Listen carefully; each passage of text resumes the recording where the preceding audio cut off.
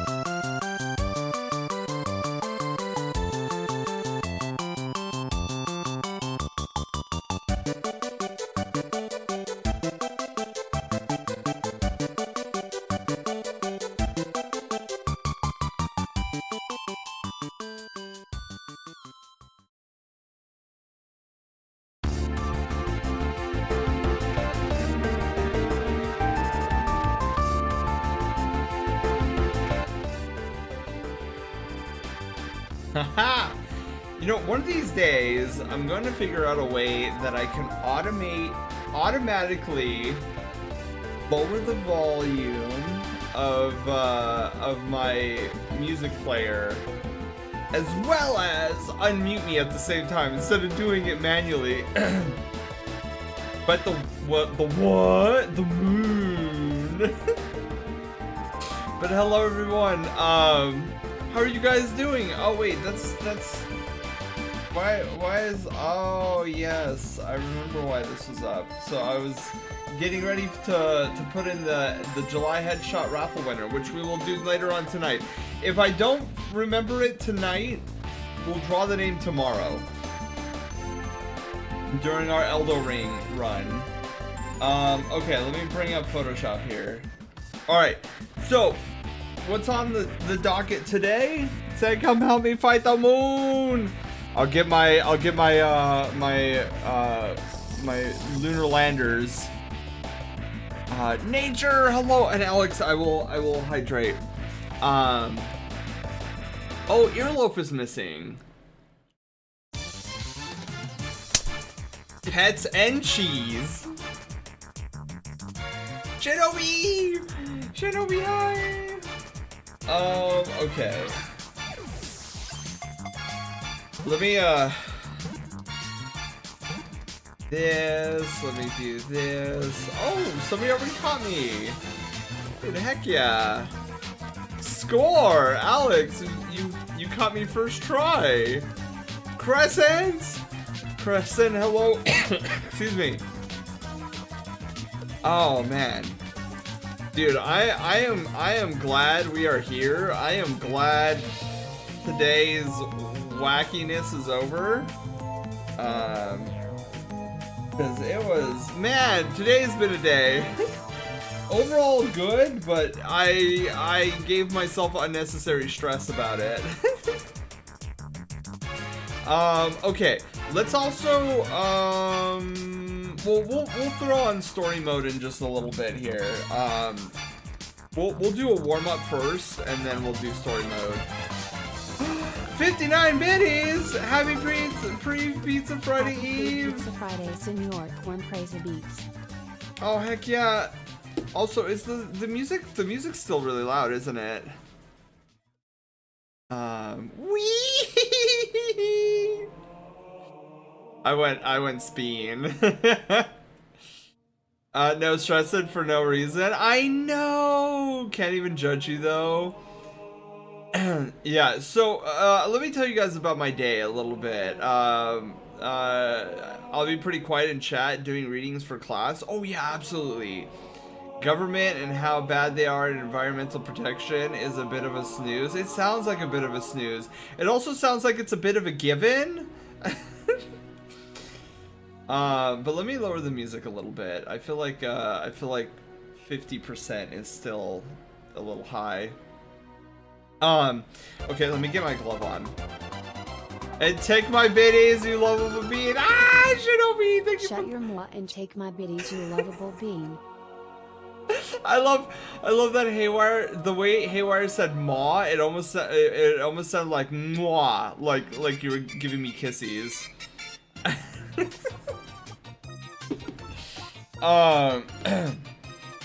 But yeah, so let's do a little bit of warm up here, and then I'll tell you about my day today. My day today has been overall pretty stressful. But not in the way that it's like actually stressful. Like it was all in my head. Where is this here? Also, before I forget, 3 things. We're gonna do, once I finish with this warm up, we're gonna be starting on White Wolf's 1-hour Fursona sketch, and then we're gonna take a short leggy break, and then we're gonna do Wolf's 1-hour Fursona sketch, and then we'll chill the rest of the evening. My plan for next Thursday is we're gonna get started on our raffle winners. So, as you guys remember from our 3K celebration, we still have what is it? A headshot that we need to work on. We need to work on a full body piece, and then whoever's tonight's winner for the July raffle will get start. Well, we probably won't get started on the July raffle winner until the following Thursday. I figure we'll get through the headshot next Thursday, and then we'll get like a rough sketch going for the full body. But yeah, so that's the goal over the next few art and chills. So we're gonna be pretty slam-a-jamming with the art and chills. So I apologize in advance for anybody who redeems a 1-hour Fursona sketch anytime in the next 2 weeks. The next time we do an art and 1-hour Fursona sketch will probably be maybe like 3 Thursdays from now, as we just get caught up with all the raffle winners and everything. So Shifty, hello, how are you doing? They smell like chaos. Oh my goodness. But yeah, I hope your guys' Pizza Friday Eve is going phenomenally. I know mine is much better now. You're bad. No. But yeah, I just want to give you guys the heads up that the 1-hour Fursona sketches we probably won't get to for a couple of weeks as we catch up on the cuz you know, I don't want to be like 6 months later and I'm still like, oh crap, we got to get through the 3K raffle winners. That being said, ! raffle in the chat tonight to get your name into the July headshot. The July headshot thing. Also, why didn't my next art raffle thing, hang on. Let me do a quick thingy here. I think it forgot to reset itself because this is a new month. It's a new month, and we've got to get where is it? We'll just start with music, I guess, and then go from there. Give me a sec, guys. We'll get started here in Un momento. I'm gonna have to figure out why it's not resetting. I think I know why. I think that was just an oopsie on my part. Let's see here. I need to go down to my stream add-ons, Sammy Core, lists.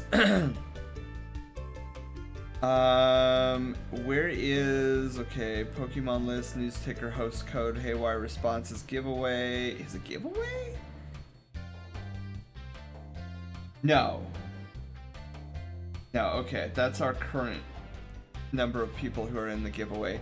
Did you know counters, candy user list, candy suggestion list, basic commands? Would it be under basic commands? Hang on.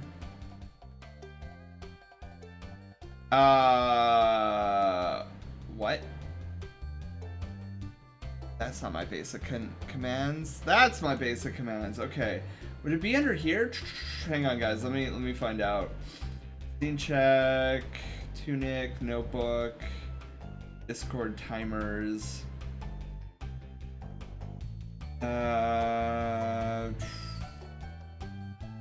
Mode.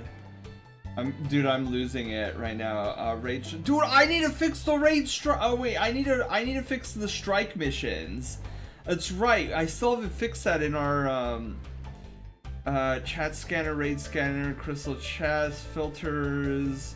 No, I don't think it's in here. What am I looking for? How is this? Subscriber list, maybe? God. Oh, okay, yeah, here it is, here it is. Okay, this improperly reset. Keenix subscribed just now, so what we need to do here is we need to go and move Keenix's name down to 1, and then delete all of these. And then reset check, giveaway check, list size is 1. Hit save. Okay, perfect. And then Jan, hello. How are you doing? Have a good stream. I hope you have a wonderful evening yourself, Jan. Dino, hello. Okay, now what we need to do is we need to force an update in OBS. So give me a second. I know where we go for this. Catchy feet wiggles, send squeeze. Sub goal. Okay, here we go. Sub goal. So, oh flip. What is the sub scanner? All right, let me see here. What are my numbers here? Right. Okay, so tier 3, update text source. Okay, so we need a manual of 1 and 1 over 10. So hit OK there, and then current upgrade, street sketch raffle. Right? Street sketch. I think yeah, okay, wait, hang on. Now I need to come back here because I don't think I have. Okay. Street sketch raffle. Headshot raffle. Got it. Save. Booyah. Look at that. We're so skilled in this. Where are my numbers here? Are they over 9,000? KO, hello. How are you doing? It's over 9,000. All right. So now that we've forced the update on the August raffle, now we can get to sketching. So we're gonna start with a little warm up because I haven't because it's been so busy lately. You guys will be disappointed in me. I haven't actually sketched. Oh wait, no, I lie. I was working on art earlier in the week. I'm working on Saber's commission. which you saw a little bit of last week. Oh, let's go down the Wine River. This is a great song. So yeah, we're gonna be doing 2 woofs tonight. With Hollow Knight fight, it's rough, otherwise I'm gold. So KO, when I hear frustrated, Hollow Knight, and fight in the same sentence, I imagine you're doing that arena thing where you go in, it's like this arena setting, Coliseum thingy, you go in and you have to fight a bajillion enemies all in the same row before you win that round. Is that what you're doing right now, KO, or is that something completely different? Blue, hello! Stop telling that boy to threaten me. I haven't done anything. Panda, the threatening, I haven't told him to threaten you at all. I do know that he is determined to get you a ref sheet, which is actually pretty hilarious. It's a later thing of the same caliber. Oof. Wolfinator, hello. How are you doing? Welcome on in.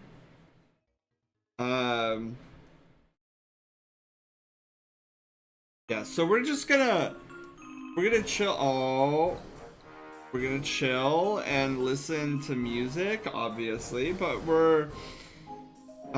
we've also got 2 1-hour Fursona sketches, and then I'm going to talk to you guys about my crazy day today and how I stressed myself out for no apparent reason. For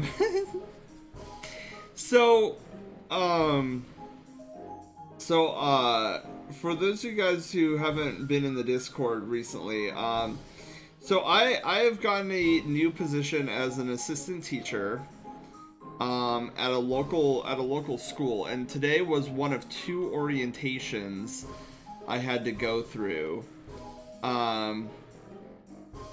And so, like, I'm the type of person who will overthink things and get nervous over or I guess not nervous, but stressed for no apparent reason. How much wood would a woodchuck chuck if a woodchuck could chuck wood? He would chuck, 3. He would, as much as he could, and chuck as much wood as a woodchuck would if a woodchuck could chuck wood. So you're gonna go to head to bed. Have a wonderful night, Chrissy.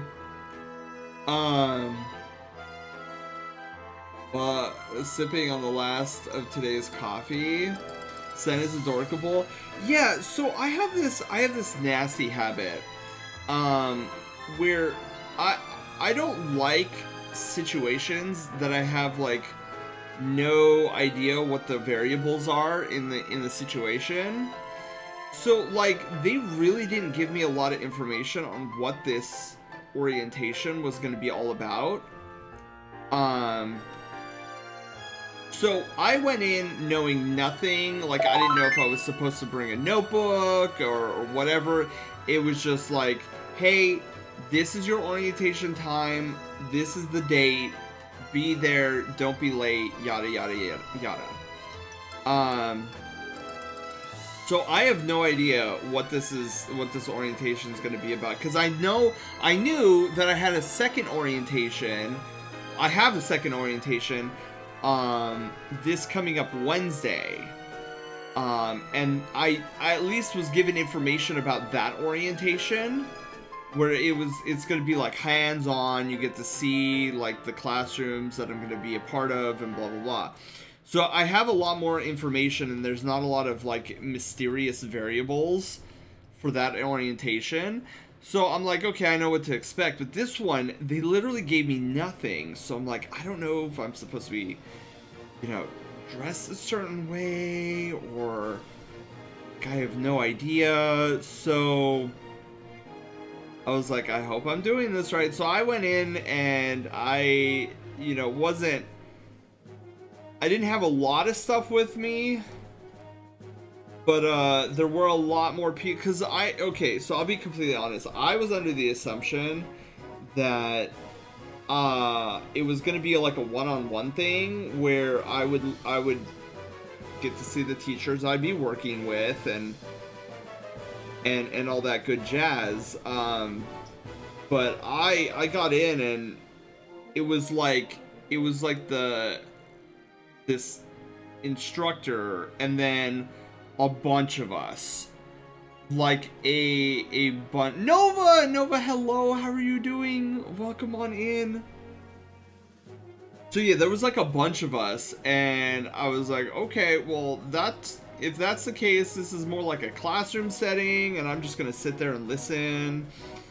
And the orientation only lasted an hour. And that was another thing.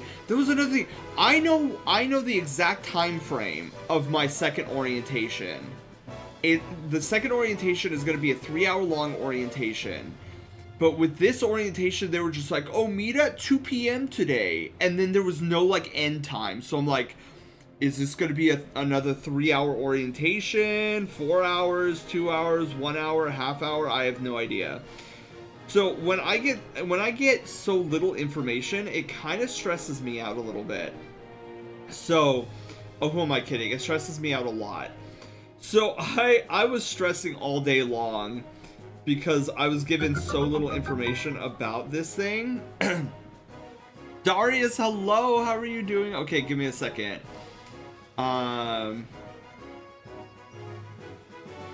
Let's see here. The Wing. Oh yeah. Okay, hang on. Let me move screens over here. So I saw this earlier, Darius. These con badges came out wonderfully. So Darius, I mean, obviously that's you on the right side, but is Tro? Is that another one of your characters, or is that somebody else?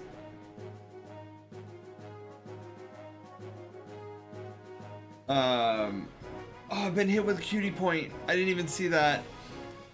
I will punish your adorableness. Okay, so Tro is not you. But I mean obviously you're there on the... It's the only way I posted it. Oh, okay. So that's somebody else's Sona. But yeah, it came out wonderfully.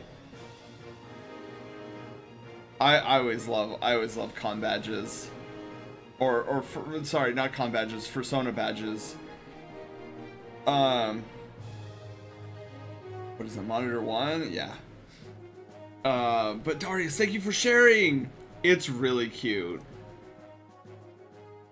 So yeah, I went in, and it was your generic, it was kind of your generic orientation. I was shocked on how frequent, I mean, like, it was an hour-long orientation, and half was devoted to they really hammered home the idea of, like, attendance is key. And I'm sitting there thinking to myself, and maybe it's because I've been living under a rock, but I'm just like, if you applied for a job and they offer you the job and then you don't show up, is this like a reoccurring problem here? Like, I don't know. It struck me as kind of weird that they would devote half of the orientation to stressing that, and for me it's kind of like yeah, I know, I get it, like, isn't that kind of the thing, right? Like, the thing is to be in attendance, question mark? But I don't know. There's kind of been a problem with that across jobs, where people will show up whenever. Really? Teachers attendance, because I'm going to be an assistant teacher. I made artwork of me and Ryu Dragon. Oh wait, Ryu Dragon from where? Breath of Fire? Are we talking Breath of Fire? Because I love Breath of Fire. Specifically Breath of Fire 3. I won't play Breath of Fire 4 ever again. And Breath of Fire 2 was okay, but it didn't really capture my attention. I also played Breath of Fire 1. Breath of Fire 1 was interesting. Breath of Fire 2 was a lot more interesting, but Breath of Fire 3 was always my favorite. But then you had Ray, the were-tiger, who was, and still is, hot AF.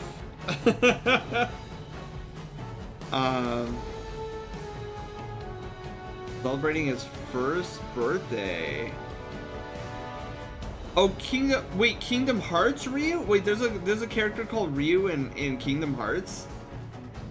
Ray forever changed Shen life. Yeah, you know what? You know, honestly, Panda, I think you're correct in that, cuz like I think without Ray, cuz everybody my age, whenever they talk about getting in the furry fandom, it's one of two things. One of three things. It's either The Lion King, or it's Disney's Robin Hood, or it's Nintendo's Star Fox. And for me, it was actually Ray. Because, like, I knew of Fox McCloud, but I never found Fox as fascinating. At least not in the beginning. I find Fox fascinating now, but in the beginning, Ray was kind of it for me. And I think the reason why Fox McCloud didn't do it much for me way back when I was growing up is because, like, a lot of the images that I saw of Fox was that weird, like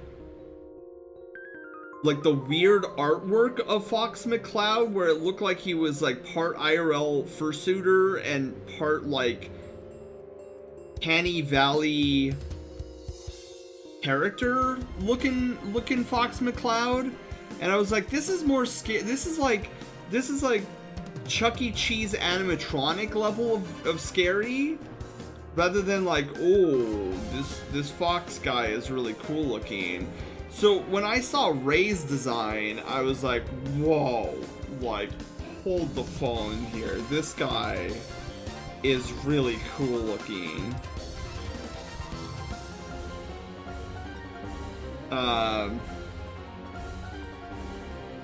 Rio Dragons is its name? So, Dino, where does Rio Dragon come from? Is it a game? Is it a movie? Is it a book series? You're really cool looking, Sad. Aww. No. I would say no, seriously, but I have too many cutie points for that. Oh, Rio Dragon is a creature in Kingdom Hearts. Oh, okay, so I was right.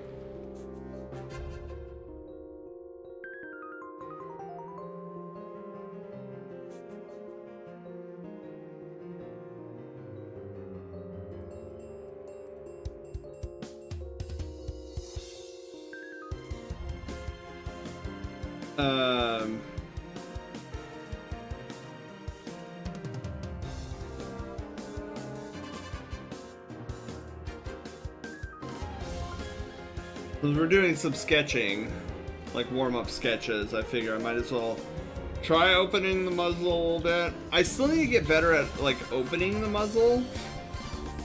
I mean, another thing I was thinking about doing recently, like, maybe instead of going, like, full-blown open muzzle, I was thinking maybe I can get away with,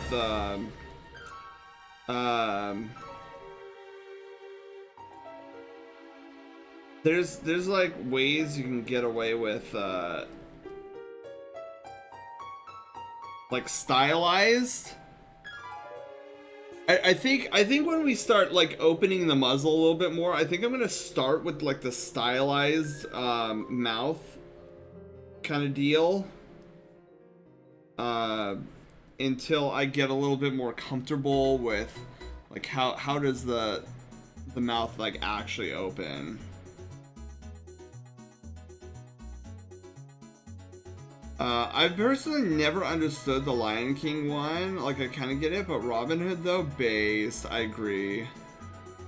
I agree. A Dream Eater named Ryu Dragon. Ooh, I've one myself, and he's been my second pet since then, with me being a Scaly. Ooh. Yeah, cause I've been doing some stylized mouth studies and like compiling, and I'm like, dude, I can get behind this. It's like a mix. It's like a mixture between the two.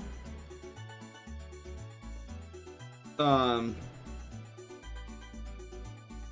yeah. What was I talking about? I totally. Oh, we were talking about Ray and like. Yeah, Lion King. I don't think I fully understand. And then with Lion King, I can't help but think of that really weird person in the fandom. There's this like really weird, psychotic, and very manipulative person. I don't know if you guys have ever heard of like furry. What is it? He changed the name like a bajillion different times. It's like furry menagerie or furry nation or what is it? Anyways, it's this weirdo. There's this weirdo by the name of Simba, who has control over this like furry cult, and I don't remember if I have a Furry Awakening character. I just kind of like all the Anthro characters until I found the fandom. Now, Panda, correct me if I'm wrong, but like the first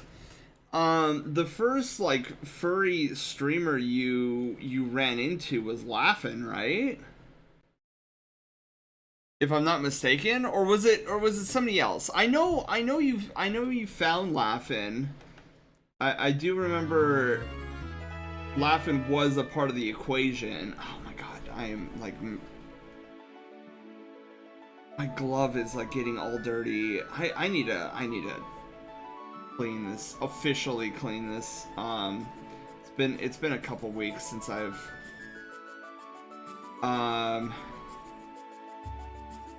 actually cleaned this glove. Like not like, because I have this cleaning solution for my glove, but every now and then I do like to throw it into the wash. Technically it's Fred, the Fox and Space Creator. Oh, yeah, okay. So, but Panda, correct me if I'm wrong, that eventually, what led you to Laughin' stream? Because I know it was Laughin' rated into here, and then that's how you found me. Also, I feel like the eye is all wrong here.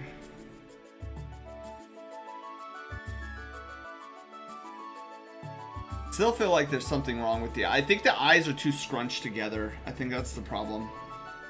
If I were to flip this, oh boy, yeah. Okay, so it's definitely that other eye.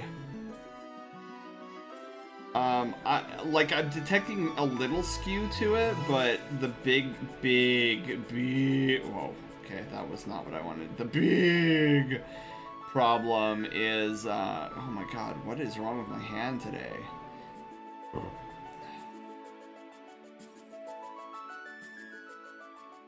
You know what, there's a skew to this eyeball too. Oh, Veilstone City from Diamond and Pearl. Let's go. This is the nighttime variant of this song.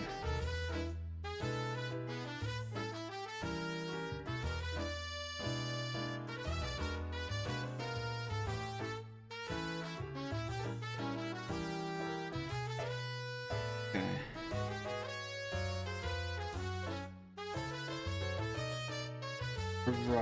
There's definitely something wrong with that eye still. Laughing wasn't on my recommended for like a month until I decided to see who he was. Ooh.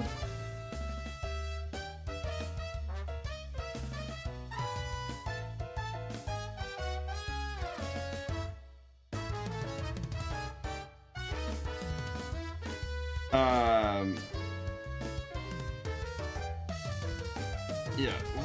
What was I saying? Shoot.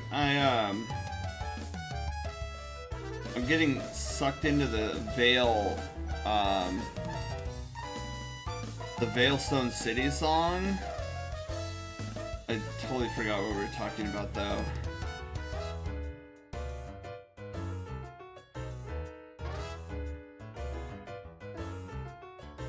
I don't know why I'm giving this warm-up sketch such credence. It's just a warm-up, but I was like, you know what, let's you were talking about Ray. I was talking about Ray, wasn't I? Yeah, I used to want to be Ray. I thought he was just like the coolest character ever. I also know that I also know that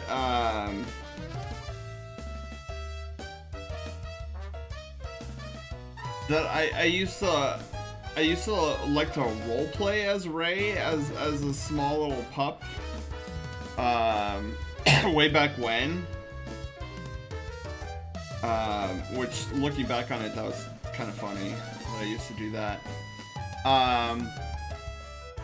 But yeah, he was like one of my favorite characters of all time. Of course there was Gino, but I just thought Ray was super cool. I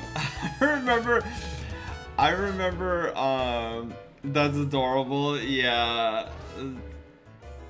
One of the things I remember,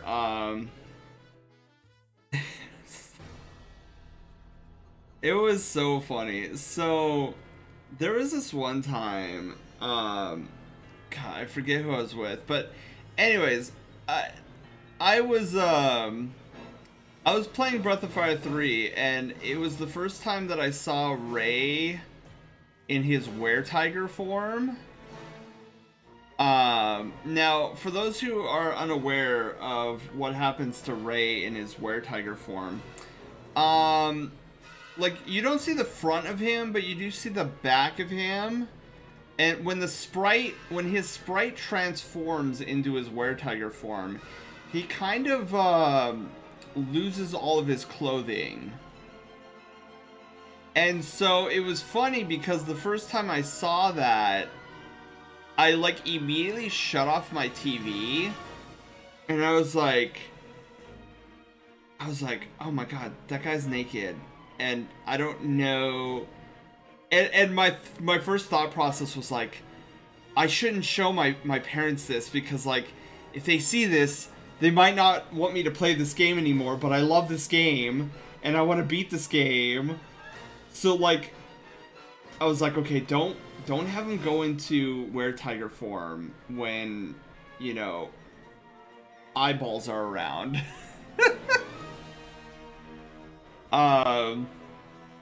So that was super funny.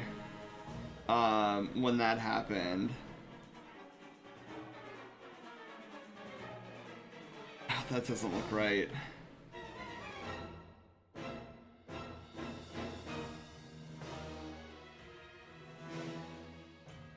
Something like that. Okay, well, there's our warm-up sketch. So I think let's go. Oh my god, I spent nearly an hour on the warm-up. Holy moly, guys. That's so typical of me. Alright, so we're gonna get started with White Wolf and Fursona. Most people, that dude turned into a cat werewolf. You know, say he's naked. They can't see.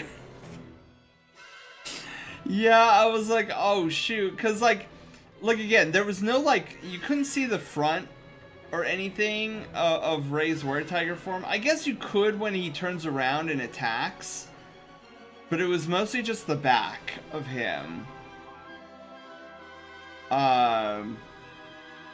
But yeah, I was like, okay, don't let anybody see this whatsoever. because my concern was like it had some merit to it, because so there was this one time where my brother and I, we were watching Dragon Ball Z, and a commercial for, I believe it was Toonami, came on, which way back when Toonami was the kind of like the anime segment of Cartoon Network. And so, you know, you got all these like different anime shows like popping up with like the energy and the raw and like, oh my god, Super Saiyan mode and like all this hack and slash stuff. And so Sen mom walked by when that commercial was going on, and she was like, wait, is this what Dragon Ball Z is? Oh, I don't think I want you guys watching this. And so I was like, oh shoot, how do I explain that? Like, that's just a commercial.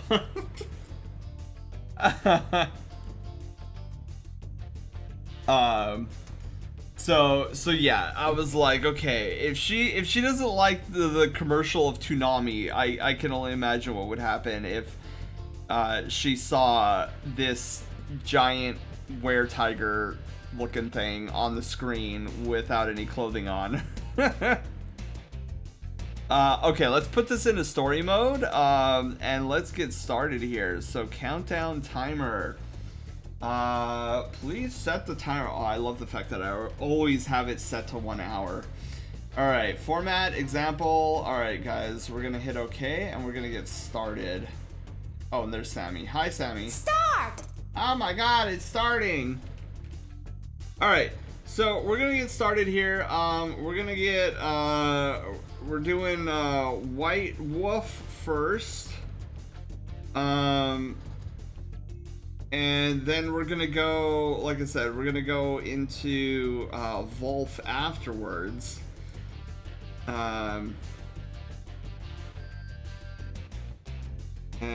Yeah, so we're just gonna vibe out for the next hour as we work our way through this. Panda, I got an idea. So I know you were saying earlier that you're like, I don't know what I can draw for Thursday. I have an idea. Since, you know, Saber has been so graciously threatening you, why don't you get him in return? Why don't you try sketching out a Lucario head? Stick it to the man.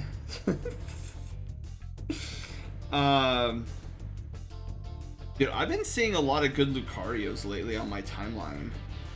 I could try. Yeah, the interesting things about Lucarios, though, like something to keep in mind is, pay close attention to their muzzle. Their muzzle is I would say a little bit strange because Lucarios don't have noses, in like the traditional sense. Which is what makes drawing a Lucario a little bit challenging, I would say. Okay, so I have a couple of references up on my other monitor here that we're gonna be loosely oh, this is Ghoul! Oh, this is Ghoul from FF7R! Dude, I love Ghoul's, music.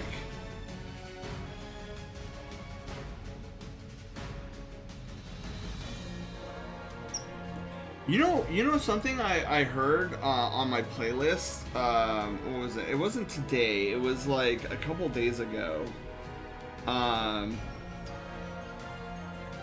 But I was listening to the main Halo song that we use. So for those who are newer to the Brushtail Brigade and haven't been here for a couple of years, so we have a very good friend named GD Taylor on the channel.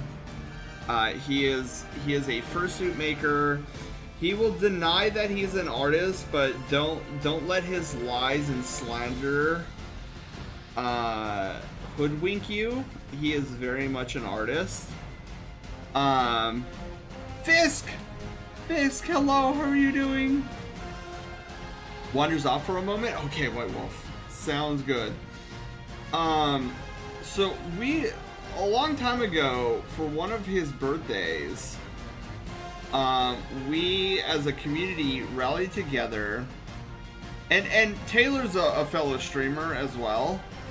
So for one of his birthdays, we rallied together in secret. We gathered our community here and his community over on his side, and we designed a plot where we were gonna give him a giant care package for a Nintendo Switch, because he had been wanting a Nintendo Switch for a very, very long time.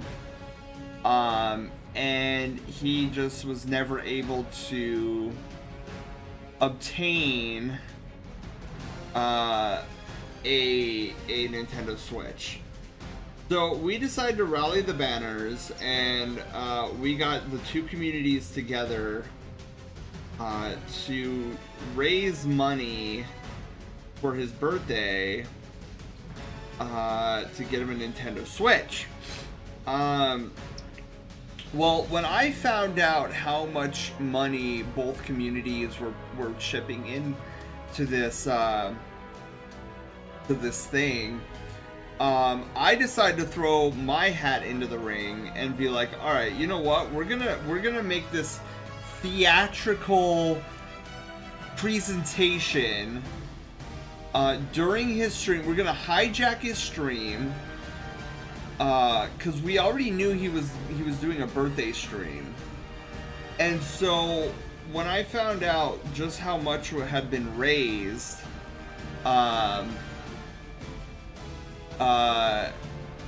if it's not plugging a CC, am I allowed to talk about stuff if it's not plugging a CC? Yeah, Fisk. I mean, yeah. I mean, I'm not sure I completely understand. But yeah, we won't shoot your head off for chit-chatting here. Not our MO. Yeah, you are very, very okay.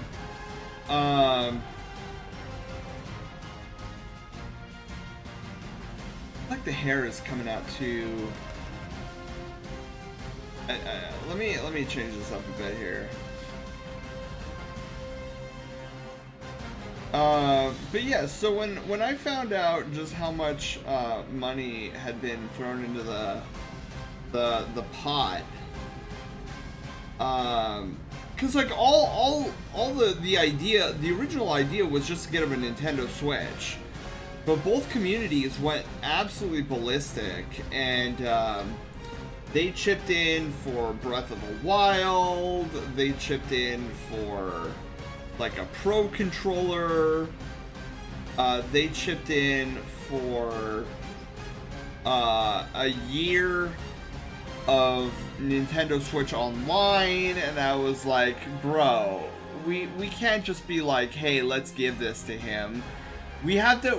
For me, I was like, dude, we got to make this theatrical.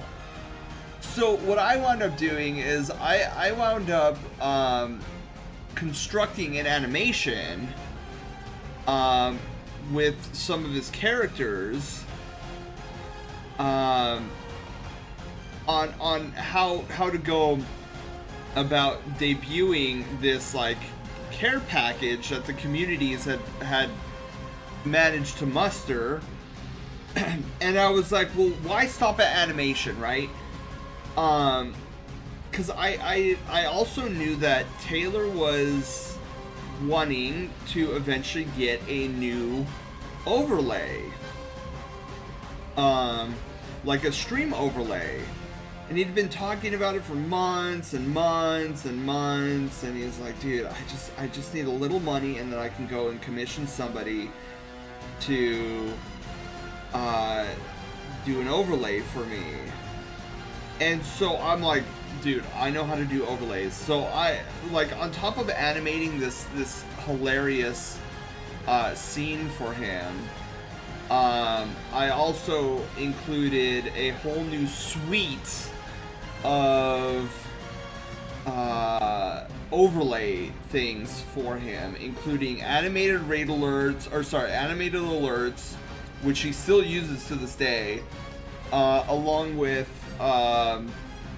like a gaming overlay, a just chatting overlay, a you name it. It was the full shebang.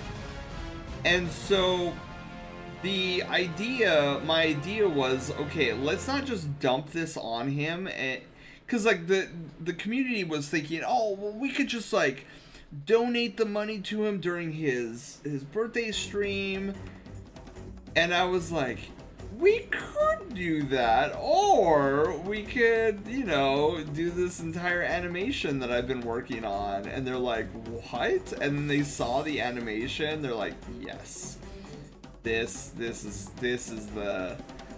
what we're gonna do. So on his birthday, he did this birthday stream, and so here's what happened.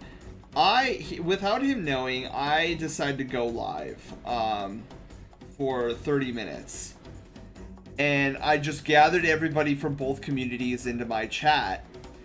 And so the idea was, and this is what happened. So after 30 minutes and we gathered most of the communities together, we raided over to his channel.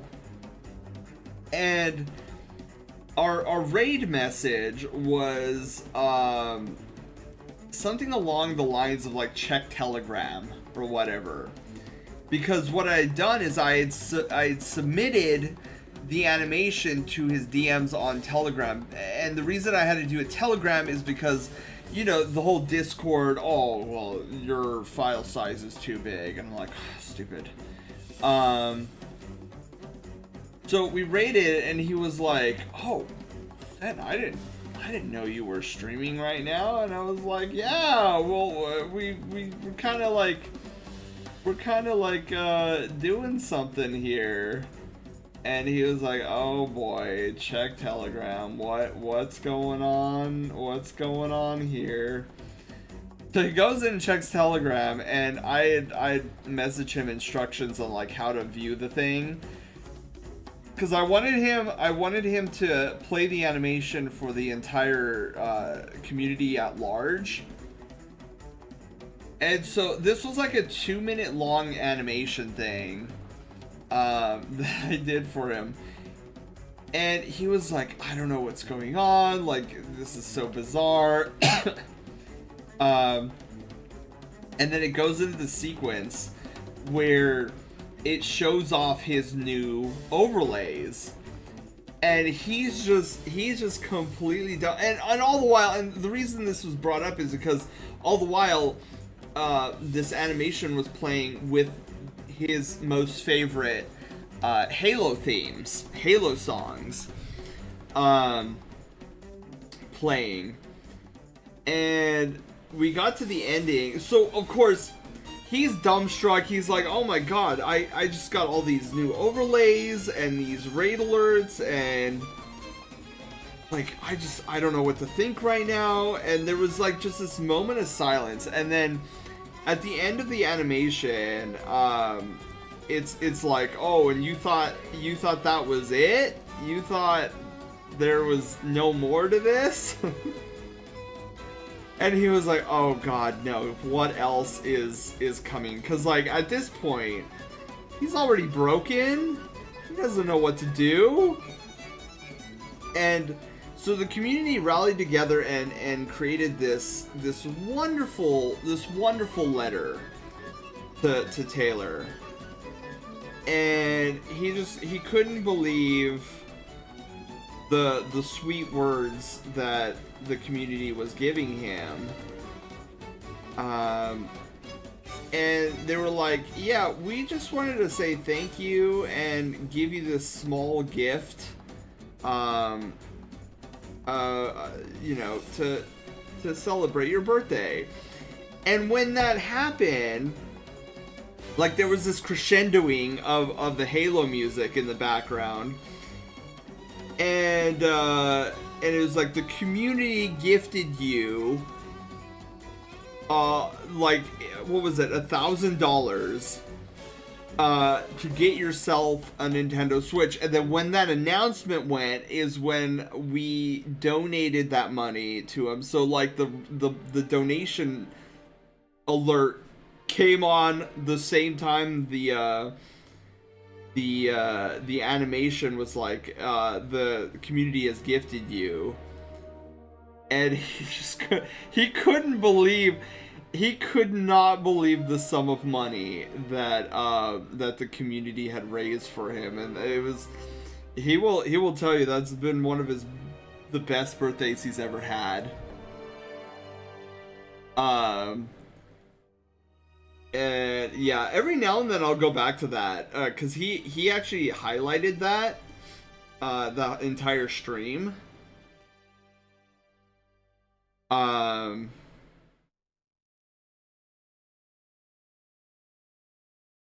don't know why, but oh, this is a great song. Oh my god, this is a great song.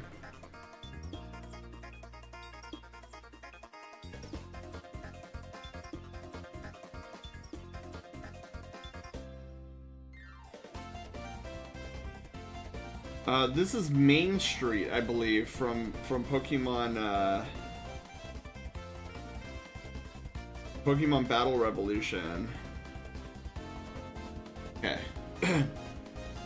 Right? I'm not... Or Neon Coliseum. That's an awesome community gift. It was... Dude, it was... I've never heard him cry on stream before. That was the first time I had ever heard him cry on stream. Cause he was so dumbfounded. He's like, I'm just like this small nobody streamer who gets maybe, if I'm lucky, like 10 viewers at a time. Like, how did the community come together and do all this for me? And I was like, you need to understand something, Taylor. You have done a lot for this community. So for those who don't know, before he went into fursuit making, he actually was one of the primary go-to guys you would go to for VR texture commissions. He used to do a lot of 3D texture work. Back when VR was getting big. And so, like, he was one of the big ones that you would go to. And so that's why so many people knew him. Nowadays, it's a little bit harder because you got so many people who now understand how to 3D texture.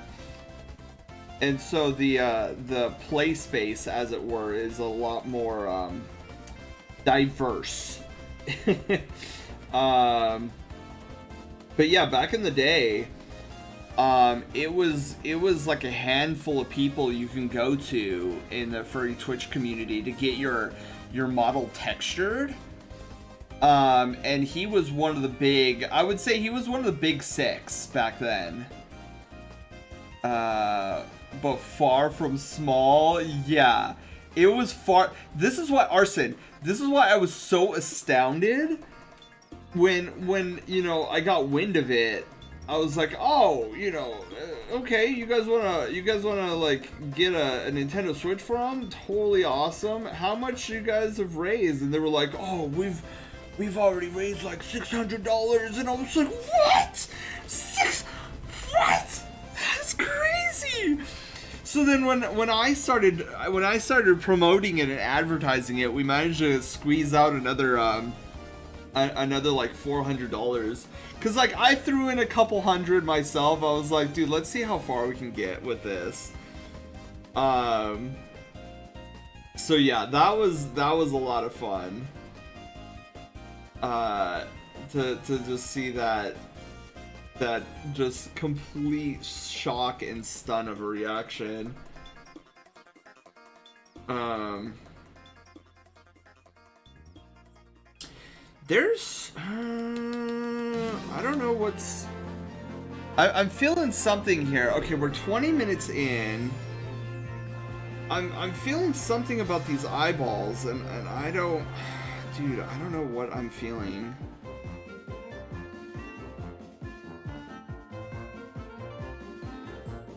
Maybe, okay, what I think I'm feeling right now is I think I just made the eyeballs a little too big. Not by much, not by much. But I feel like I could definitely tone it down a little bit. Let's go 85%. And then we'll do the same for this eye over here. Because I love the shape of these eyes. Like, I think these are one of my better shaped eyes that I've done.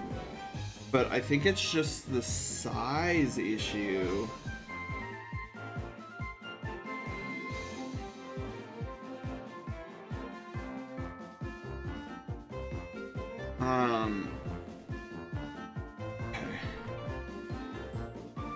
Okay, yeah.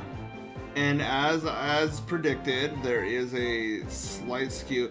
There's more of a skew on her left eye than right eye, but we're gonna anti-skew them together.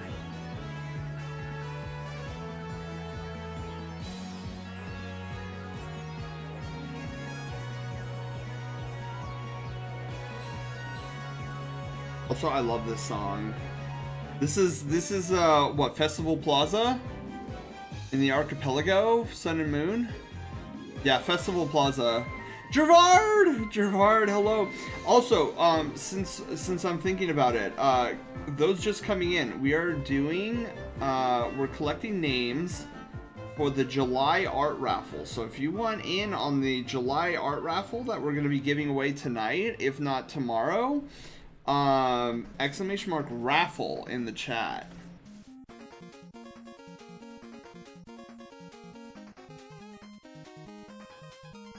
Okay. This eye needs to come over a little bit.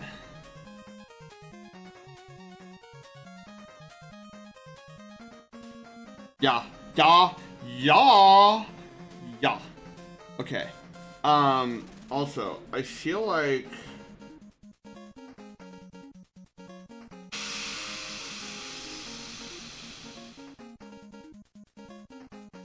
okay. Panda, thank you for the pinned message. I always forget that there's pinned messages.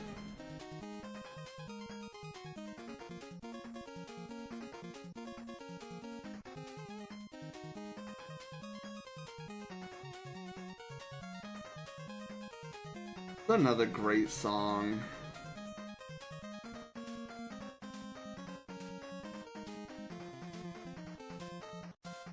Okay.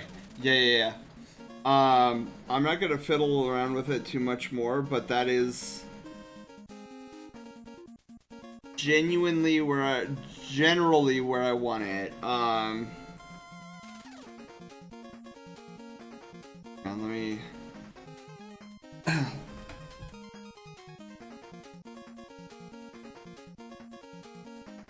Yeah.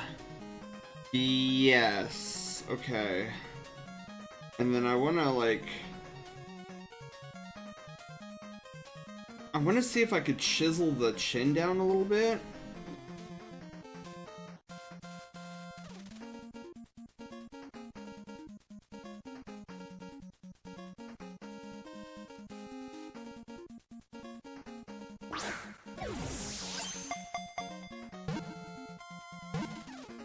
Yeah, I think chiseling the chin down a little bit like that was a smart move. This is feeling a lot better.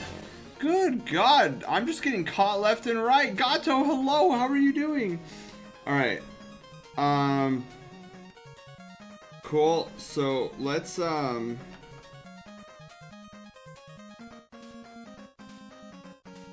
this, hang on.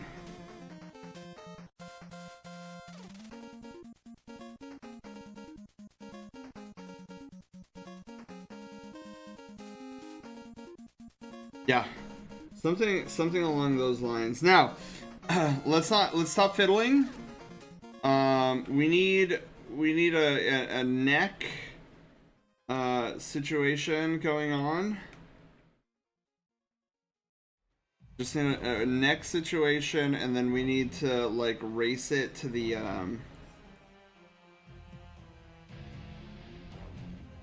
song.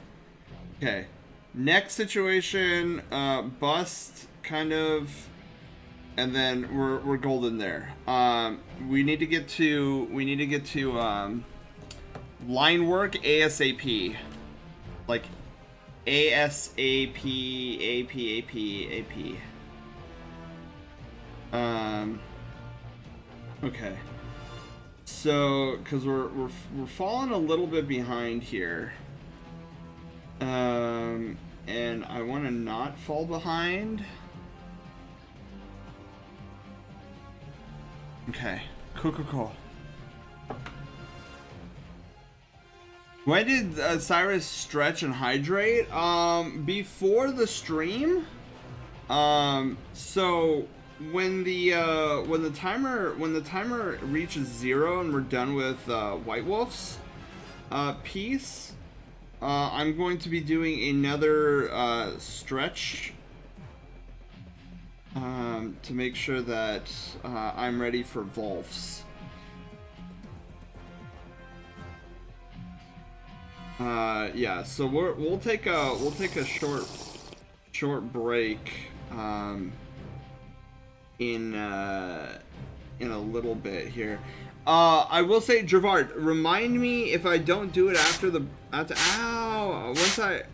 if I don't do it afterwards, just hit me up and remind me. Goodness. Big swooshes.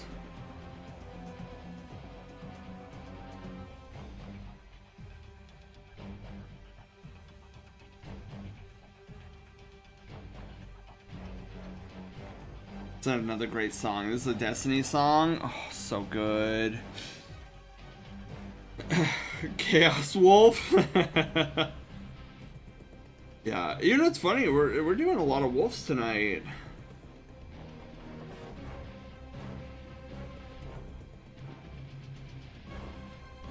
Oh my god. So let me give you guys a funny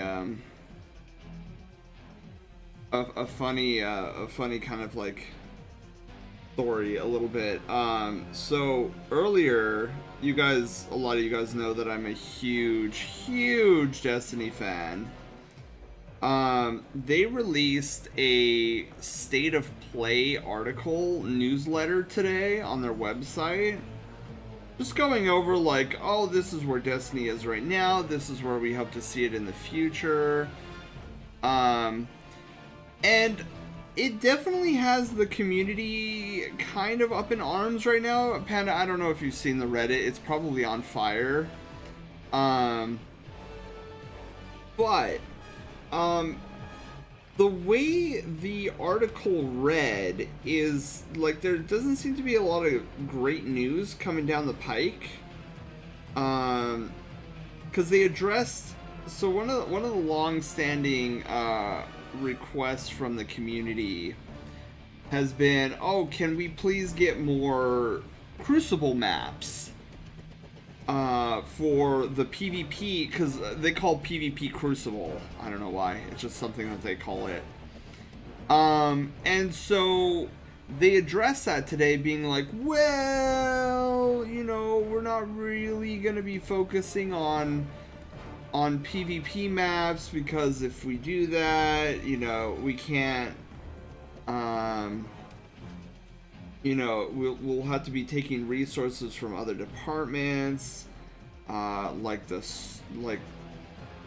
seasonal story crew and stuff like that. And so it felt, the tone of the article definitely felt weird, as it kind of laid out what Bungie is not gonna do, rather than like what they are gonna do. And it just kind of it was a weirdly toned article. Now, I am electing not to go off the deep end just yet. And the reason I say that is because in less than 20 days, Bungie is going to release the trailer of the next expansion, which is going to be the final shape. That's what the expansion is called. So my guess is I suspect they left this article be kind of the bad guy and lacklusterness just because like they want to save all the good juicy stuff for the reveal. And part of me is suspecting that they're gonna swoop in come August 20th with this spectacular trailer with all of these really great things coming down the pike from this new expansion. And I think that's why the article is really more of like, oh, you know, these are just mediocre things that we'll be doing. But it still doesn't excuse the fact that the article is just toned very strangely. I don't know how else to describe it. Druff, hello, is working on D2 as a character artist. I graduated with her back in 20. She is one of the best modelers I know. Really? Dude, that's awesome. Druff, I'm such a Destiny nerd. I love Destiny. Like, I've had ups and downs with Destiny, since its beginning, but I have always had a soft spot for the game, no matter what state it is in. So Druff, I can't remember. Do you play Dasani?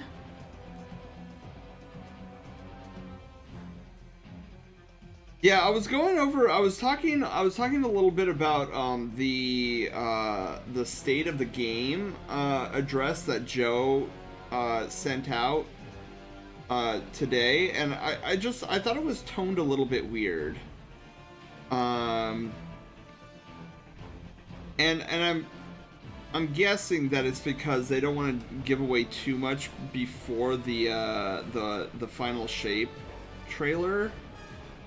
But I felt it was a bit weird with like, oh, we can't do this, we cannot do this, instead of like what we can do. I suck at shooters, though I play the heck out of Fortnite. Yeah, I'm not the best when it comes to first-person shooters, but like it's really the space magic that does it for me. I'm huge into the whole space magic.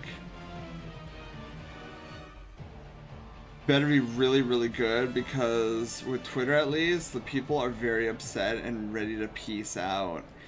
Yeah, it's between the tone of the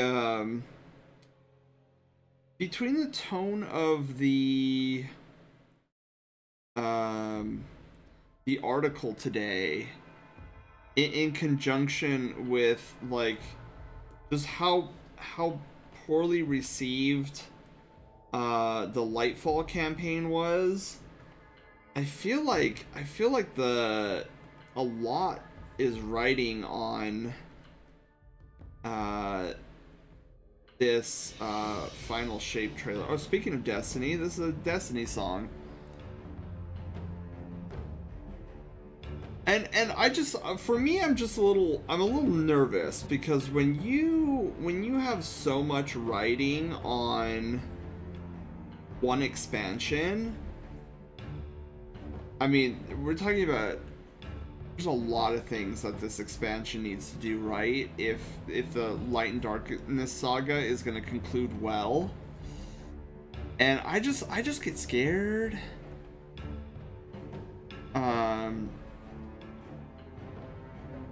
I know, it was kind of amusing to me because one of the things in this article was like a specific section stating like, oh, for those who are concerned about the narrative of the final shape, let me ease your minds right now. The final shape and its raid will have a definitive conclusion by the end of it. And I was like, you know you messed up big if you have to make this whole section devoted to easing people's minds. I'm gonna lurk, but before I do, your inking looks great. Sand fantastic work. Oh, thank you, Druv. Yeah, I'm a bit of a stubborn, I guess, SOB when it comes to learning how to ink,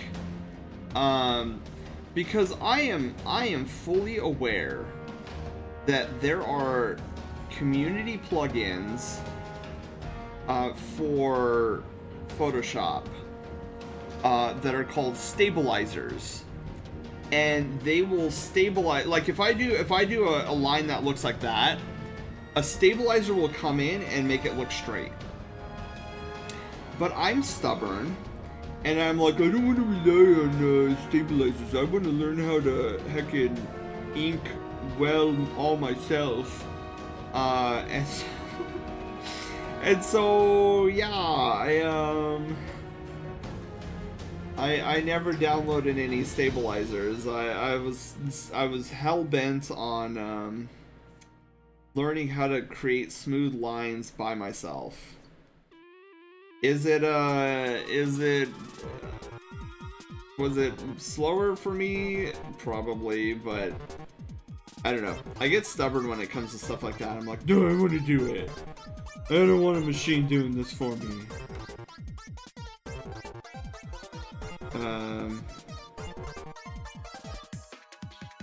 Yeah, okay. So yeah. Flip. I wanted to make another point after I made the stabilizer thing. Okay, I don't know what I was gonna say. Okay, it probably wasn't important anyways. Okay, so we're getting close to the 20-minute mark. I'm not necessarily happy with it having 20 minutes on the clock. I was hoping we'd be on the primer layer by now, but you know what? We're almost there, so we just gotta do this and this. Perfect. And now we just need to clean up some stuff here. And then we'll move on to primer. We need to clean this up.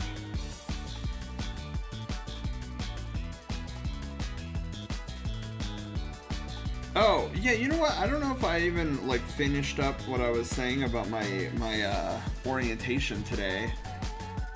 Mixing both sides, using to help is fine, but learning is also good. Yeah, like, I wouldn't dock anybody, for using stabilizers, and I think they're super handy, especially with somebody like me who has naturally shaky hands. I think stabilizers would benefit me greatly, but I'm just stubborn.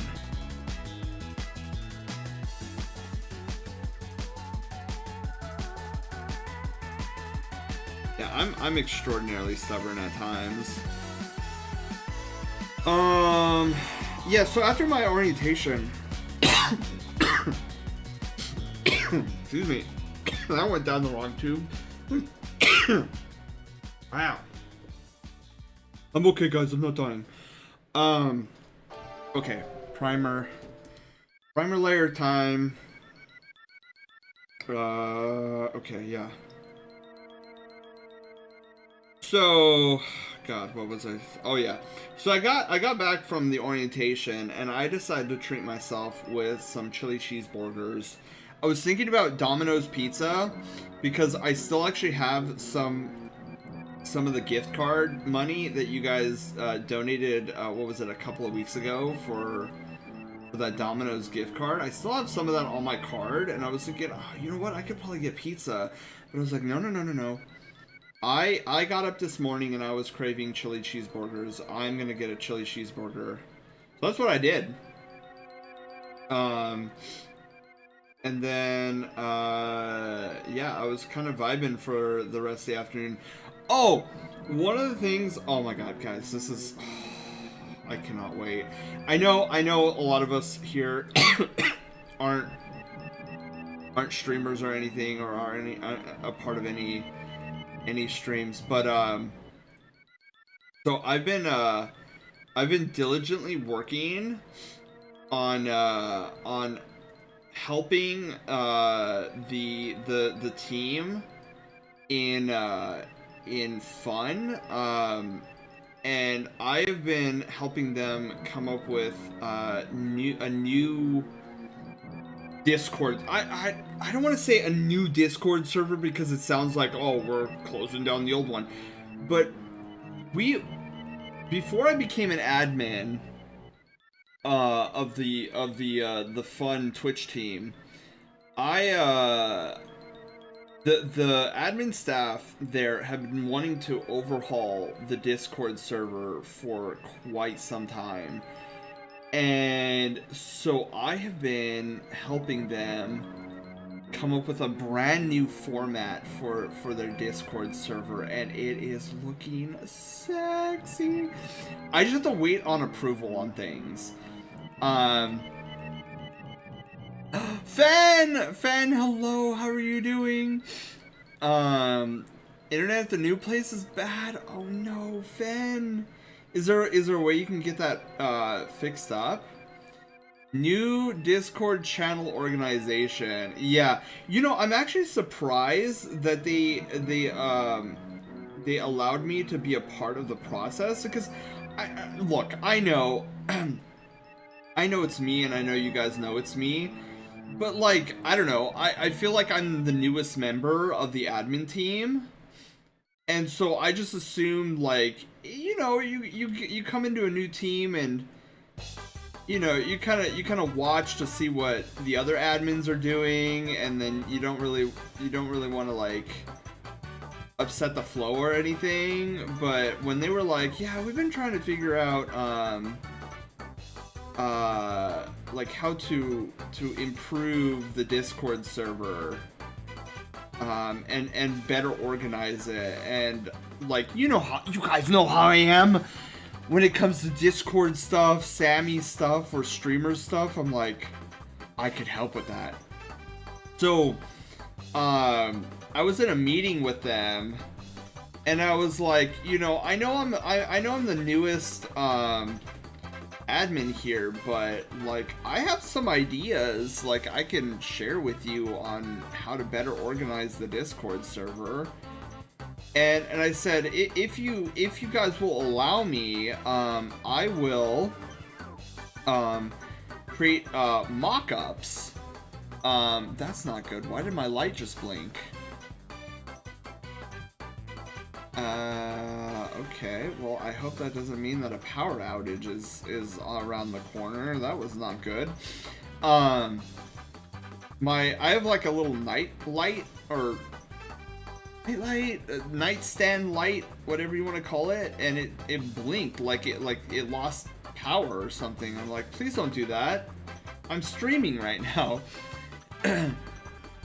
Delivery for crazy long Ethernet cables, so that way I can connect to the router in the basement to run upstairs, connect another router to upgrade better spots. Oh, that's all. Fen, that's so smart. So yeah, you know, I told them, like, if you guys will allow me, I'd love to show you the ideas I have for the Discord server. And they were like, sure. And they were like, how are you going to show us concepts? And I was like, if I may, what my plan is to generate these conceptual channels at the very bottom of the Discord. So you know, you go into a Discord server and you have all these channels. Well, I said if you guys will grant me access, I will develop these channels for you and new categories for you, and have all these channels be hidden so that, like, the rest of the Discord doesn't see it. And that way, like, you can analyze my ideas directly instead of me, like, posting up this long text. Because I had this giant textbook of notes on, like, what I wanted to do with the Discord server. But, you know, when you're dealing with something visually, you got to show it off visually. So they gave me their blessing, and I went to work on creating these concepted Discord channels. And then we had a meeting quite recently going over it, and they were like, yeah, wow, this is some great stuff. And I was like, thank you. So I'm super excited. I've been doing a lot of back end work. I know I was also talking about my original project that I was working on for them. So they had an onboarding process, which every Twitch team should have, but I felt like it was okay. We're 14 minutes left. I think we may be under. We may be overestimate a little bit, or overestimate a little bit, but that's fine. But yeah, so when they were showing me their onboarding process of how they get new members into the Twitch team, I was, well, to say I was a little confused might be a little bit of an understatement, because what they were utilizing was this they were utilizing what was it, like five different Google spreadsheet form thingies to ascertain all this data. And they were trying to explain it to me. I'm like, how do you guys navigate all this? Like, I was a bit shocked that like there were all these different documents. And so one of the things I did for them, and it's kind of gone on the back burner right now because the other admins are kind of focused on some other stuff at the moment. Like, for example, they really want to get out this these Discord changes as soon as possible. So they kind of put my onboarding revamp on the back burner, which I'm like, dude, that's totally fine, you know. As long as one of my projects is getting worked on. Beautiful.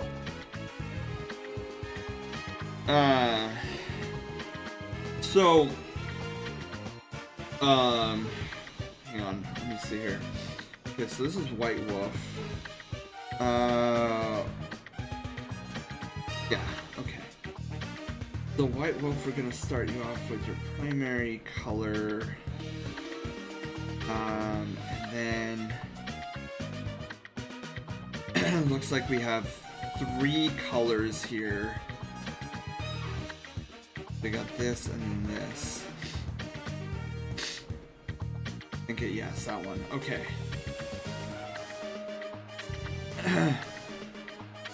That's me! It is you, White Wolf! Um, okay. So, actually, let me do this. I don't know why I don't have this up yet already, but... Alright, well, if I need your picture up here now, so I could see your color scheme. Okay.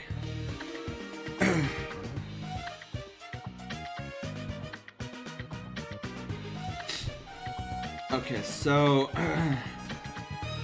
we have this, like, color, then it... okay. So it comes down...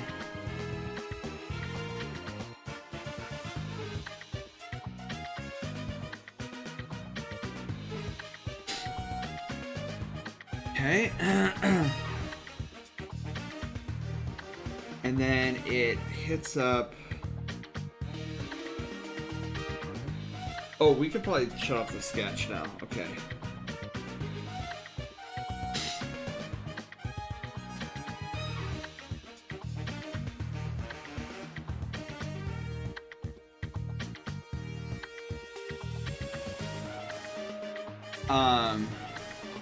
And the inner ear is also this color. Okay, back to my storytelling. So yeah, originally we were working on, before the Discord upgrades was set on the primary burner. I was working with the primary admins of Fun to revamp the onboarding process. And so I did this initial sketch up of like a better document that would have more information. But then I got some feedback on it, and there were things that they weren't exactly fans of.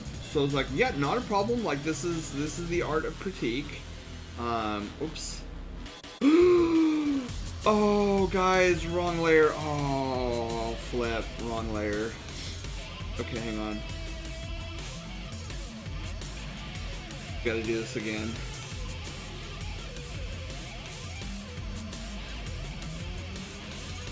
Okay.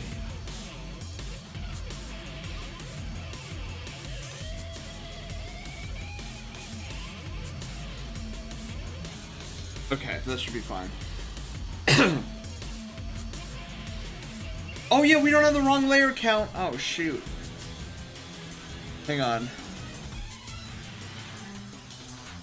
There we go. Wrong layer.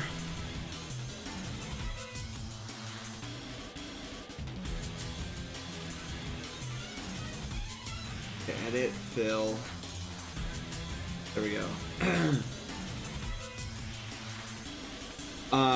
So yeah, this new method that I want to get installed eventually when they have the time will greatly reduce the amount of headache that they have to deal with opening. Because okay, so as of right now, to get Question me this. What's one of your favorite snacks? One of my favorite snacks, nutty bars.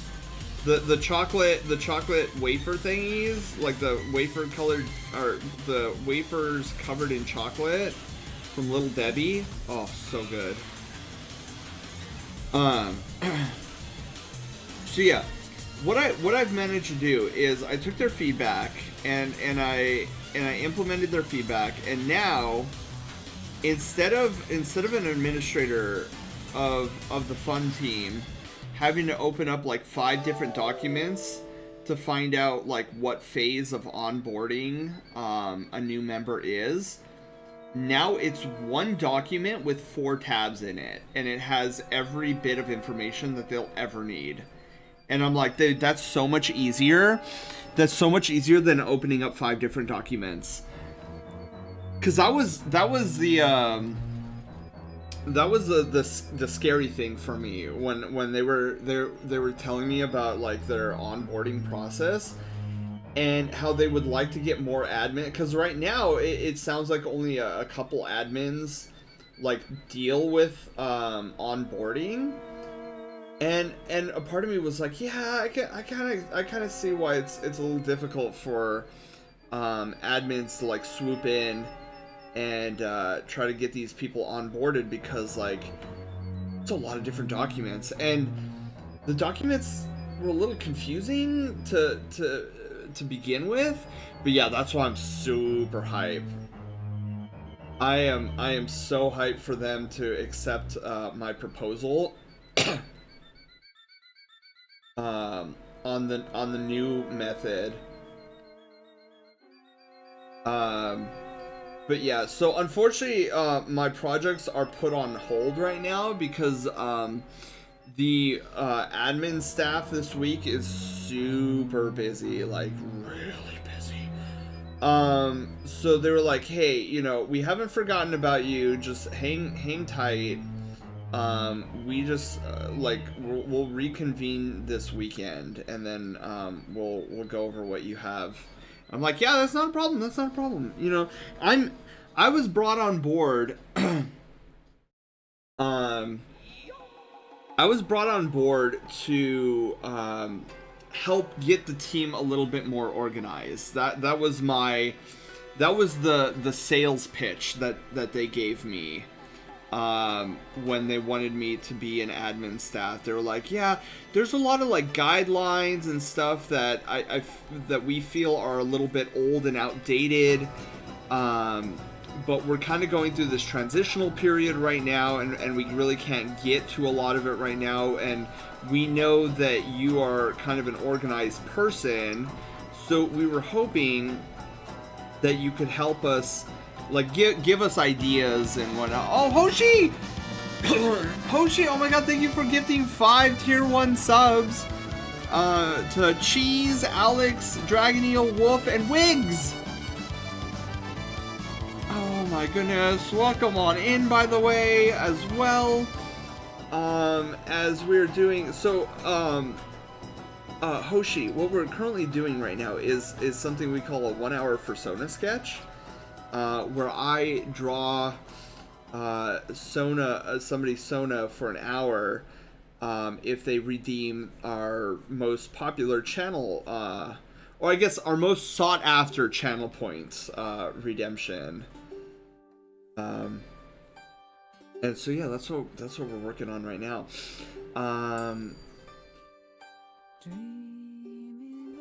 So yeah, so getting back to my story, and Hoshi, thank you again, and I apologize if I've been missing chat. Usually during these 1-hour Fursona sketches, I'm not as attentive to chat as I normally am, and this is why I go through a lot of like story time, so you guys can just chillax and listen to me ramble about who knows what while I race against the clock. We have 3 minutes left on the clock, which is kind of sad. I kind of knew we were gonna go overestimate a little bit, but that's fine. Because I am extraordinarily pleased with how this is coming out.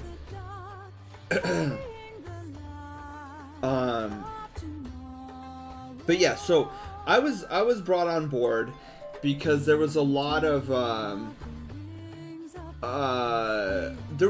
things that weren't in place either. So so there were like certain guidelines that they've been wanting to implement for a while. Just to, you know, avoid.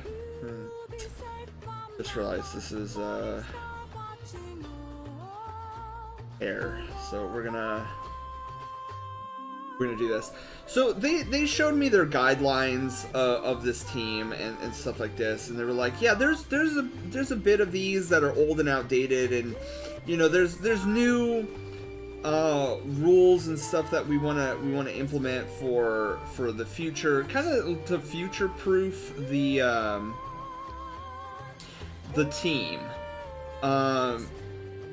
And I was like, yeah, dude, I totally understand that, because like how they were functioning beforehand is it was a lot of hearsay. So like the admin staff had a lot of these rules and guidelines like just ingrained in their brain because they're the ones who came up with it. But they were like, our concern is like if we get any new members, like new members to the admin staff, they won't know these guidelines, so we would like to have documentation of these guidelines, period. And I was like, yeah, that's actually a pretty smart move on that part, because you know you don't want a rogue like they were giving me the example of like one of their concerns was that like they would bring somebody on board and then that somebody new would go rogue because, well, I say quote unquote rogue, but like, you know, they don't know. They don't know. There's no guidelines that they can read up on. So it's like, yeah, dude, I totally understand that. So I went through with each of them and I was like, okay, well, what are some of these guidelines that you want, stated for any new admin coming in? And they were like, oh, well, this. So I wrote down all these in my notes, and then I came up with a document that clearly outlined, kind of the do's and don'ts of like what an admin shouldn't do, what an admin should do, what topics to avoid, Finish! and whatnot. Oh, it's fine. We're gonna go a little over. So I've been in the process of like writing those guidelines out. So yeah, and I'm really grateful that they brought me on board for all this organizational stuff, because looking at it now, I see that, yeah, as a because I don't know, if you think about Twitch teams, and it's like, where do you even start, right? It's okay. I'm gonna make your eyebrows a little bit darker, White Wolf. I hope that's okay with you. Because I nabbed the darkest gray on your palette, and it's kind of the same color as what we're using here. Oh wait, what are we talking about? Like where we're all from? Connecticut, Cincinnati, California. Oh wait, C. Oh, C. Real world places. Okay. Real world places starts with this letter C. Carl's Jr. A real world place. What are eyebrows? Those things. Yeah, so I'm just excited. I'm just waiting on a lot of approval stuff. From the admin staff on all these like new things that I've been trying to flesh out for them. My proudest moment is that onboarding document, because I'll tell you, sexy. It's so sexy. I really wish I could show you guys, because I nerd all over it.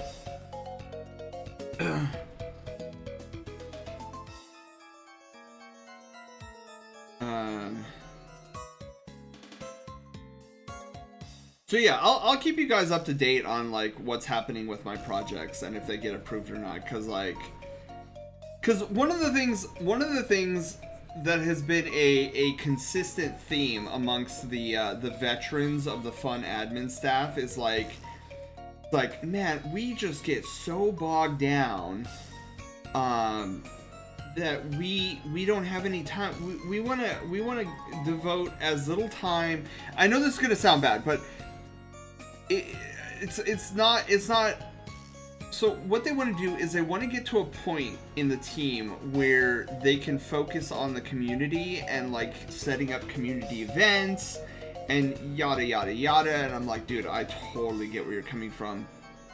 But because there was this old method of doing things still in play, which has been killing them time-wise.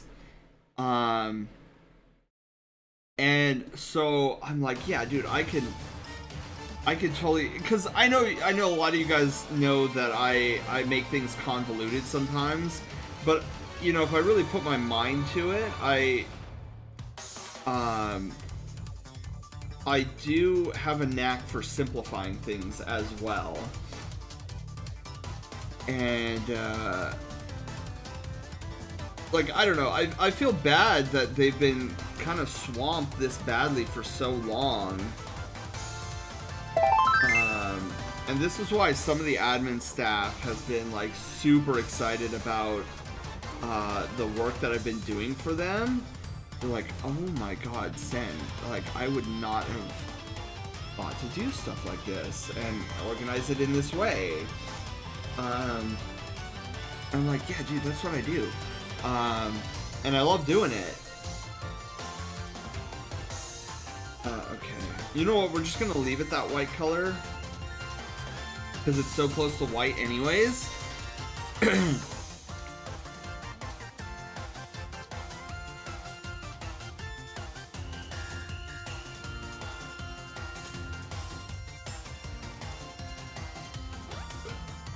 Ho ho ho! Look at that. Beautiful. Oh, fursuit time? Okay. So I'm gonna probably so Crescent, I'm not gonna do that now because we still have another 1 hour Fursona sketch to get to. What is it, 15 minutes? Okay. Remind me once I'm done with the second 1 hour Fursona sketch. And then hopefully I won't be too exhausted, but I'll try putting on the fursuit after the 1 hour Fursona sketch. Okay, I think I'm done with White Wolf. Let me look at the yeah, okay, there's the ref. Yeah, White Wolf looks done. Perfect. No problem. Okay, cool. Yeah, so let's get through one more 1 hour Fursona sketch, and then I'll put the head on, and then we'll just kind of vibe after that. Okay. So let me save. Also,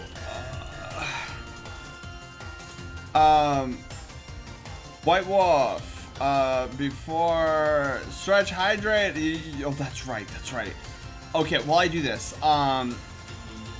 sketch. Whoops, hold on. Sketch. Okay.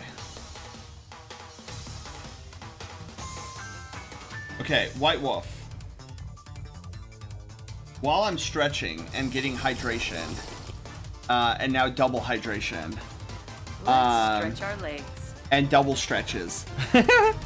So while I do that, White Wolf and then Volf, you two. What card colors are you interested in? Purple for you. Okay. Purple. Yeah, purple's such a great color. Guys, we are halfway through the Art and Chill. I invite you guys to stand up and do some stretches if you've been sitting down for an extended period of time.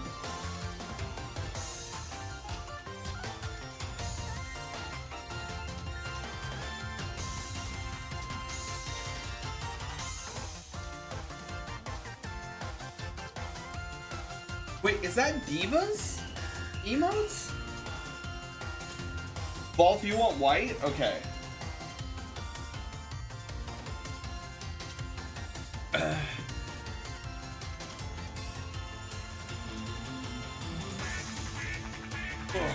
Okay. There's my leg stretches. Okay, let me write this down too. Dude, she has such great notes. Alright. Meow. Meow. Meow. Okay. Alright, let me write this down so I don't forget. So purple and white. Let me put up my to-do list. The white wolf, you want purple. Oh, both white wolf and wolf. So white and purple. What is the name you want on the card?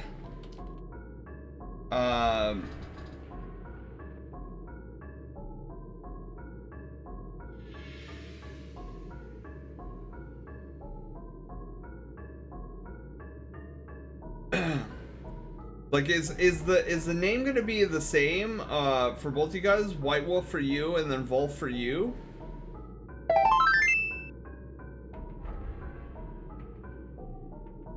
Little gremlin? Wait, who's the little gremlin?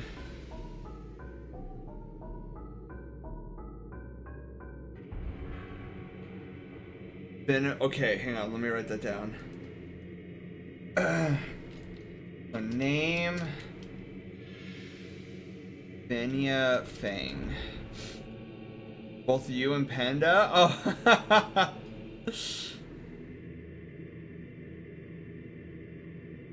Oh. Wolfie curious, is Mr. Sen open for comms?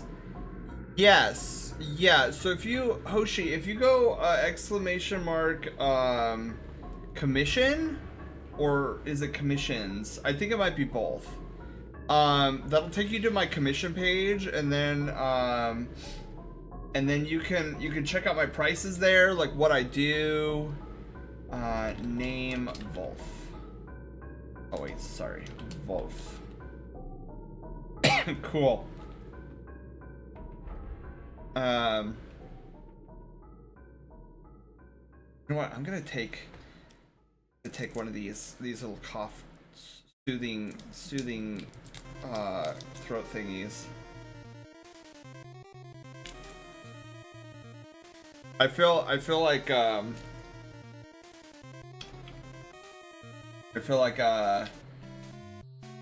my voice is like, okay. Oh, not my voice, my throat. Like, hey, it's really dry over here. Can I have one of those soothing things? I have like these little soothing throat lozenges, however you call them. They're really nice. They make my throat happy. Okay. Perfect. There's White Wolf. Wolf, you are next on the list. So, let me do this. Let me pull up your ref sheet on my other computer, or my other monitor. So, I want to make sure I see. Okay, cool. Love it. Oh, I gotta remember the horns. So Wolf, have you always been a wolf dragon, or is that something new, or am I just like clueless? Are you talking about halls? Yes. Hoshi, yeah, halls. What, you hiding, streamer? Wait, what am I hiding? What? Did I say something? So there we go.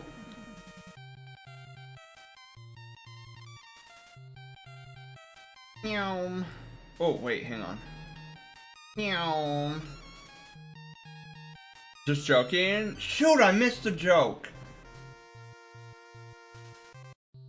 But I mean, that's part and parcel with it being 9 p.m. You did both of your stretches and both of your hydras? I did! I did, Gervard. I 100% did. Okay. So let's get to working on Wolf's character. So late.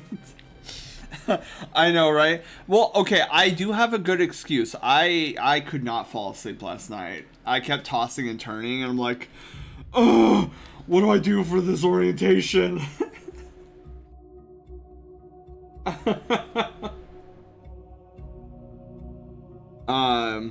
But I'll tell you what, I'll be having a good night's sleep tonight.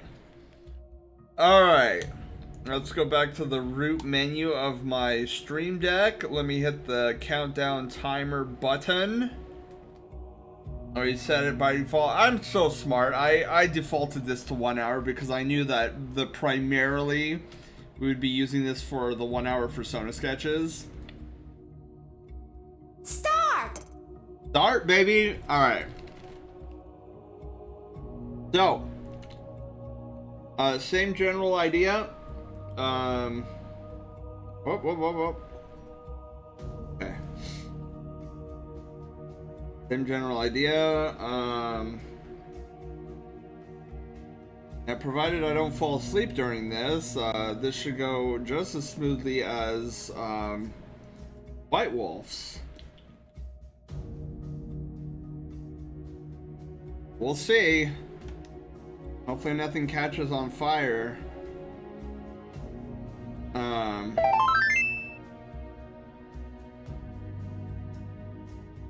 Alright.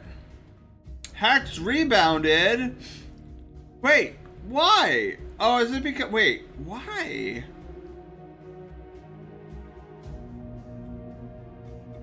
It's White... Wait, White Wolf has the capital W's, right? Oh, it's the lowercase issue. Yeah, I'm gonna need to fix that. I'm gonna need to try to come up with a way that it doesn't have to be case sensitive.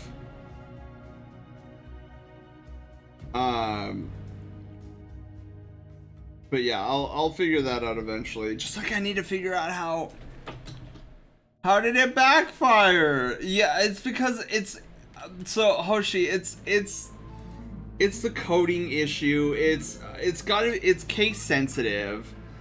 So because there's a capital W in both White and Wolf, it doesn't match up the name correctly in chat.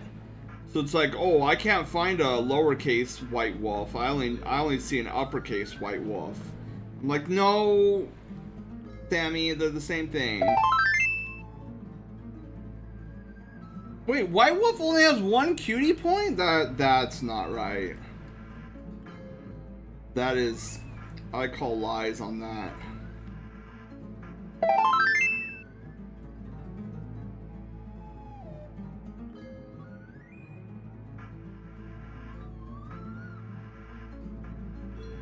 The song is creepy.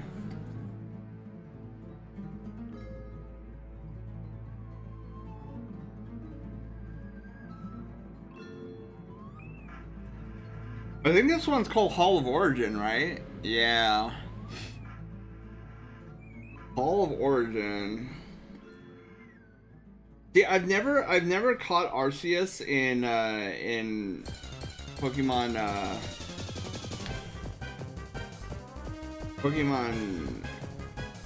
Wait, where was Arceus? Was Arceus in Diamond and Pearl?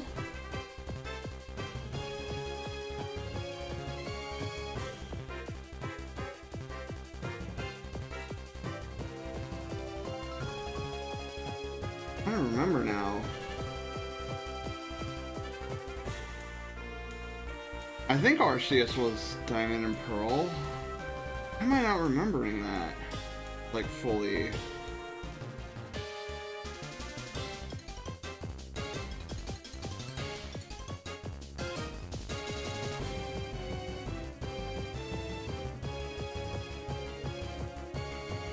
Is it? Let's see this here, hang on. Up. Oh. Hello?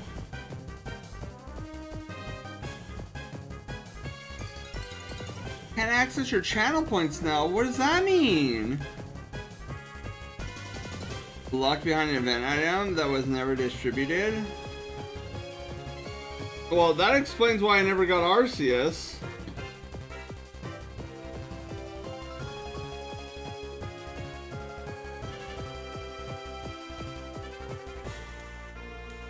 Oh, here's some news. So I finally, those of you guys who have a keen eye in the Discord, I finally added our full playthrough playlist of Pokemon Shining Pearl, Pokemon Violet, and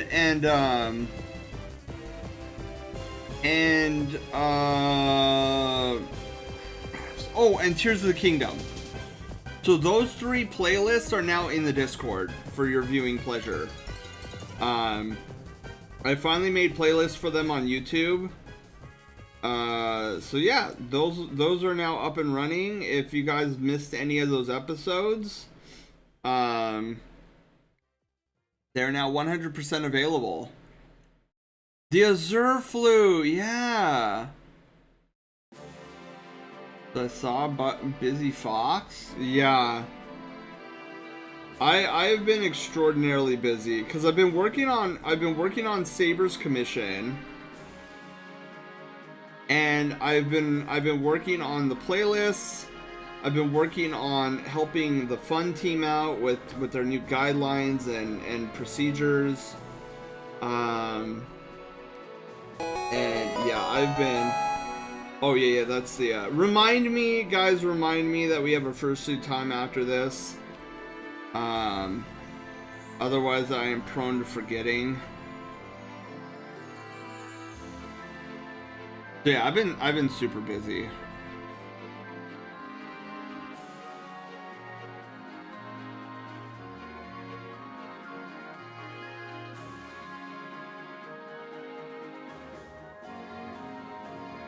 That's a familiar name, X-Saber.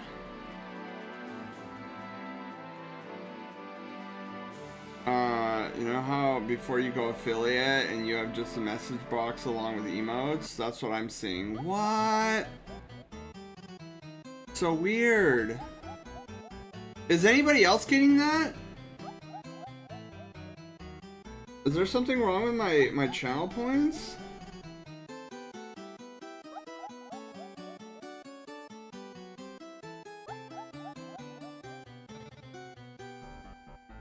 Okay.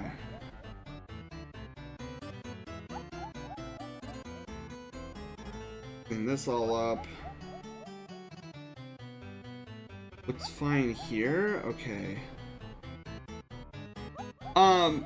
Hoshi, are you on mobile by any chance? Are you on the mobile app? I know the mobile app has so many problems. Seems okay on my end? Okay. I don't know. I'll monitor it, but yeah, that sounds super weird.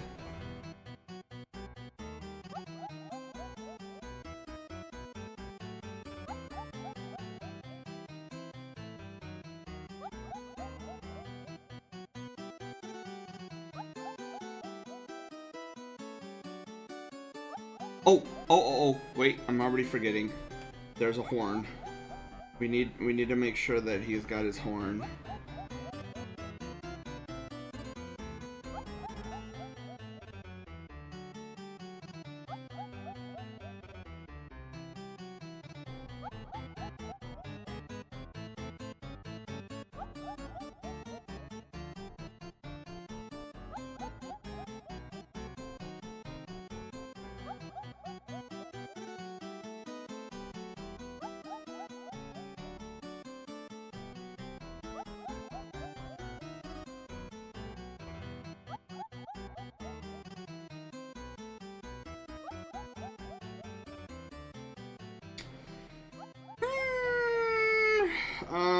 Okay, hang on.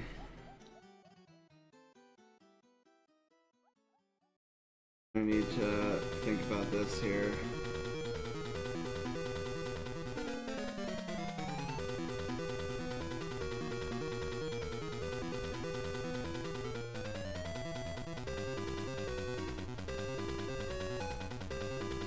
Okay.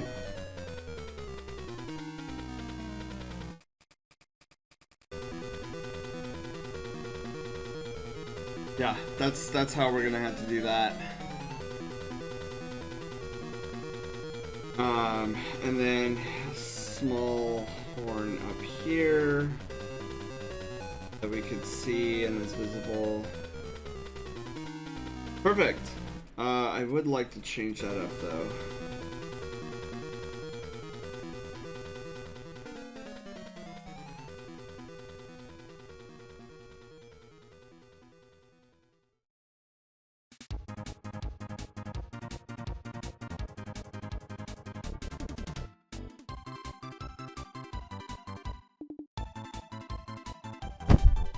Poof! Got poofed. Zar, hello. I'm on mobile. Okay, cause I've heard that there's so many issues that happens on mobile. So I'm wondering if that's what's going on.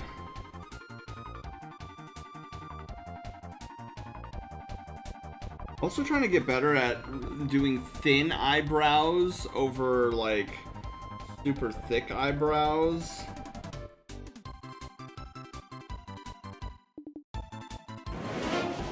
Oh my god, it's a raid! Failed! How are you doing? Welcome on in. Happy Pizza Friday Eve! I hope you are having a phenomenal night so far.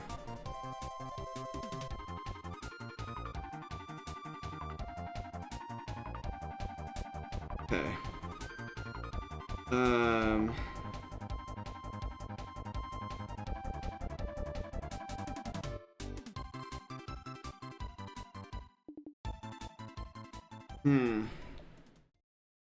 I feel like this needs to go up more.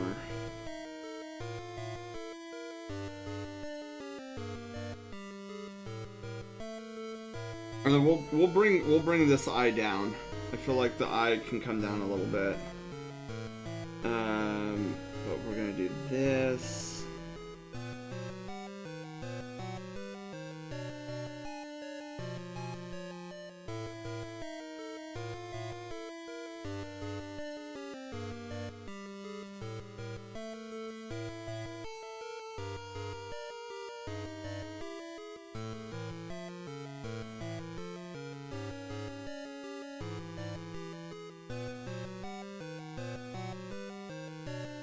Okay, yeah, we're gonna do that, and then we'll bring this eye down here. I feel like this eye is way too far up.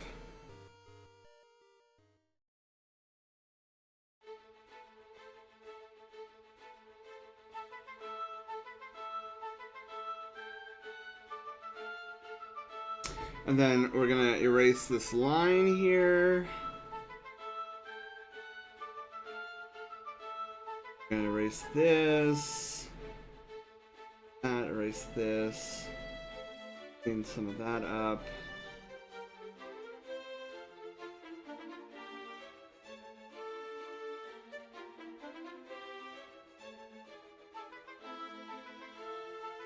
That up.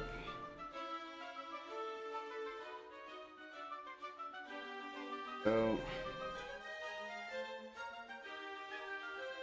Perfect. Alright, so Zorak, hello. Okay, remind me Zorak in a little bit here, and I will hydrate.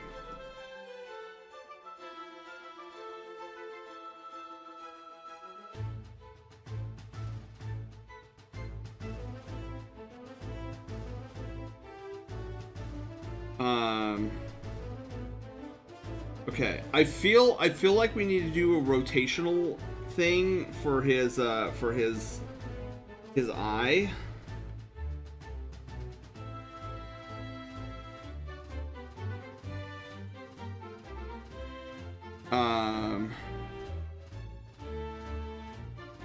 Doesn't already know Clone Hero is a guitar. Oh yeah, I know Clone Hero because my buddy Kip the Malamute used to do Clone Hero all the time. Okay, so I like that. I like that eye shape a lot better now that it's rotated. However, we need to rotate the eyeball back.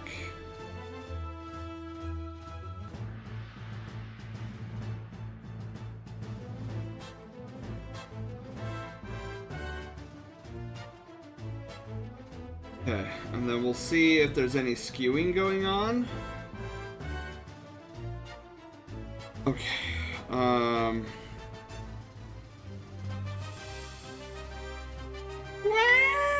Okay, that's surprisingly pretty good. Like, I'm not detecting major skew. I will say I'm detecting a little skew here in the nose. So let's fix that up. I am detecting a little skew in the eyeballs, but not by much.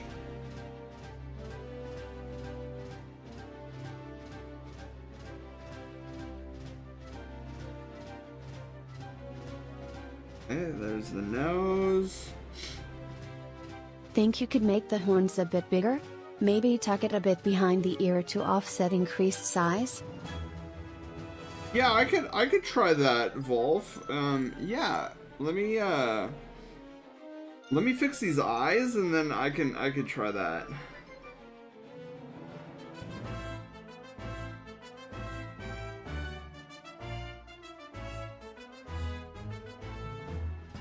This guy right here also has a tiny skew.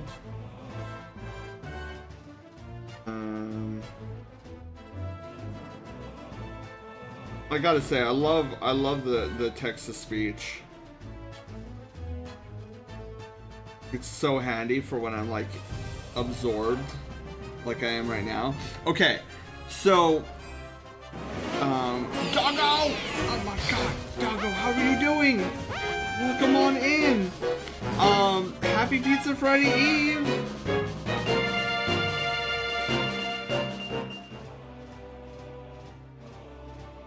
I hope you're doing amazingly.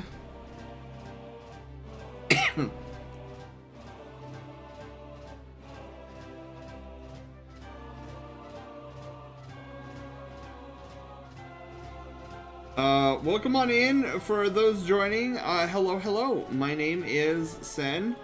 I'm a variety streamer. Does variety things on this channel. Like gaming and art. Right now we're doing some 1 hour Fursona sketching.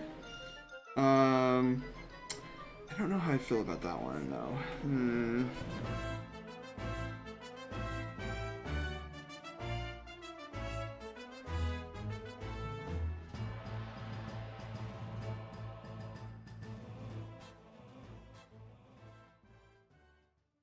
There we go.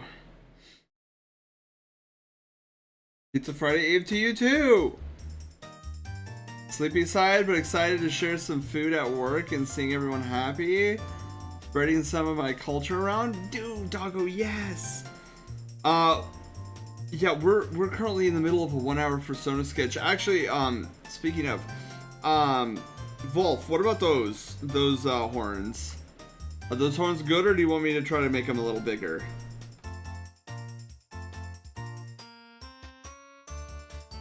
Gotta love Majora's Mask music.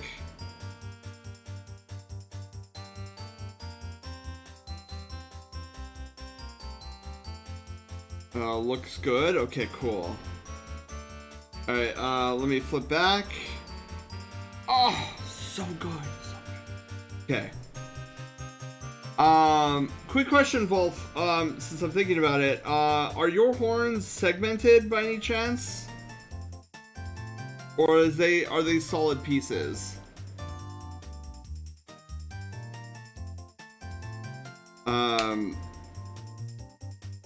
And then we could easily start getting to the next part.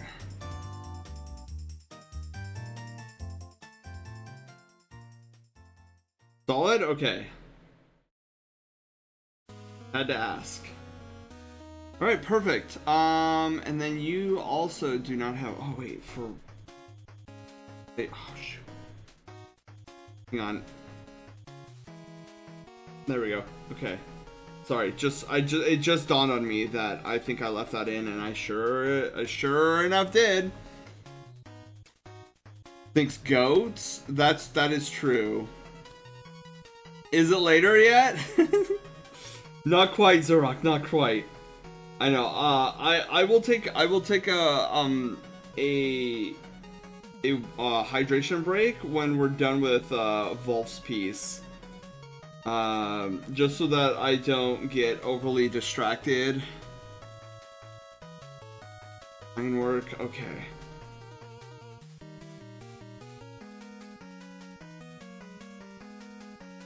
Ugh, that could be done much better.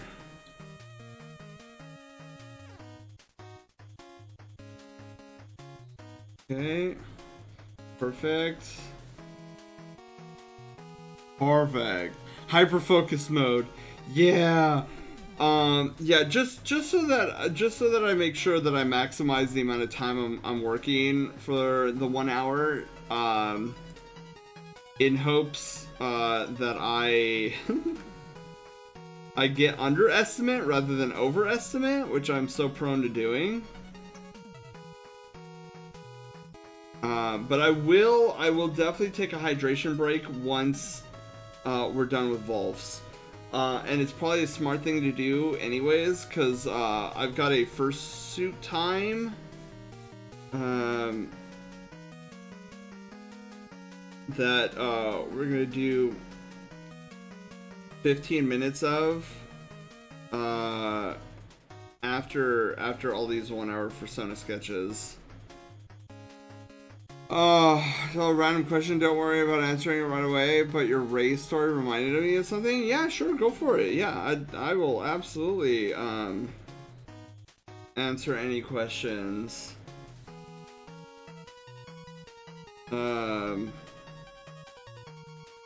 Plus, you guys know how I feel about questions. I love questions.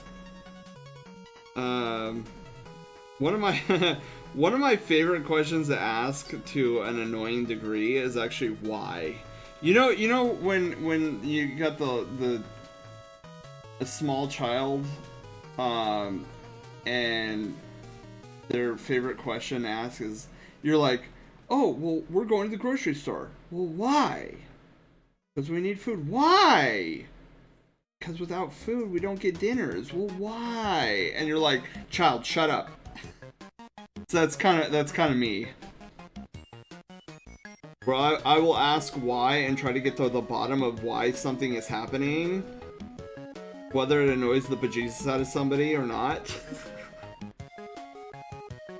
But see, this is why my Sona being a fox is like perfect, because my curiosity is insatiable.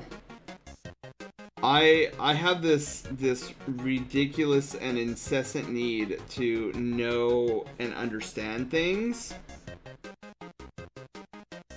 and I think this is why it's so easy to get along with me. Because I've started noticing, like, those who do not have a desire to understand generally are harder to approach. Whereas those who have a strong desire to understand things are those who are typically the easiest to approach. Because, like, if you think about it, those with the desire to understand things, like, not just know them, but understand them, when you have somebody who is, who provides a new experience, right? The one who is understanding generally will have a lot of patience, as they try to figure out, like, what is this interesting new experience that I've been put into. But I feel like those who like shut themselves off from oh my god. Hoshi! Hoshi! Hoshi, you don't have to do that. Thank you so much for the another gifted 5 subs. We've already made it. This is our first day of the August raffle, and we're already to the tier 2. Oh, did that not update? Oh my god, it didn't update. Why didn't it update? Okay, we're gonna have to force update that. But we're already on the tier 1 or tier 2 August for the August art raffle. That's crazy. Hoshi, thank you so much. Foxes are sly. Yeah, I feel like most of us are sly. But for me, I try to have an understanding about people. And I'd like to think that assists in having it easy to come to me. 'Cause like one of the things that would crush me, like just absolutely crush me, is if somebody told me that they did not feel comfortable coming to me or talking to me about something.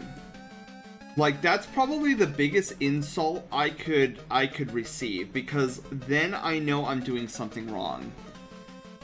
I want to make sure that people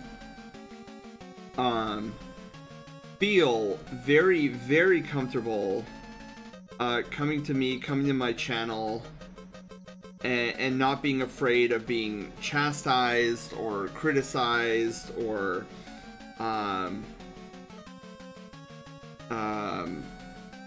belittled.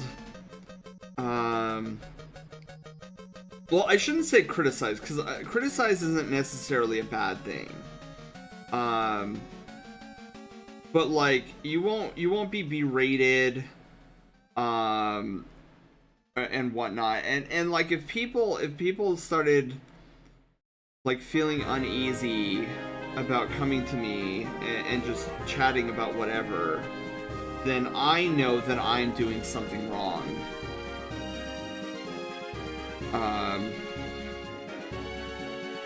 Because then that means that I'm being abrasive in some way, shape, manner, or form, and that would crush my soul. I would be like, all right, everything stops. I need to reanalyze myself as a person and figure out what is causing myself to be abrasive like this, and how do I knock it off?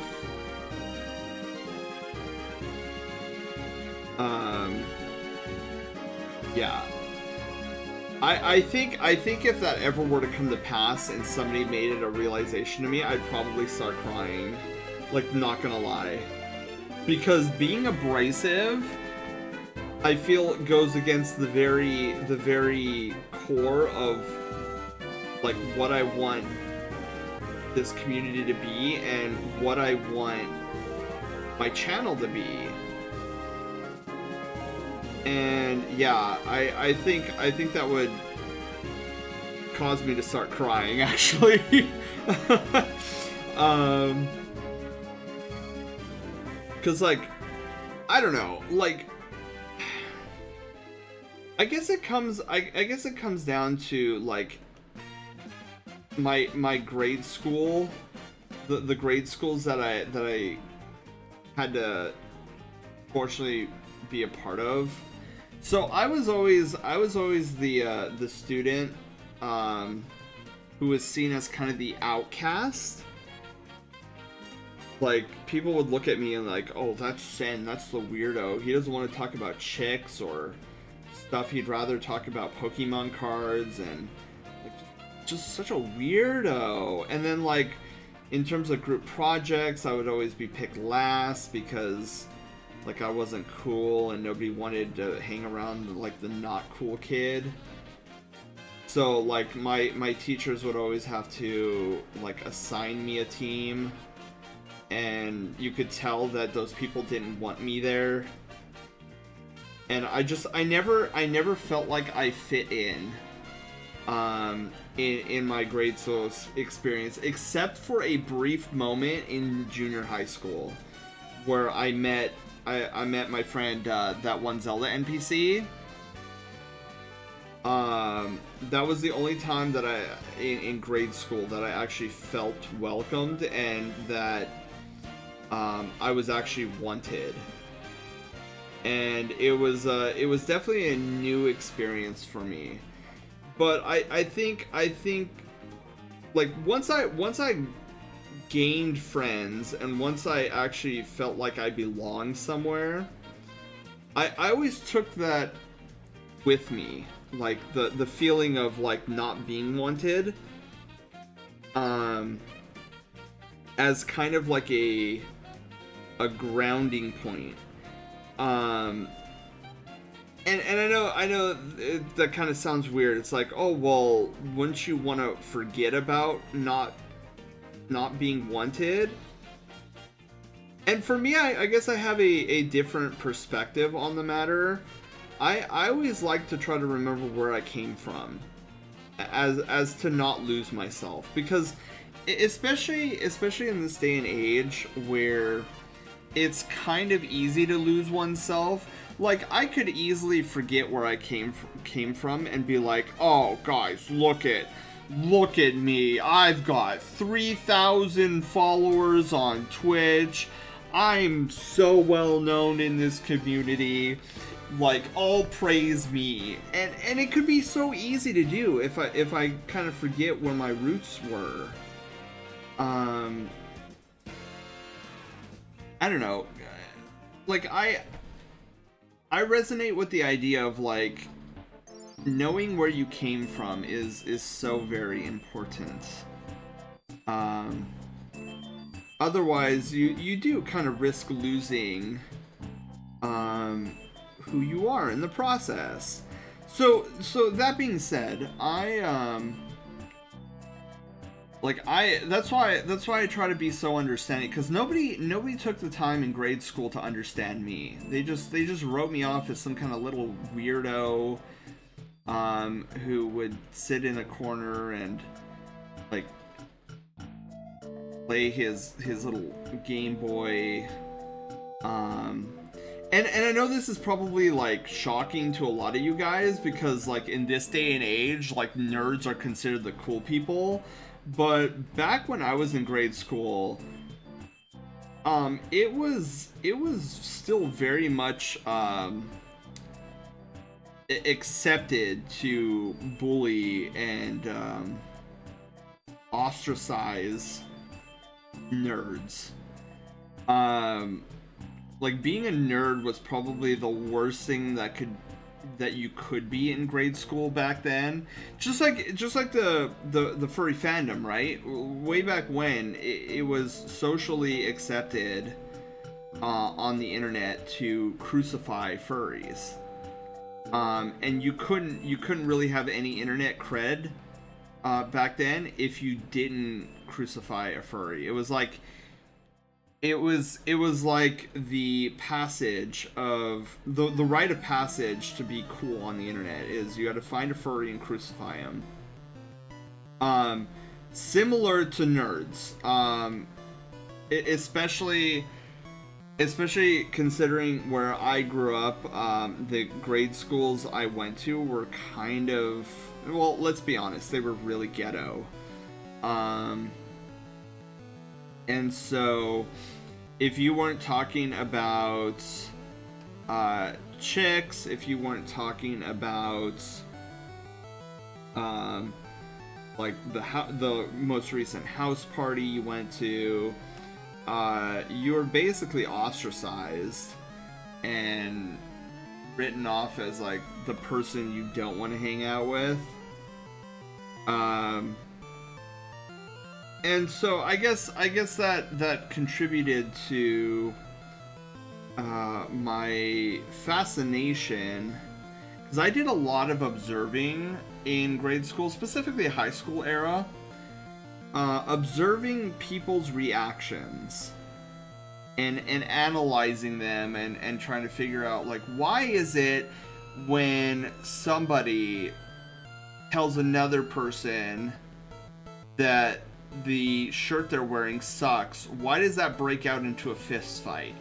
Like, it's just something I didn't understand. I'm like, if somebody told me my shirt was stupid, like, my first reaction wouldn't be like, oh, there's gonna be fisticuffs.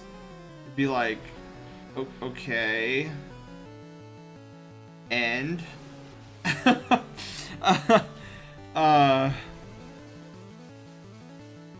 fake friends growing up, all because my grandmother was a teacher at the same school, might be part of the reason I have social anxiety, really. Oh yeah, dude, it took me a lot. Because of my experience in grade school, I developed pretty severe forms of social anxiety, which I have to thank the furry fandom for helping me get those inner demons, like, at a level where I could function in a social space. Case in point, my first furry convention, that was probably the most free I've ever felt from social anxiety, which was bizarre to me, because I'm like, here I am standing around like millions of people who are just, and normally I'd be freaking out right now, and I seem to be fine. Like, I feel like there's something that should be happening to me right now, and it's not happening to me. But yeah, that's why I feel like that's one of the reasons why I try to be so understanding with people.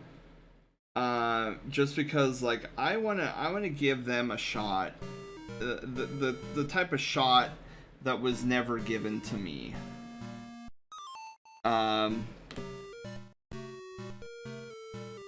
And so yeah, this is why I strive tirelessly to be known as a very approachable guy.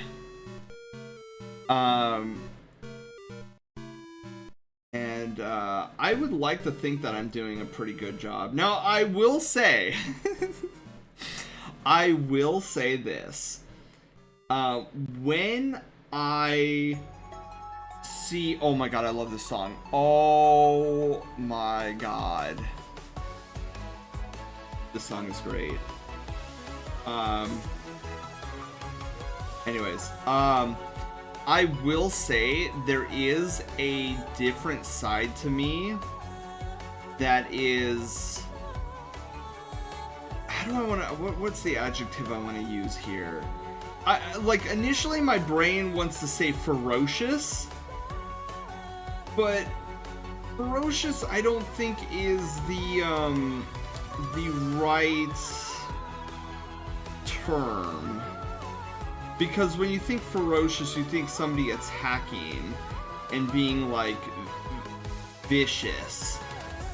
And the type of ferocious I'm talking about is like a stubborn, resolute stance that is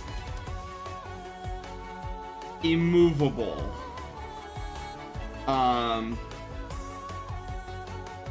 You know what? Here's what I want to do. So when I see somebody, taking, I didn't that were, oh, wrong layer. Okay. When I see an individual, or what happened to my, oh, it cleared my path. Okay, hang on.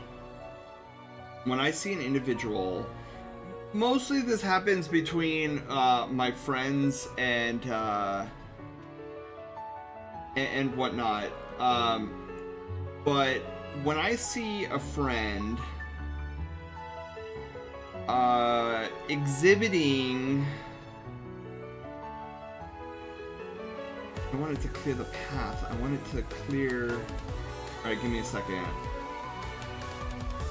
When I see a friend exhibiting destructive behaviors... Okay.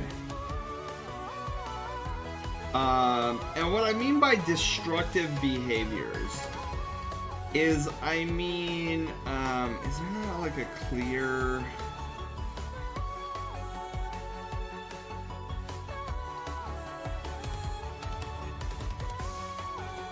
Is there not like just a straight up clear... Whatever. Okay, you know what? Whatevs. So, what I mean by destructive tendencies is more or less, somebody, a friend, or somebody is allowing either pride, vanity, ego step in and do things, like say things, do things, post things that are of a destructive nature. I can become a very stubborn, resolute individual who will make attempts to instruct on why the behavior that is currently being exhibited should be avoided at all costs. And usually when I'm in that mode, I generally wind up pissing off the person I am attempting to help. And this is not a shocker to me that it pisses them off, because, like, you know, if you have some sort of like pride or ego, the last thing you want to be told is something's your fault. And see, this is why I'm gonna sound a little narcissistic here, but this is why, like, me being your friend is like the greatest thing ever, because I will not hesitate to defend you from yourself. Like, even if that makes you mad. Because I've been in the fandom for 14 years, and in those 14 years, I have assisted so many furries get out of drama and stay out of drama, all because of the way I approach things. And I only say this because I have these 14 years of experience under my belt, and I've seen, like, my way of defending you from yourself can be a little harsh, and it requires taking some big boy pills. But if you follow my advice, you will notice your life will improve a lot. And again, the only reason I'm saying this with confidence is because over the course of the 14 years, I have probably close to 24 furries that I've had to slap with reality, and who have actually taken my advice over an extended period of time. And in every situation, it's the same thing. They send me a thank you DM. Like, man, Sen, I treated you kind of badly, and I treated the community kind of badly way back when. And I just want to apologize, because I'm in a much better place because of the time you took with me, and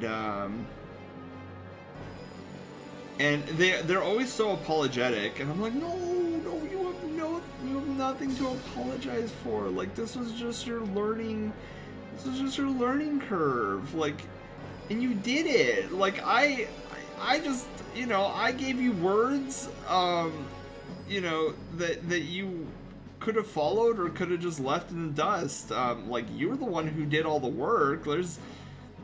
I mean, you should be proud of yourself for achieving that yourself. Like, that's not something easily done, especially if it's a pride or ego problem. Because those are probably the biggest pills you have to swallow. But it's always funny because, like, in these situations where, like, I'm slapping some, like, pretty heavy truths on you, there is a 95% chance that my advice is never taken the first time. And you know, I cannot get mad at furries who don't take my advice the first time, because who am I? Guys, who am I? In terms of their life, I am a nobody.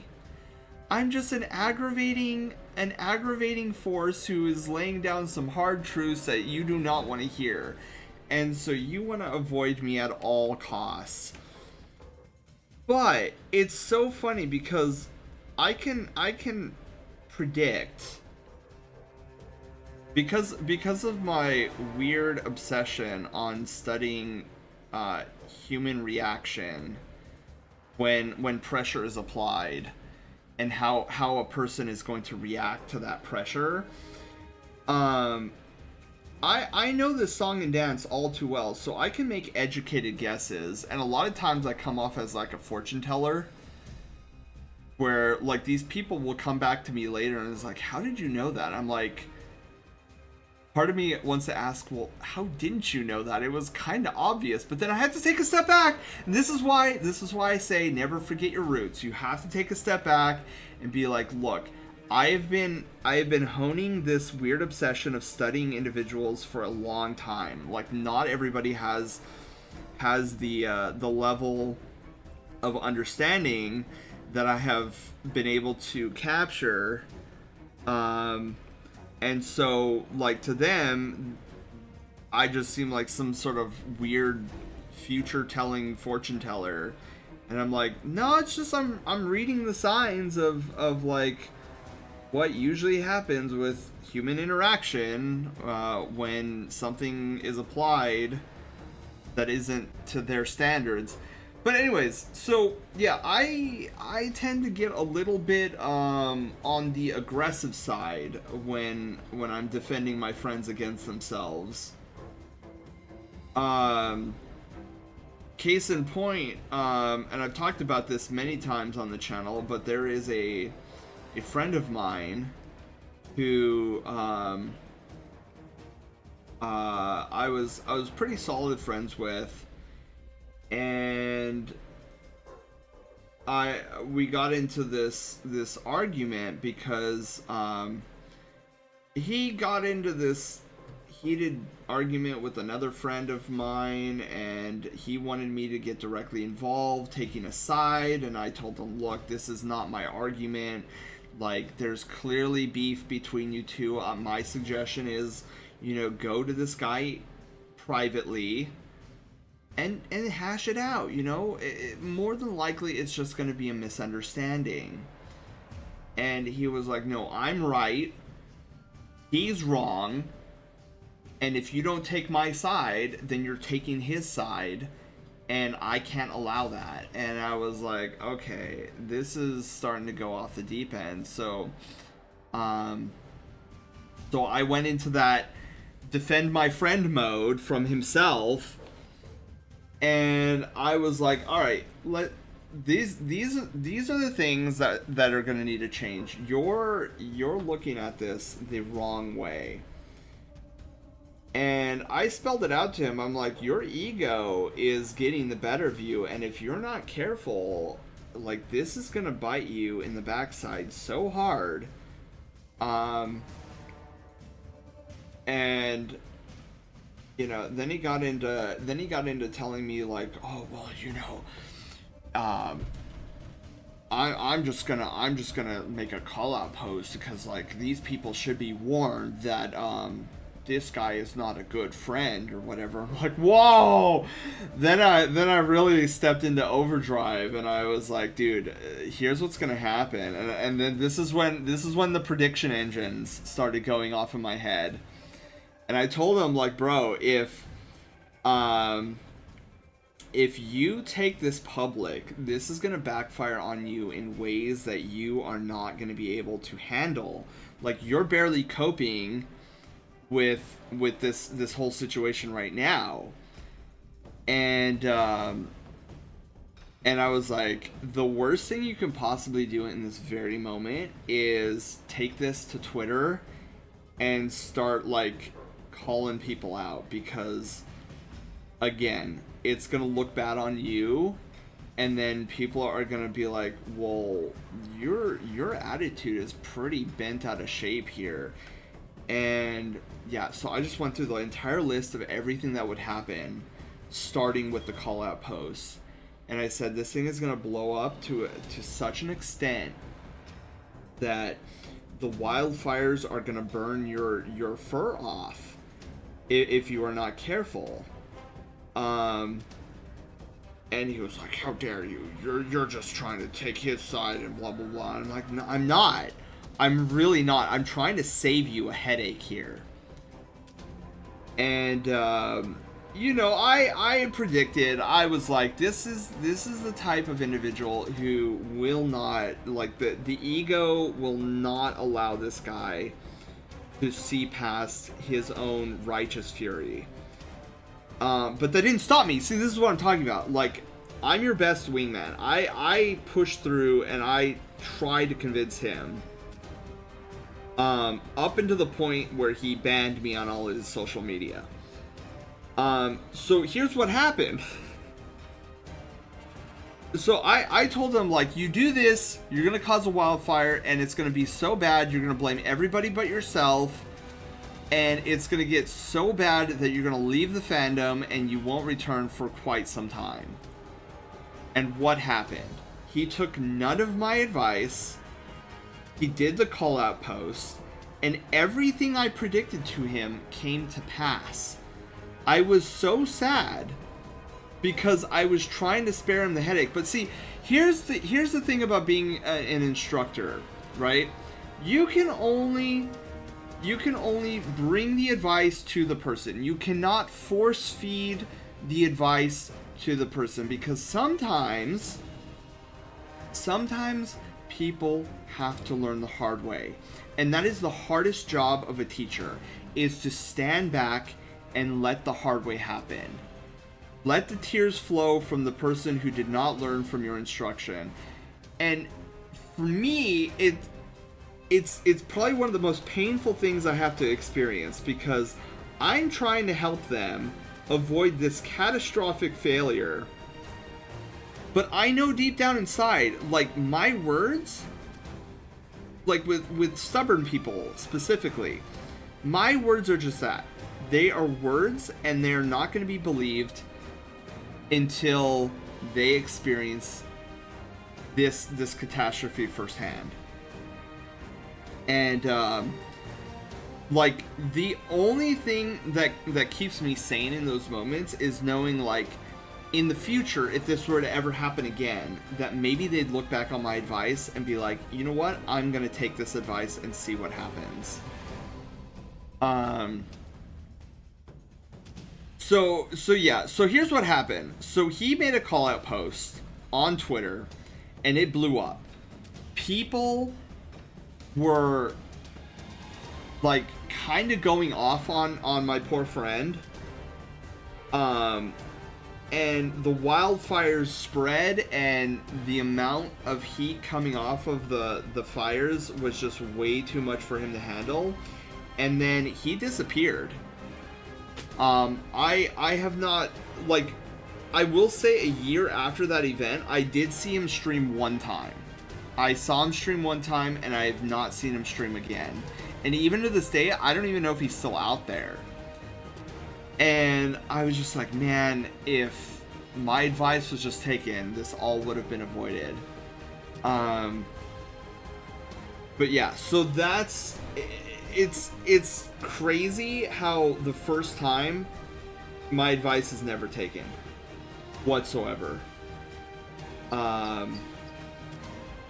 And you know what? It's fine. It's fine. Because, like, my door, I always let them know. And I let my friend know this, too. I let my friend know this. I was like, once I got through the prediction of what was going to happen, if he were to make a call-out post, I further went on and said that, but let's be honest here, you're probably not going to take this advice, and in fact, this conversation is going to go so downhill so quickly after this, that by the end of this conversation, you're going to ban me. And I literally, if I were to go back in the logs, you could literally see the moment when I said, you're probably going to ban me. And sure enough, 45 minutes later, it got to a point where, like, since I wasn't taking his side, he was like, well, I can't have you around. Like, you're a safety hazard. And I was like, okay. And then I was like, that's fine, but just know that, you know, my door is always open. If you ever want to come back,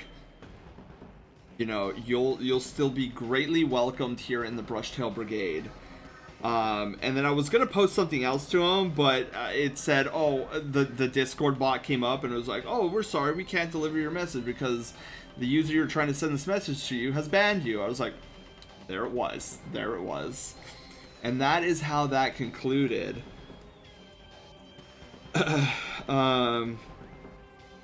So yeah, I mean, for me personally, I hope the dude is doing well. I really do. I hope he has found his solace.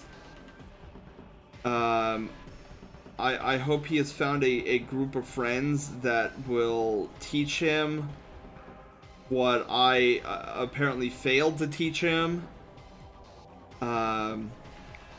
So that he can live a much happier life than what he was dealing with when he had that implosion. What am I missing here? Okay, so we need his hair for sure. But yeah, I forget who I was telling this to, but somebody was asking me, like, Sen, why do you put yourself in situations like these? Or why is it when these situations present themselves to you that you don't just, like, be like, nah, dude, I'm out, this is, like, too much drama? Because, like, if it was me, that would drive me insane. And I said, well, you have to understand, for me, like, it doesn't drive me insane like you would think it would drive me insane, because, like, think about it. You're a person who knows exactly what's going to happen before it even happens, and you know that your advice is not going to be taken the first time, and you know the failure is going to happen, and it's going to be catastrophic. And so, like, with that level of, whatever you want to call it, with that level of knowledge, like, wouldn't that drive you insane, knowing that you're watching people fall off the cliff? And I say, well, see, I have a unique perspective about it. So I don't really let it bother me, because I'm trying to remember who I said this to. But I don't see it, I see it as a win-win for me, whether they take my advice or not. And I explained the reason it doesn't drive me insane is because if they take my advice the first time, then I will have won, and knowing that they avoided absolute catastrophe. But if they don't take my advice, it's still a win for me, because when my advice is not taken, my prediction usually is right. So I get to sit back and activate my trap card. I told you so. And so I win in that situation, and I get the luxury of watching them come back to me after the destruction. And because, see, life is unique. So one thing I've noticed about observing human behavior is life tends to have a lesson plan for us. Like, every event that happens to us seems to have some form of lesson plan. And if the lesson isn't learned in that situation, then life seems to repeat itself until the lesson is learned. At least that is what I have observed. So for me, I'm like, okay, so he didn't learn this time and he didn't take my advice.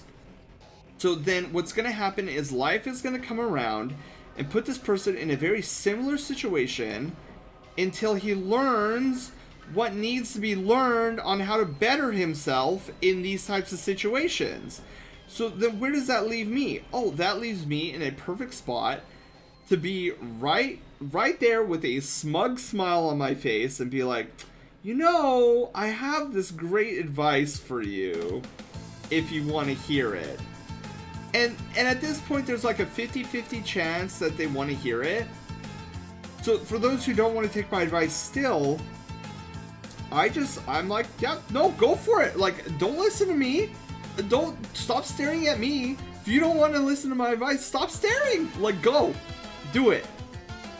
Do it. And then I watch them do it, and then I watch them fail again, and I'm like, I have like this one. Shh. Not yet. We're so close to finishing. Anyways, so then I get like this SpongeBob smug smile on my face when it fails again, and I'm like, you know, I'm here, I'm offering free advice, there's no strings attached, no taxes involved, you don't have to pay me $500 a month to get a hello and a goodbye in the Discord. I'm offering this for free. You can take it or leave it. And it's funny to watch because every time I get to say I was right. Like, your way didn't work and you have yet to try my advice. And then the moment they fall enough times, they're like, fine, I'm so sick and tired of you being smug all the time. I'll take your stupid advice and show you that it doesn't work. And then they take my advice and they come back to me like 6 months later. Yeah, so it turns out, thank you for all the advice you gave me, and I'm sorry that I didn't take it the first time. And then I'm like, see, I just won the chess game. So, no matter what happens, I usually wind up winning. Because if they don't take in my advice, I win because I get to say I told you so, and then when they eventually like fall in enough potholes and they actually try my advice for the first time and they see that it actually works, I get to be like, yeah, it's all I've been trying to tell you. Your life is infinitely better now. I wanted nothing from you. I was tired of seeing you fall face first in the dirt and getting your face all dirty and then complaining about the world, that why in the world did the world put the dirt there in the first place. And here I'm asking the big questions. I'm like, instead of like being mad at the earth for having dirt on the floor, like, why don't we just take a step back and be like, address the pothole? Like, there's a pothole right there, it hasn't moved, walk around the pothole. so yeah, there's a weird satisfaction I get on whether or not the person listens to me. Oh, Volf, got a question for you. Is this your eye, or is this like the white? Is this yellow supposed to be the whites of your eye? It's called We Take Out Anger on the City, taking our money and not fixing the potholes. Exactly. But I don't know. If Volf's still here.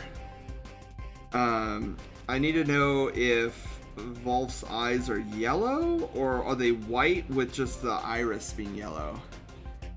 White's the eyes. Okay, cool.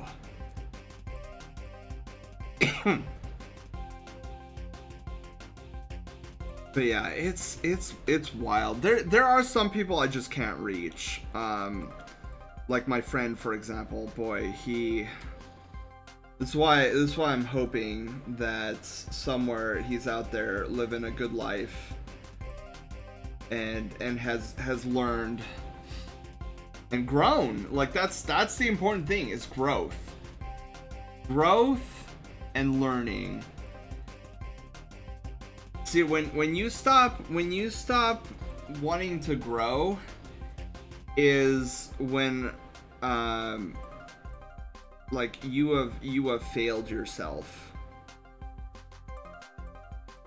Okay. Oh, that's what I'm missing. Okay. Yeah, never be too smug that you think you're beyond learning and beyond growth.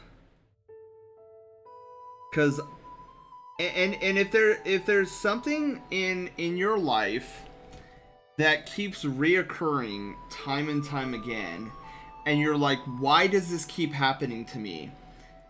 Take a moment, meditate on it, because it's probably life trying to be like, okay, this guy is amazing, but this is one of his weak areas, and I'm gonna challenge this weak area so that it's no longer a weak area.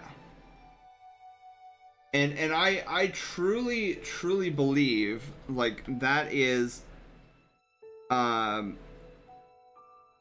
you know, life doing its best to make us better people.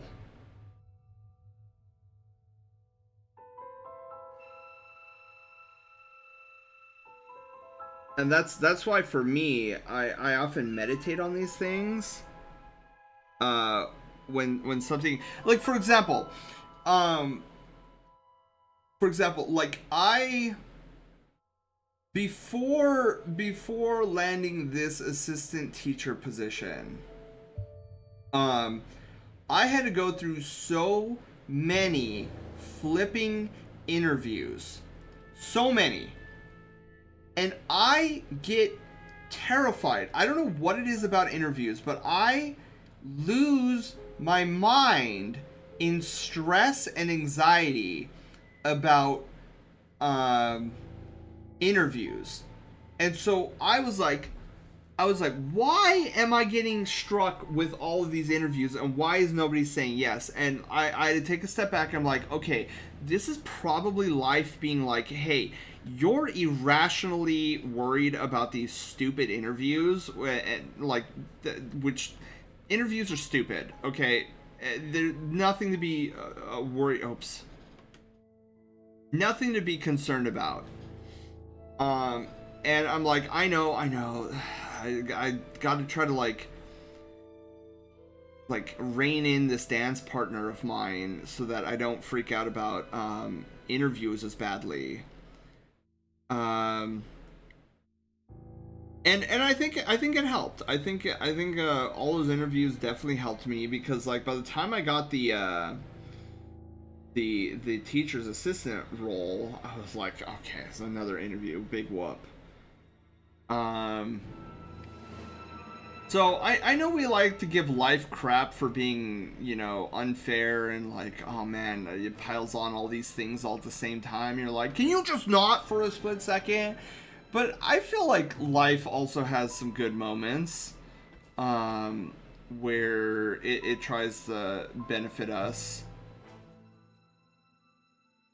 I like how that came out. Am I missing anything? No, I think I got it. Cool. All right, Volf, there you go. So Volf, woof. Got your two pieces here. Yeah, these came out really nicely.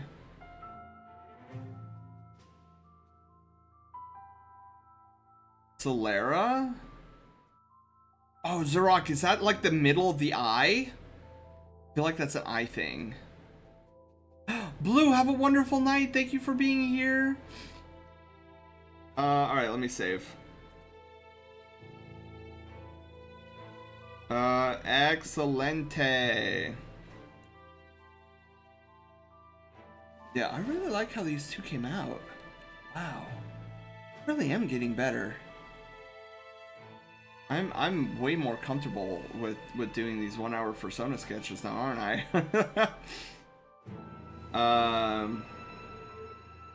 Okay, I have another stretch and hydration break that I was supposed to do like 40 minutes ago. The white. Oh yeah, yeah. There's something. So it's funny. So like, it's for me. I have such a preference to white. The Solera. But every now and then I get these pieces where you guys are creative enough and you're like, oh, well, I want to see, like, I like mine having, like, yellow or, like, a different color. And I'm like, wow, it does look kind of cool. Did you get that song from the channel I showed you? Wait, Zelda, which one?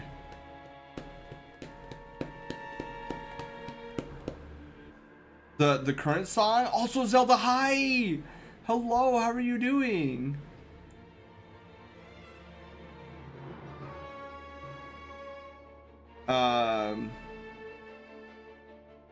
Oh, yeah, hang on. Hydration and stretching. Let's do that before I forget. Hydration and stretching. Whew, okay, so, as per usual, Volf and Wolf, I will try to get these out to you in a care package by Sunday, by the end of the week, basically. I love when we go on a send story while you're off telling your story, and if it hits personal notes, we'll all comment and say our pieces while you keep moving along. I'm so sorry, Panda. Yeah, oh man, it's because of the 1 hour Fursona sketch. It's like I don't really look at chat but I also don't want you guys sitting here in silence. So I get so wrapped up in my own stories. And hopefully they're interesting.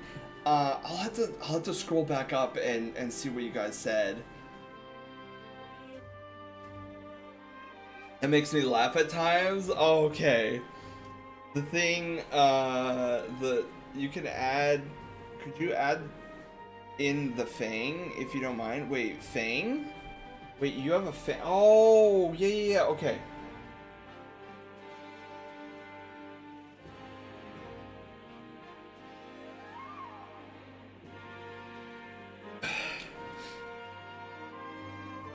I love hearing what's essentially gossip. Yeah.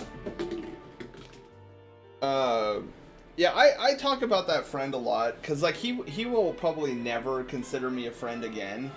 But I still consider him a friend, because, like, I know deep down inside his heart is good. He's got a bit of an ego problem. That I'm hoping he kind of matures and grows out of, because I feel he would be a much happier individual if he just toned down that ego. And I know I've said this before when I last talked about him, but like, if he were to ever show up in chat again, he would still have his VIP status. Like, I gave him. Because he was a Brushtail Brigadier from very early on, before he decided to start streaming, and he was kind of chill back in the day, and so I gave him VIP, and then he started streaming, and fortunately he had a very different view of what streaming was than compared to what I believe streaming to be. And it kind of just all, like, got to his head and became a completely different person. But he never used to be that way, so, like, I know it's within him to go back to being that kind-hearted floof that he used to be, but see. Consider adding a pause button to the timer. You know what's funny, Wolf? I do actually have a pause button. I do have a pause button for the timer. Oh, this is a song from what? This is Route 209, right? Oh, it's off. 203. I swear, I love Diamond and Pearl. There's such a special place in my heart for Pokemon Diamond and Pearl, and I love Shining Pearl, Brilliant Diamond. I think they missed the mark in 2 sections of that game. One is the underground. I'm really, oh man, I'm really saddened about the underground. In terms of the secret bases. But then number 2, I think it was I think it was a detriment not to have the Pokemon Platinum storyline come over to Shining Pearl and Brilliant Diamond, because that additional content added so much more to Team Galactic's story. And it's a crying shame that didn't get ported over. Bedazzled Platinum Copium. Oh man, Panda, maybe one day. Alright, I got my glove back on. Let me quickly add the fangs. Really quickly, and then I just remembered. I have the 15 minutes of the 15 minutes to the I had to put on the fursuit head.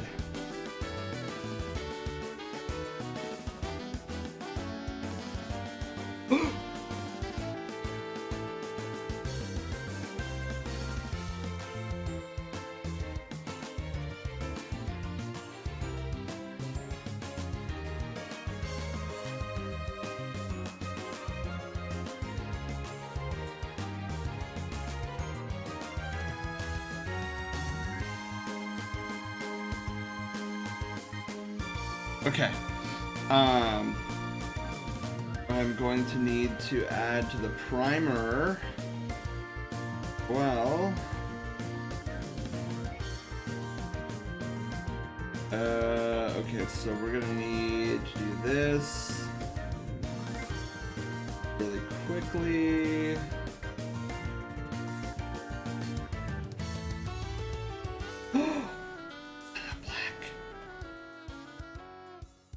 No, that's right. That's black, right? Okay, I think I'm seeing things. I think I'm just losing my marbles.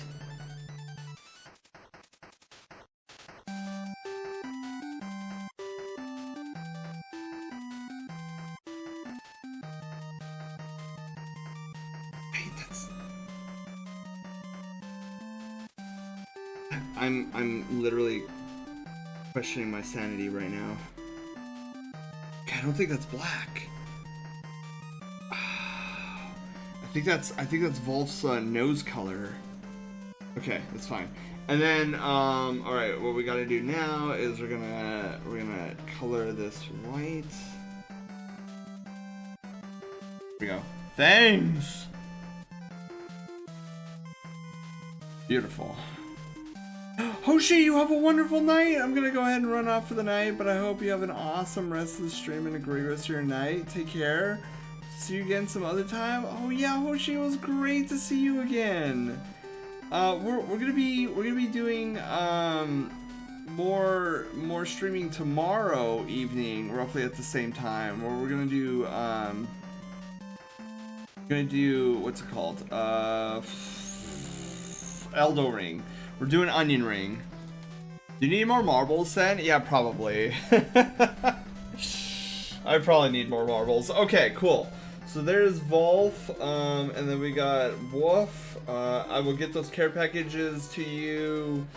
If I remember tomorrow, I'll get them out to you guys tomorrow, but I probably forget. And get wrapped up on working on Saber's commission some more. So we're looking at probably Saturday or Sunday I get these care packages over to you guys. And if you don't have the care packages by Monday's stream, just poke me and be like, hey San, like, shoot, I forgot again. So yeah. No rush on my end. I gotta apologize after hearing that. That happened once with me. Oh, that I forgot, Panda? Dude, that happens to me frequently. Okay. Let me, okay. Roll my, lap. Oh. Okay, you guys are gonna have to give me a moment because I realized my head is packed away because of the hardwood floor issue thing that I had a long time ago, well, a couple weeks ago, where I had to take everything out of my room. So I packed my head away. So the top to bottom. Okay, wait. Though on one previous topic you brought up, Sen, about feeling hurt if somebody couldn't ask you a question. After hearing that happened to me once with me. Oh, you are totally fine, Panda. I mean, to an extent, I get it. Because I think it was like the first time you actually messaged me, and that could be nerve-wracking. But like even with all the nerves of like, oh, should I or shouldn't I message, you wound up messaging me, and it was a great conversation. So VIP everyone. Okay, so let me I'm gonna have to go out because the head is out in the small little den area. So let me get him, unpack him, and then for 15 minutes I'll wear the head for you guys. I was curious about something I figured out on my own. I wasn't sure if you had already been okay with asking. Sure if you'd been okay with asking. Well, now you know, Panda. But yeah, either way, like I am glad that you asked me. Like I don't know what was asked 2 years ago. I'm only recalling like what was it, a couple months ago. I'm back from my shower. Shinobi, welcome back from shower. Okay, so let me BRB, let me get the head, don it, and then I'll wear it for 15, and then we'll just kind of vibe for the rest of the stream. Let me turn story mode off. Yeah, so I'll be right back. Actually, we can go to our BRB screen, which I still haven't updated, by the way. Oh my god, there's so much gift art I need to add to this. Also, I really need to I wanna change this up. I don't know how yet, but I want to change this up, our BRB screen. Maybe have like a bunch of clips playing in the background. I don't know, but was the thing I was too scared to ask. Panda, did you eventually asked it though, right? Yeah, no?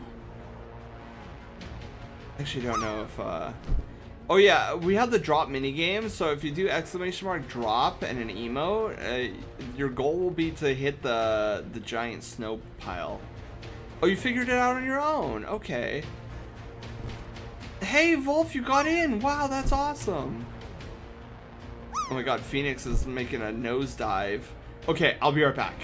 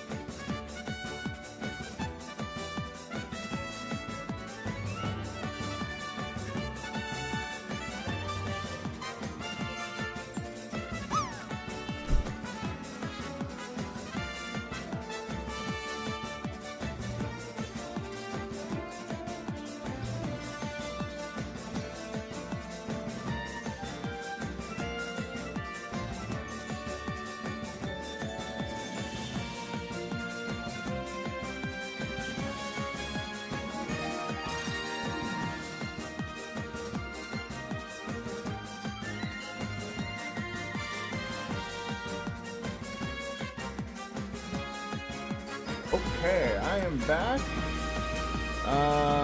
Let's see here. Okay, let's mosey on over to. Okay, yeah, let's mosey on over to. Thank you. Okay, well, let's get out of BRB first.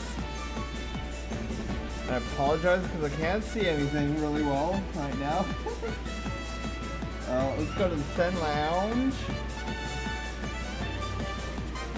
Work in the morning, head into bread. Oh my goodness, Paul, if you have a wonderful night, bread. Oh, hang on. Does this still work? Oh my god, that doesn't work. I'm gonna have to fix that. Okay, we're gonna have to go to studio mode. YouTuber scene? Question mark? No. Here we go. Logitech. Ah, there we go. I have arrived. Okay, wait. Let me get out of studio mode. There we go. Okay, there we go. If I were to increase, hold on. What would this look like?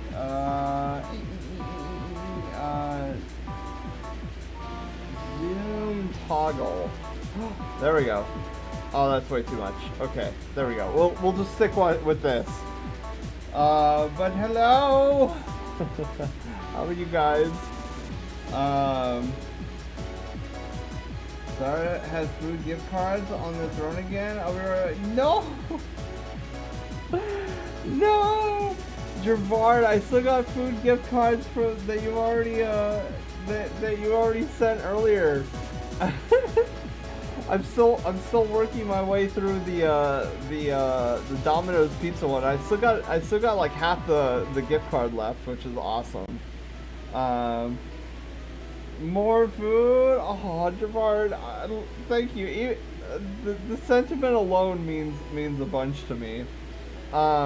I know, Javard, one of the things I'm super excited about, and I haven't re-added it. I need to re-add it to the throne, the Amazon gift card. But that Amazon gift card that you gave me last, what was it, 2 weeks ago? I'm running low on my my acid reflux medication and my allergy medication. So I'm gonna be using that gift card to purchase those two things probably this weekend, because I'm getting way lower than I thought I was. So yeah, I want to thank you again, because usually the Amazon gift cards goes towards things like that for me.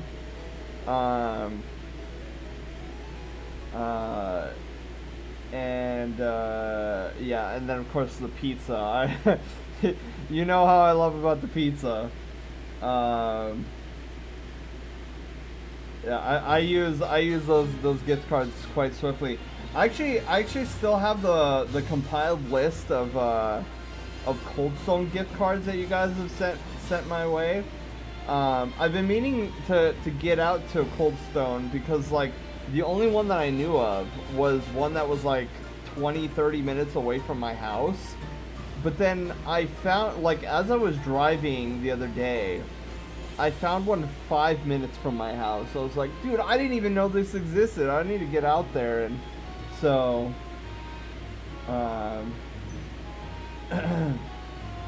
yeah, so I've been really really appreciative of all your generosity.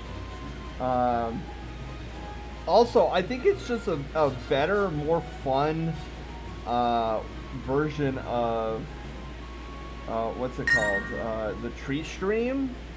Like, I love, on a piece of paper, I love the concept of treat stream. Like, the idea of sending your favorite streamer food. I think that is a great idea. What I don't like is the double dipping on the fees, because you have the treat stream fees, the delivery fees, and the DoorDash fees. So even like the cheapest dollar menu item, like you guys would have to be forking out like $9 minimum for even just like a dollar menu item, and I'm like, I don't like that.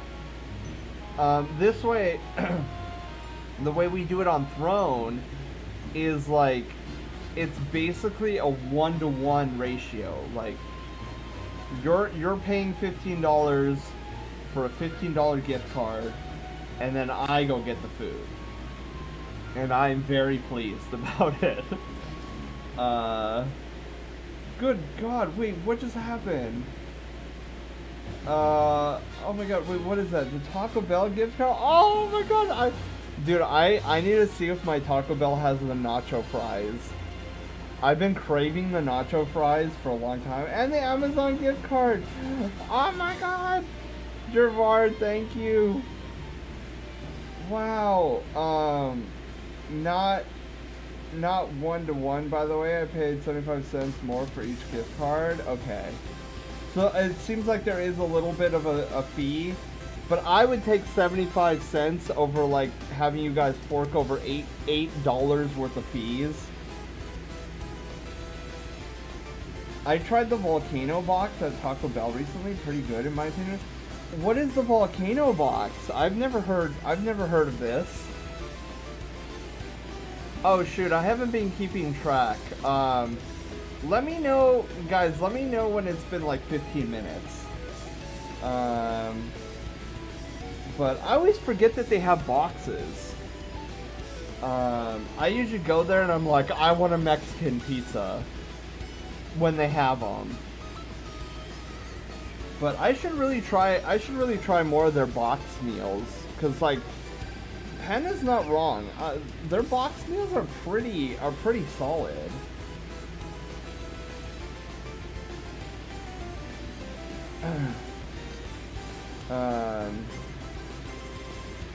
My friend loves it. I love Cold Stone, Phoenix. Also, Phoenix, hi. I don't know if I said hi to you yet, but I really like Cold Stone. I like their, what is it? Their Oreo Explosion.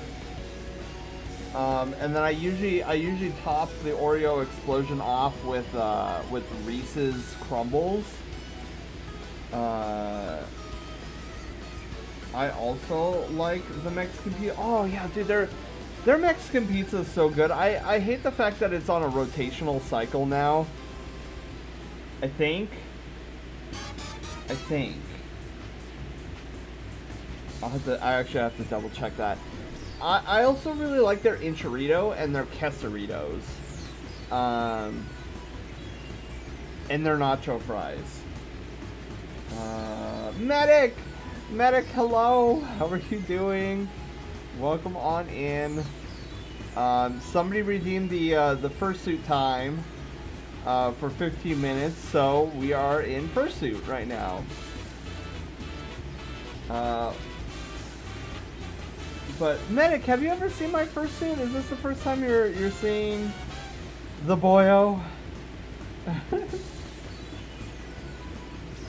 You are the first person I've talked to that doesn't say that the Mexican... Really?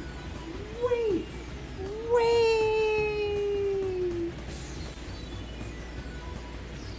What?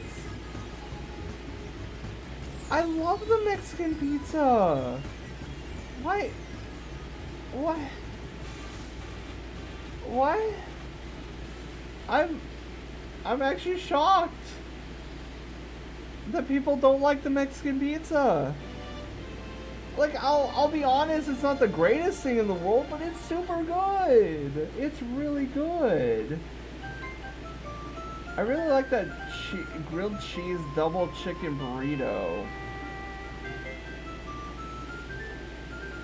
Is that the, that wouldn't be the same thing as the XXL burrito, right? Or is it? I haven't had the Mexican pizza in like 14 years, but I thought it was pretty mid back then.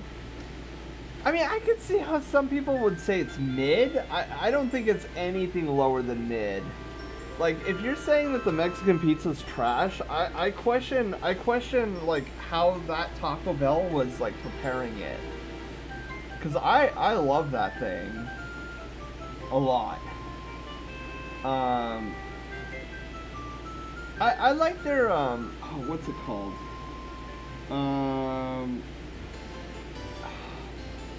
What is that? What is that? It's like a portable Mexican pizza. Crunchwrap. Crunchwrap Supreme. That's pretty good. I think I still like the Mexican pizza better though. Now I will say it would be really cool if the Mexican pizza, like, you could get a double-decker Mexican pizza, because like all it really is like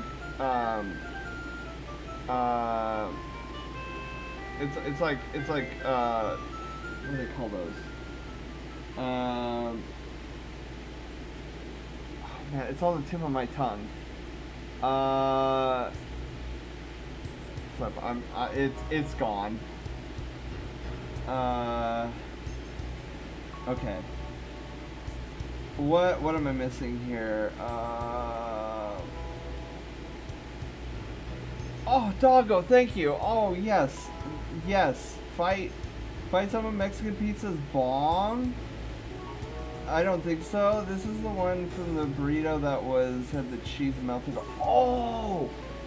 Oh, yeah. I do remember that. I don't... Yeah, I do remember that. That was pretty good. That burrito was pretty solid. Also, am I coming in pretty nicely still? I think I am.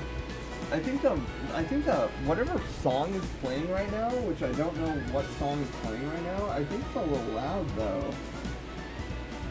Oh, it's from Diamond and Pearl again. Dude, we're getting bangers. Okay. Sorry, I was monitoring my audio and I was like, whatever song is playing right now seems to be kind of up there in sound.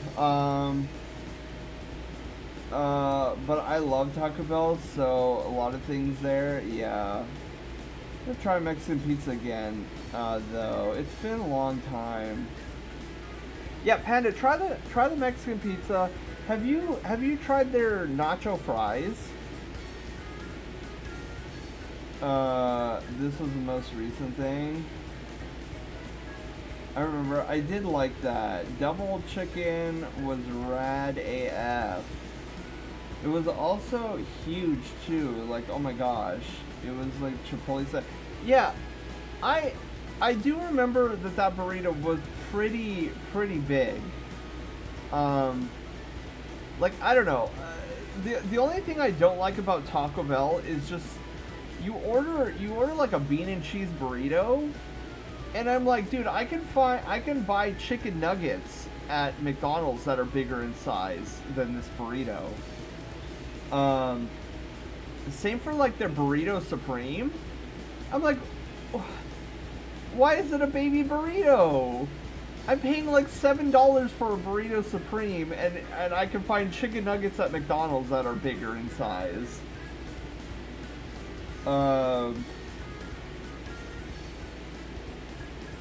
The quesadillas are pretty good. See, I have not had one of their quesadillas. Nacho fries are S tier fries in general. Taco Bell has a sleeper hit. Yeah, I agree. I completely agree. Speaking of fries, have you guys oh, what's it called? Do you guys know of a chicken place called Popeye's Chicken? It's supposed to be like the competitor of KFC, but I don't know if it's like nationwide or anything like that.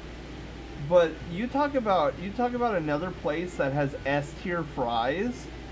Dude, Popeye's chicken fries are like out of this world. I don't know what they season them with, but man, they're good. I like, in general, Popeyes is okay. I don't really care too much. A lot of their stuff on their menu, I'm like, yeah, this is pretty good. I'm not gonna complain about it. But those fries, man, they hit differently.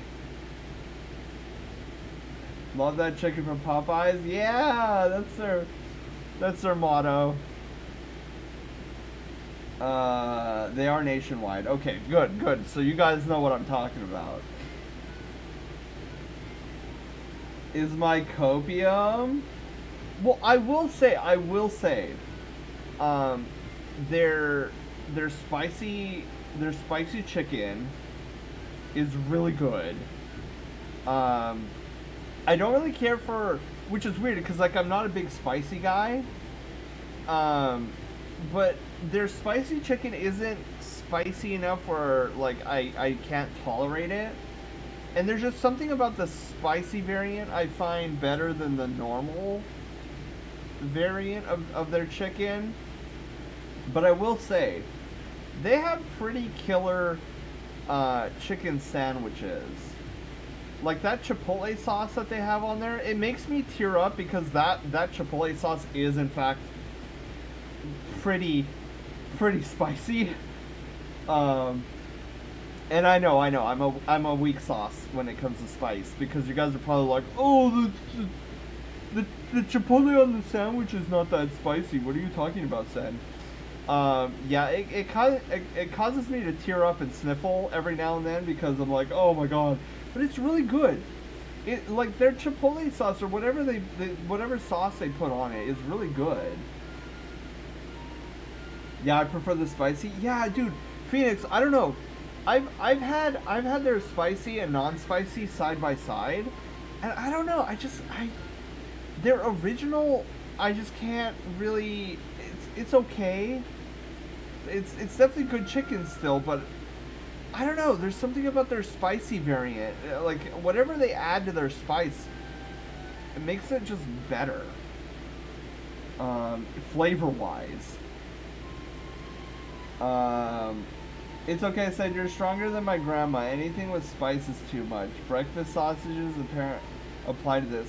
See, now I haven't had a breakfast sausage that I would consider spicy.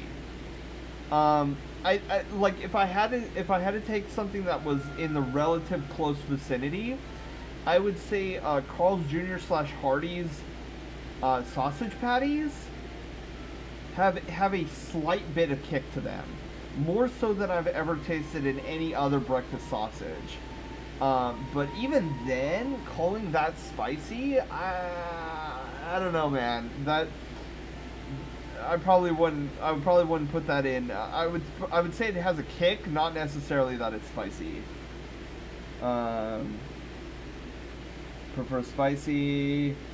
Kitchen is in the title for some reason. Wait, what about kitchen? Wait, does Popeyes have some sort of like kitchen reference in their title? Any breakfast sausage is too much spice for her. Wow. See, I'm glad I'm not that sensitive. Because there are some spicy sauces out there that I fall head over heels for. And not because it's spicy, but because of the flavor. Like, Panda, I think it was you and I we were talking about Taco Bell's Diablo sauce. That, dude, I don't know what they put in it. Like, it makes me cry and sniffle every time, without a doubt. But the flavor of that, oh my god. I'm like, dude, this is Taco Bell. Like, this is crazy. Yeah, and I'll suffer all day long to have that flavor on my burrito from Taco Bell. Oh, Popeye's Louisiana. Oh, yeah. Okay. You're right. I do remember that now. I had a friend whose mom couldn't handle a light sprinkle of pepper on a dish. What? Wait. What? Dude, I feel sorry for that person. Like, pepper makes things taste so good. Like, so good. Popeye's Louisiana Kitchen. Okay. The Diablo sauce is so good. It is. Man. You know what I'm sad about? Okay, speaking of really good spicy food, what I'm really sad about is I found out that Chili's, like the restaurant Chili's, no longer sells their Chipotle chicken and waffles dish. And when I found out that they got rid of it, I was devastated. Like straight up devastated. I will say this till the end of time. Until I find something better. But I have never in my life tasted a chicken and waffles dish that was like that Chipotle chicken and waffles from Chili's. The flavor on that, I've had plenty of chicken and waffles dishes before that moment and well after that moment. And I have to say, that was the greatest flavor of chicken and waffles I'd ever experienced. And it was that super amazing Chipotle sauce. That Chipotle sauce is probably one of the hottest things I have ever put in my mouth. I was crying. The first time I took a bite of it, I was crying. Tears flowing out of my eyeballs. My nose was running harder and faster than an Olympiad at the Olympics. But I could not get enough of that dish. That flavor, I've never had flavor like that in my mouth before. Flavor in my mouth, pretty please. And it is a crying shame that Chili's no longer serves that dish. It is a crying... That chicken and waffles dish is the Cinnabon of chicken and waffles dishes. Never... There is a wide gap. There's like S, and then there's like S++. Dude, this was in the stratosphere. And yeah, you can't get it anymore, and it makes me sad. They had the perfect recipe, and it'll never be around anymore. Country gravy sauce option with the chicken and crisp. What? Why? I don't understand why these places have these killer S-tier flavors. And for some reason, their marketing is like, oh, well, let's get rid of them. Like the nacho cheese fries from Taco Bell. Oh, we're getting a raid? Oh. It's Taylor? Oh, Taylor?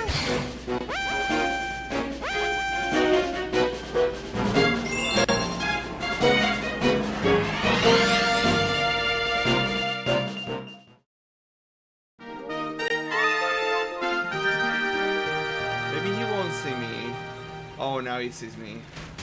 Ow! Ow! Ow! Ow! Where is there a touch of...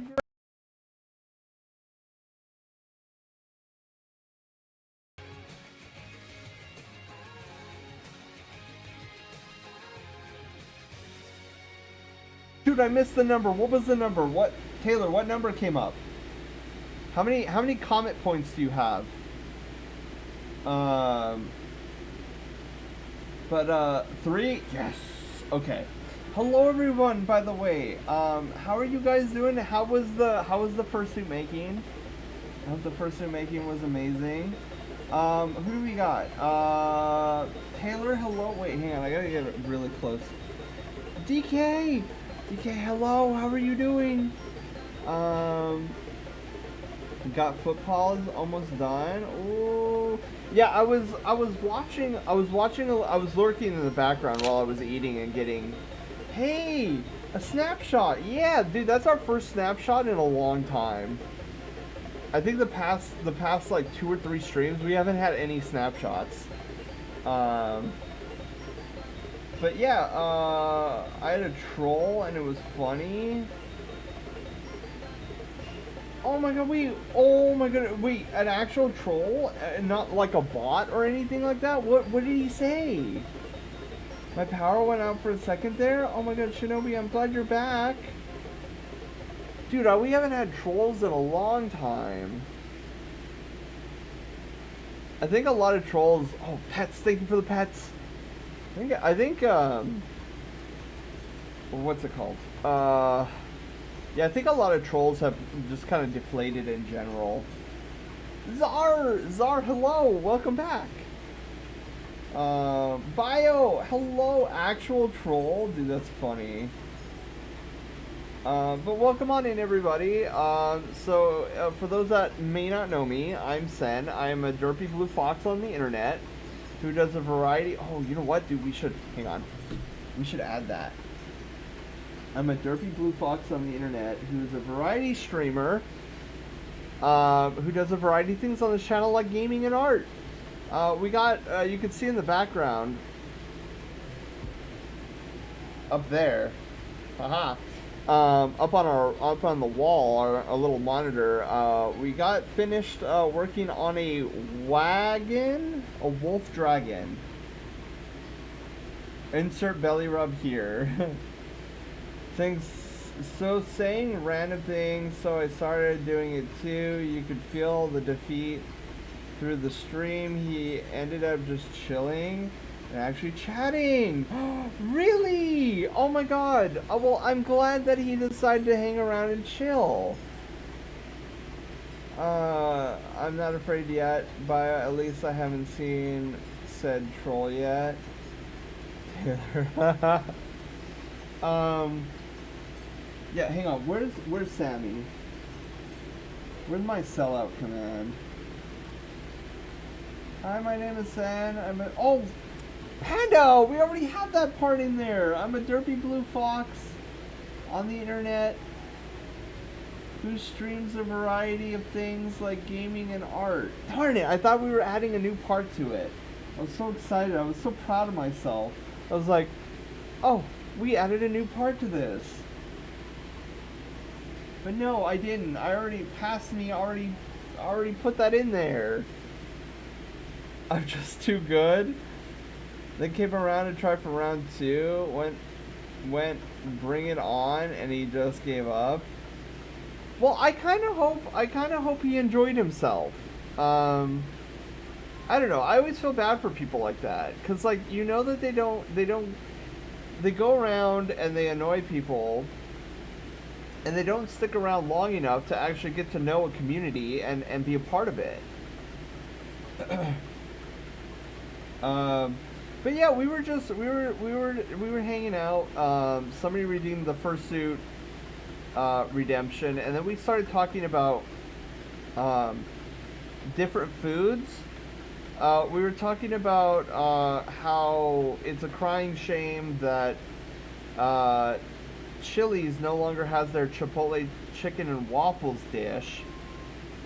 And then we were talking about like secret bangers in terms of French fries, and how like Taco Bell has like S tier nacho fries, and how Popeyes chicken has like the secret S tier French fries that you can get there. So yeah, we were just chilling and talking about food, which is normalcy around here. But yeah, and then you raided, which was awesome. I'm trying to think, like I thought I was making a point before we got raided, and now I totally forgot. It was something about taking away food items that are really good, and like I don't understand that marketing. Where something, wait, is that? Okay, there we go. It looked like my glasses were falling off there for a moment. I'm just too good. But yeah, so that's what we were doing. We're kind of just vibing. They take them away to bring people back the moment it returns. It's just a quick sales boost kind of thing. That's so weird. I mean, I know it works for the McRib, but like, do we really have to do that for everything? Like, really? Like, I don't know. Do I have to put up with that at Popeyes? If I go to Popeyes and ask for fries, are they gonna tell me, "Oh, I'm sorry, it's a seasonal thing"? Like, stop doing that. It's not fun, and it's not. It makes me frustrated. It's not a good business plan. Don't take away my good food. Anyways, it's getting warm in here, so I'm gonna take this thing off now. So I will be right back, guys. Let me actually like. Whoops. There we go. Yeah. So let me BRB again. Whee!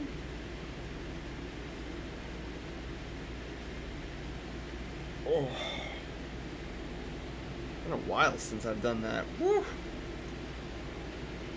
Now that he's all unpacked, I can put him back on the wall. It's a season thing, like McDonald's ice cream machine working.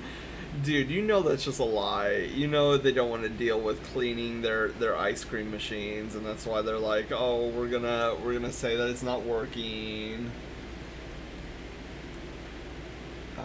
To prevent us from having to clean it, which is, I mean, to an extent, I get it. I used to do that. Well, I used to do that at Jamba Juice. 30 minutes before we closed, I would tell people like, "Oh, our juice machine isn't working, or our juice machine is down for maintenance." 'Cause dude, cleaning that juice machine is such a headache. Like, I won't lie. That juice machine made some seriously epic orange juice. Seriously epic orange juice. But cleaning it was such a nightmare. Like, easily a 15-minute task. And you're like, it's 30 minutes before closing. Do I really want to take this 15 minutes after we're closed to clean this? Or would I rather take the opportunity now, when it's slow, to dismantle it and clean it? And that's what I usually elected to do. My managers, my general managers, never really liked me doing that, but I'm like, I don't give a rat's rear end. Why are you coming to my store at 9:30 at night for a juice cocktail or whatever? I'm like, go home. It's a work night.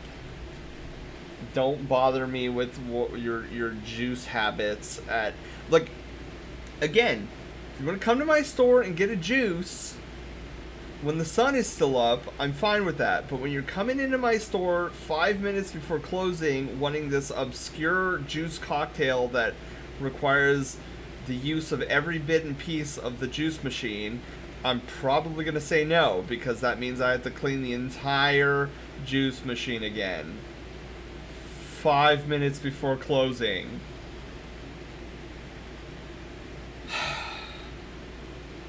So frustrating. And I always hated it too, because you got a lot of people who would come at like 10 minutes till closing. Like, you want to order a smoothie? Dude, I got you, fam. Don't order a bowl. Like, please don't order a bowl. The last thing I want to do is make a bowl 10 minutes before closing. Because that's another thing where we would have to, like, make sure that the acai bowl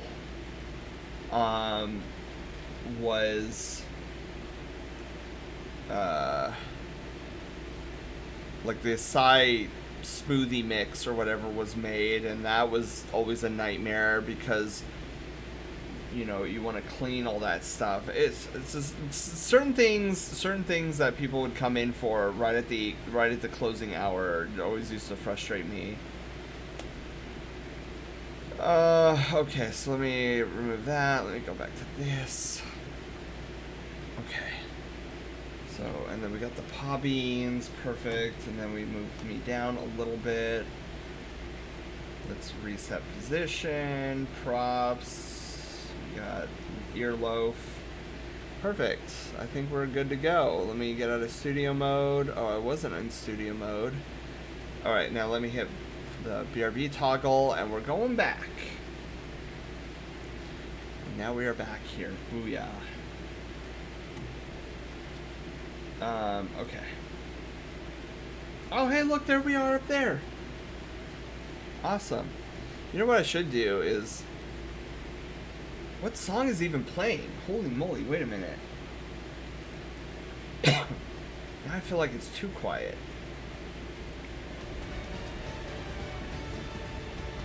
Oh, I'm gonna have to normalize that song. That's like a really quiet song. What the hairball? Anyways, that is not the right monitor. That's the right monitor I wanted to be on. Happened a few times at Subway. It'd be like 8:30 and someone would come in for a sandwich while I was taking apart the counter. Can I get a salad bowl? Oh, no, soccer mom. Go back to watching your child's soccer game. Oh, man. Yeah, see, luckily for us at Jamba Juice, oh, I better... Ooh. Okay. See, at Jamba Juice, what was great is, like, I never minded making smoothies for people 10 minutes prior, because the cleanup process for smoothies, super easy. Super easy. Because, like, what we would do is we'd clean out, like, midway through the day, we would clean out all the juice containers. So we would dump out all the juice into these jugs, and then we would clean the what we call the Craftcos, and then we would let them just kind of like we would put water in them just to signify like we've cleaned this one and we don't have to worry about it. So like the jugs we never had to worry about. So like we could easily make smoothies even after closing and still like get out ASAP. Because like all the machines and it's like and our smoothies are made up of juice, sherbet, and frozen fruit. So with the frozen fruit and the sherbet, they're in their own like ice cream container unit that we would clean throughout the day. So by closing times, all we had to do was put the lids on them, and that's it. So there was no like cleaning of like the sherbet containers or anything because they're all paper. So when the sherbet was depleted, you would just take the paper container out and dump it in the trash can. So, I mean, granted, you would still have to clean the blenders, but blenders are easy. You grab the blender, you dunk it in water with the little scrubby wand, and then you dump it in the cleaning solution and then dry it out. It's easy. I can get that done in a snap. But bowls and juices, I always hated doing those for closing. And then and oftentimes when people would come in and be like, oh, your juice machine's always down at this time, and it's in those moments I'm like, yeah, I wish it was mandatory in order to get a high school diploma. I wish it was mandatory that every person in the nation has to have a customer service job just to get their high school diploma, because then they would understand why you take down the juice machine like 15 minutes before closing and tell people like your juice machine is not in repair right now. And chop salad, God was real that day. God was real that day. Dude, I feel that. There was a couple of contraptions that my store tried, and it just was like so many extra steps. Like we tried out this this like boba thing, which didn't go over really well. But we would have to make this whole preparation process the night before, and then have it sit overnight, and then hopefully by the time that people came in for the morning that the solution was ready. That was one, and then another one we paired up with this like health fitness nut, like this really popular health fitness guy. And like he got with Jamba Juice Corporate and made a smoothie that was supposed to be this ultra healthy smoothie. And there was just oh my god, there was so many ingredients to it. So many ingredients. I'm like, what?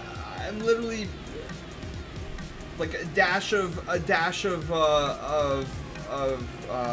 turmeric, a shot of garlic, or not garlic. What's that thing called? A ginger, shot of ginger, fresh ginger, and then like 30,000 different fruits, and like fresh spinach.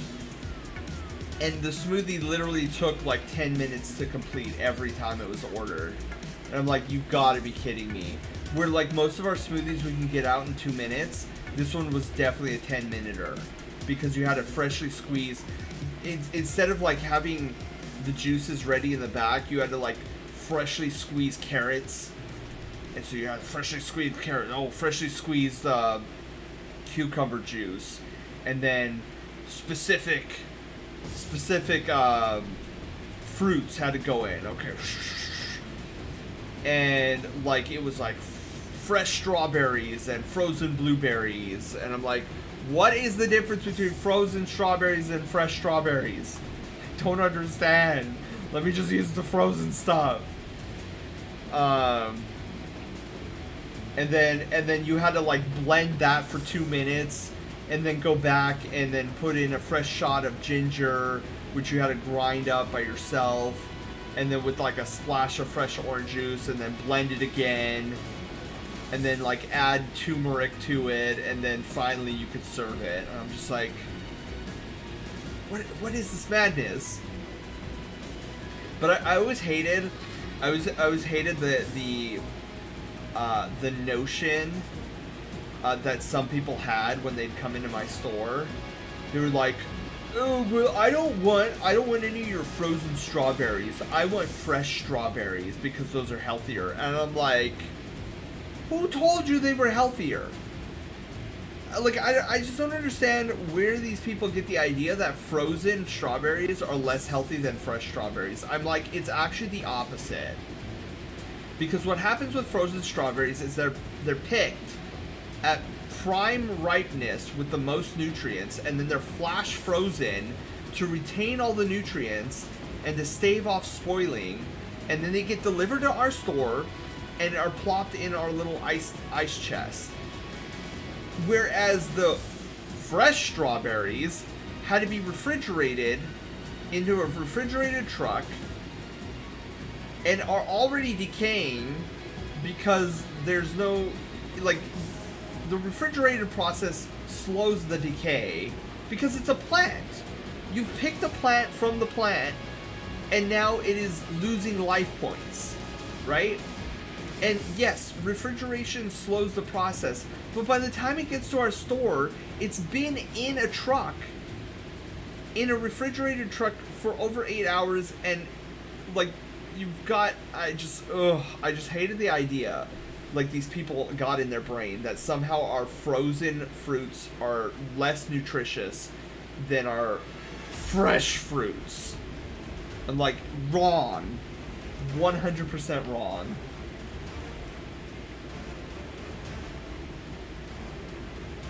Was it decent though? No, the Frankenstein smoothie was not decent. It tasted like chalk. And I was like, why is anybody... And another thing I couldn't stomach is when people would come into our store and be like, I want the healthiest smoothie you have available.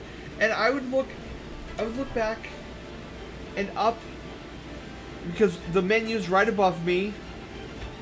And internally I'm like, you've come to the wrong place. Smoothies generally aren't... Our smoothies are generally not healthy. Okay? I'm sorry, they're not. If you're trying to watch your sugar count, you should not be ordering smoothies. Period. Like, if you want wonderful flavored smoothies with dosages, hearty dosages of fruits, you've come to the right place. I can give you a wonderfully tasting smoothie with a healthy amount of your daily recommended fruit count or whatever. But don't tell me it's healthy, because our smoothies are sweet. Okay, sweetness usually comes from sugar, which is usually something you're trying to avoid when you're dieting. Our smoothies have sherbet inside them. They are made with a base of fruit juices. How is this healthy? Like, it's healthy to an extent, but if you're on like a strict diet that says, oh well, I can't have this or that or whatever, don't come to my store. Don't do it. It's not the place for you. If you're on Weight Watchers, all these numbers are too high for you. Fresh sugar is healthier than frozen sugar. Yeah, exactly, Wolf. Exactly. Fruits are naturally loaded with sugar. That's why they're sweet. Okay? If you're trying to watch your sugar count, don't go to fruits. It's a bad idea. And whether they're frozen or fresh, trust me. As somebody who's worked at a Jamba Juice and has seen the difference between frozen fruits and fresh fruits, don't ask for fresh fruits in your smoothie. Just don't do it. Just don't do it. You know why? Because there will be moments where, and this doesn't happen on purpose, mind you, at least at my store, we never did this on purpose, but there would be times where we would be open a canister of fresh strawberries, and there was mold growing. You see the fuzz, okay? We would throw the fuzz out. Yeah, but you know, sometimes that fuzz, you know, can be sneaky, and we don't always see it. It's not entirely our fault. It's sneaky. But, you know, it happens when you're dealing with fresh fruits. Okay? You're gonna have that risk. You get frozen fruits, peak ripeness, peak nutrition, peak sweetness, 0 chance of fuzz. Okay? Phoenix Argon played Question You This. What's one of your least favorite foods? One of my least favorite foods. Well, since we're talking about things found at Jamba Juice, ginger. I don't like ginger. Ginger's awful. I gag. I have literal gag reflex when I taste ginger. I will, if you want to add ginger to a dish but not have it be overpowering, I'm okay with that. Ginger by itself or ground up ginger, no. There was one time at my store, one of my managers, which is super funny because the manager I'm talking about, I used to hate his guts because he was always so mean to me. but that was just because he was frustrated that I was going so slow, and I didn't realize I was going slow, and then I improved myself, and then we became best friends. Which is funny how that's the story of my life, where like all these people who initially don't like me wind up liking me after a little bit of understanding. But anyways, that's besides the point. So when we were in our friendship stage, he ground up a ginger shot, and he put just enough turmeric in the ginger shot to make it look like orange juice. So he told me that it was an orange juice shot, and he was like, do you want to do an orange juice shot with me? And I was like, absolutely, I love orange juice. So I downed the thing, and I was on the floor gagging. I was like, you idiot, this is not orange juice, you flipping tricked me. And I was on the floor gagging. I was like, how dare you? How dare you do this to me? I mean, we had a laugh about it afterwards because it was in fact funny. I thought it was funny. Like, I may have been gagging, but after the gagging was over, I was pretty amused with the whole situation because I bought it hook, line, and sucker. Like, never once did I question that was not orange juice. And that's how I knew that my body had a visceral reaction to ginger, because it was just like, nah, I don't like this at all. What did you just say? What, that a hook, line, and sucker? Yeah.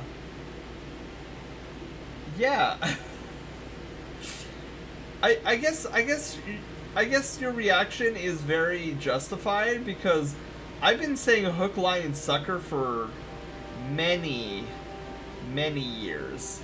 But now that I think about it, that is kind of a weird... Because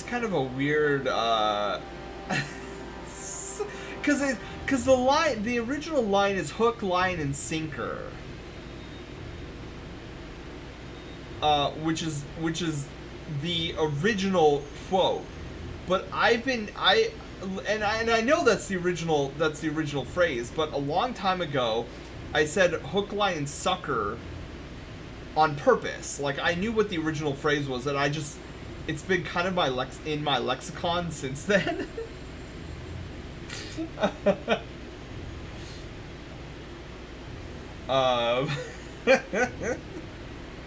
Yeah, so Panda, you learned something tonight. Gingerbread man. Oh, okay. Who here likes gingerbread cookies? And none of the soft crap.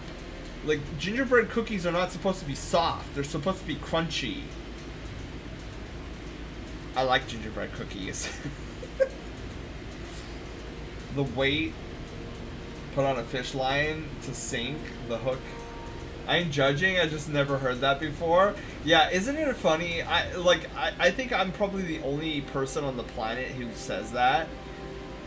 I eat gingerbread sometimes. I never had a gingerbread cookie. Oh, Gato, if you ever have the opportunity, make sure if you have a gingerbread cookie and it's soft and you like it, well, congratulations. But the best type of gingerbread cookies are the ones that are crunchy. Like got a crunch to them.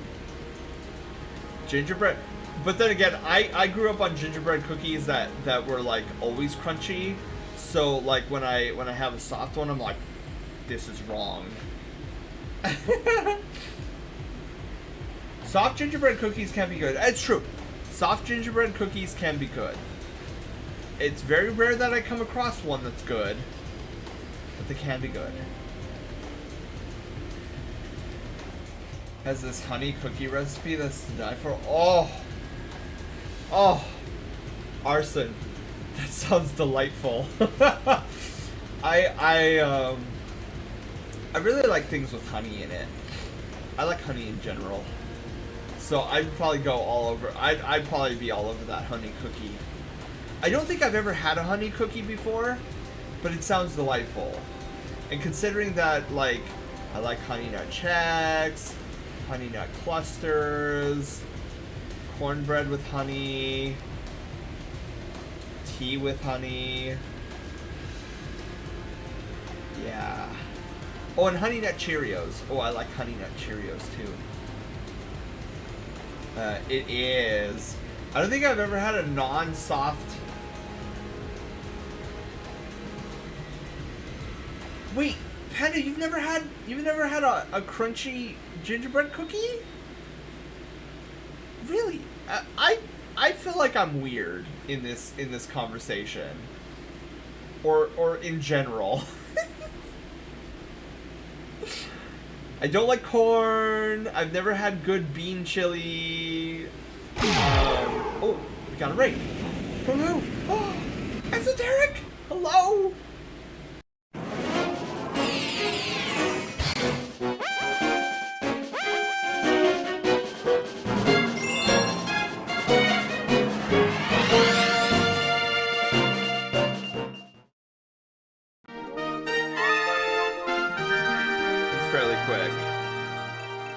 We're gonna go 1, 2, 3. What? What was that? Dude, that was a clippable moment if I've ever seen one.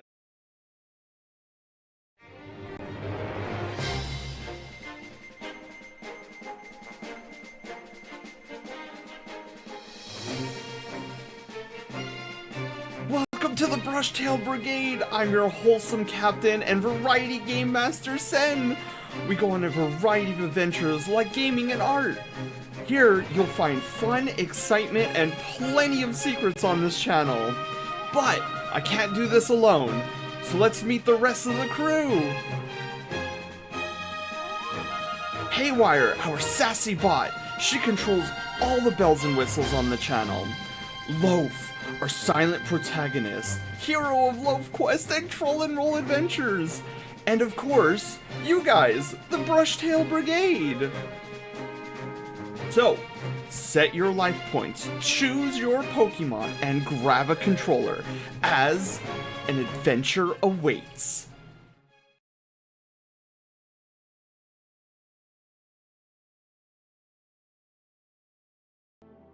Oh my goodness. Hello everyone. Esoteric, how are you doing? How are you doing, wonderful being? How was what was that? Super Metroid Remastered? Is that what or Super Metroid? Ah, yes. Eso, how are you doing? Happy Pizza Friday Eve.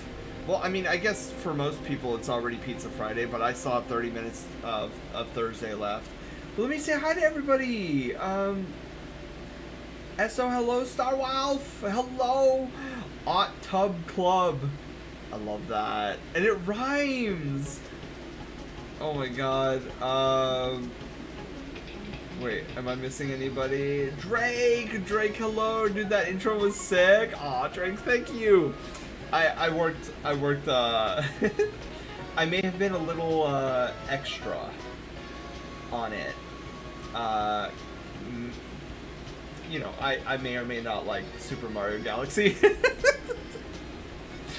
But yeah, I love Super Mario Galaxy, and Eso, that was your first comment point. So we actually started implementing these comment points for people who rate in. So like, if you have a comment point, or let's say you don't have a comment point, then you get the channel intro where it's like, oh, the Brushtail Brigade, and you have all the cast and characters, and oh, Haywire, our sassy bot, Loaf, our silent protagonist. But then once you have comment points, it omits that part because you've already rated and you already know. And so it just goes through like the star entrance and then the clip, and then it gives you another point after that. So it keeps track of how many times you rated. It's a really fun little addition we gave to our raid experience. I'm gonna head to bed. Oh, Shinobi, have a wonderful night. Thank you for being here. Have a wonderful night's sleep. Good bread. Are you wrapping up? Maybe a little bit happy. We've kind of just been chilling and talking. It's like a just chatting stream right now. Super Metroid speed runs. Oh, epic! I was too tired to get a good run going, but my stream was fun. What was your time, if I may ask, Eso? You know what's funny, Eso? Whenever I see your name, part of me just wants to say ESO. I'm like, no. Kelvin, hello. How are you? I'm doing phenomenally. Hope you're doing well. I am, Eso. I'm doing magnificently. We did some art earlier, and I can kind of show this off really quickly. I know this is going to be on the small screen, but we can change that really quickly. Like going over to Arts and Streams and then coming back to our study. Or just between them. I wanted to ask you about a thing. Oh yeah, happy, go for it. So we did 2 wolves today. We got a wolf dragon that we did, and we did a normal wolf. Both came out spectacularly, I might add. Oh yeah, we were talking about gingerbread cookies. Eso, and everybody who came in from Esso's raid, do you guys like gingerbread cookies? And do you like your gingerbread cookies to be the hard kind of gingerbread cookies or the soft kind of gingerbread cookies? So yeah, that's what we were working on earlier for Art and Chill. But let's go back to our study, the library.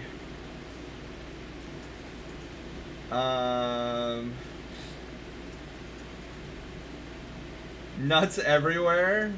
Been up since 5 p.m. I think I should go to bread. Yeah, Gervard, get some bread. Get some bread. Oh, cool. We have we drawn the raffle? Oh no, we haven't drawn the raffle. Do you guys? Let's do this, guys. Let's draw the name tomorrow. Let's give one more day for people to add their names into the raffle, and then we'll draw tomorrow.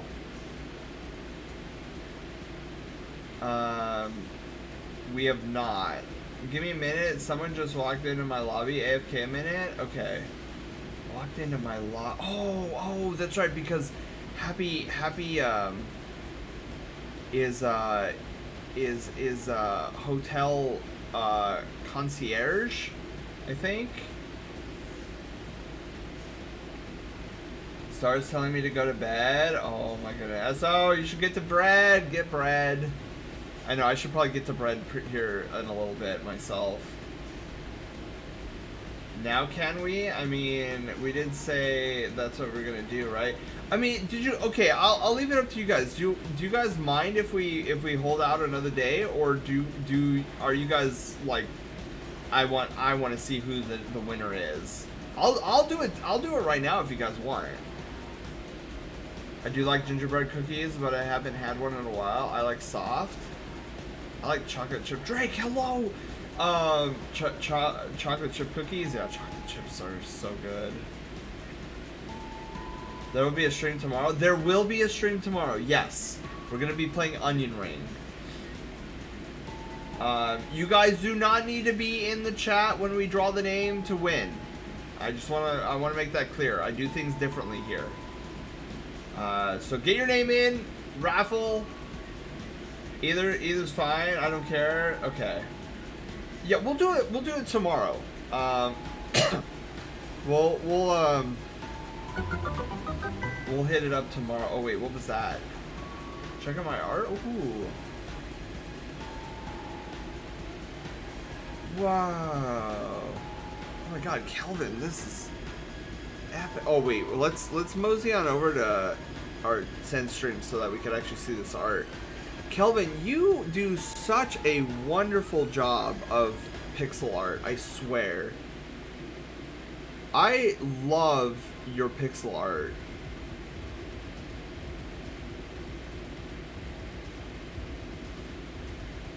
Dude, look at this. Squirrel-tastic. Good, because I'll probably be on my road trip. Yeah, Phoenix, you do not have to worry. If you are the winner when we draw the name, I'll just DM you on Discord. Wow. Man, this is so sick.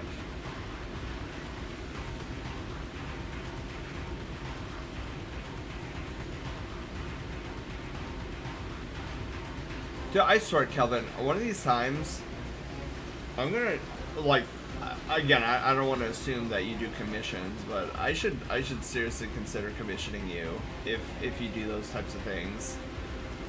Because I know you've already gifted art of like a pixelated Sen, which I absolutely adore. But yeah, it would be awesome to get like a commission. That would be sick. Anyways, Kelvin, thank you for sharing this, by the way. Your pixel art is incredible. Alright, let's go back to the study. Is it the study or the library? I like the study the better. There we go. We'll have White Wolf art up on the background. But yeah, what else was that? Wow. Let me back it up. What else I was talking about? I hammer out some DMs detail. I'm gonna try to campaign game for a large tabletop game I've been wanting to get playtime on. Would you be free Monday evenings? Let me think about it, Happy. My Mondays, maybe, because usually we stream on Mondays.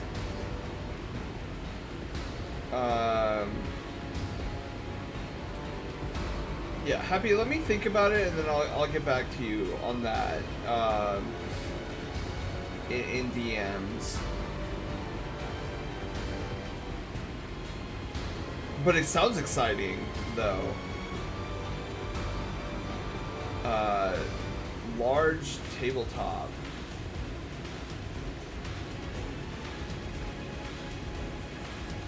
Oh, this is a Halo 4 song. Dude, you know what? I really like that fire in the background. That fire is May I ask which game this is? I have several campaign-based games, but the main one I want to run, it literally is a $1,000 board game. Oh wow.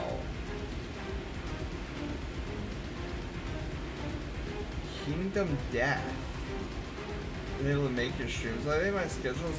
Oh, Kelvin, don't ever apologize.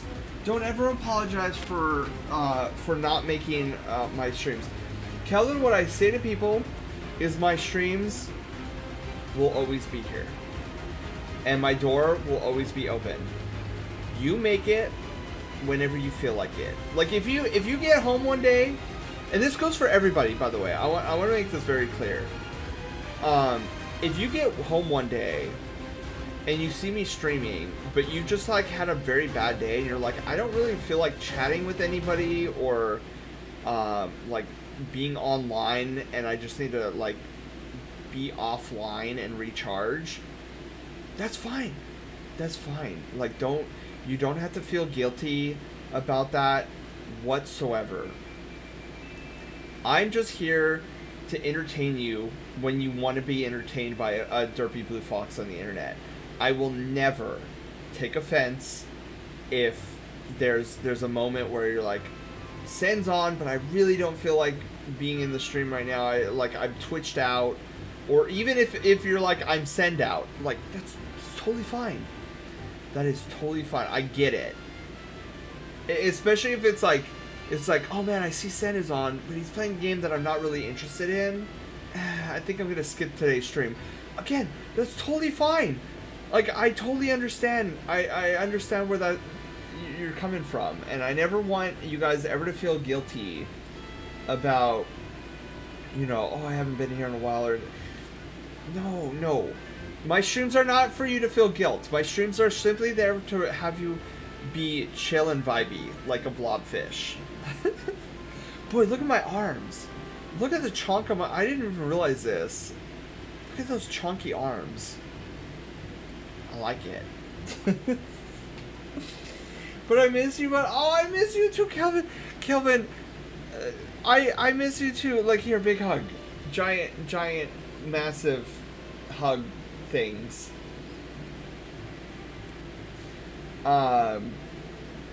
But yeah, like I will always be here. So even if you have to miss one, just know that I will always be here.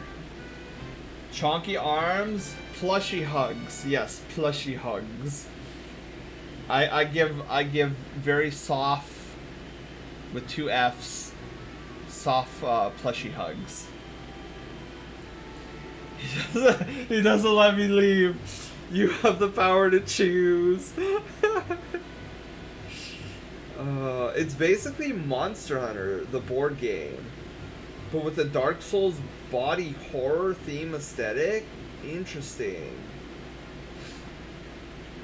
It's very nice chonk. It is very nice chonk. But anyways, gang, I'm getting I'm getting to that point where my body's like, okay, please take me to bed. I want sleep. But yeah, another wildly successful Art and Chill stream. So, just to give you guys a heads up on what's going to be happening the next few Art and Chill streams. We have three pieces of art that we have raffled off over the past month that we need to get to. So let's devote at least 3 Art and Chills to getting those worked on and completed. So any 1 hour Fursona sketches that are redeemed, we'll get back onto that schedule in about a month's time, I would say. So if you guys like, feel free to redeem whenever you feel like you want to redeem it. But I humbly ask for your patience as we do work on the raffle stuff, get all that caught up, and then we'll get back to 1 hour Fursona sketching. Chonky arms, plushy hugs. This should be my motto. You want softness in your life? Come here. I'll give you chonky arms and plushy hugs. Excuse me. Thanks for the stream, Sen. You have a good night. Oh, thank you guys for being here. I had a lot of fun tonight. And I was really... I was on fire with the sketches tonight. Sounds cute. You tell Saber to stop bullying me. He thinks he can scare me. I know. He's so determined on that ref sheet thing. I went to the OC fair yesterday. There was a guy selling back massagers. Ooh. I asked him how much. He said 125. I sat there and enjoyed the machine for a bit. Then I got up and walked away. Then I went on Amazon and found it for 55. Bought it. It arrived early this morning and my back has been feeling better already. Oh, awesome, Happy. That is epic. He got that determination from you. He heard it and has been running with it. Yeah, I'll get around to it one day. But yeah, let's go find somebody to raid. And then feisty night during the teaching and shake worker rants.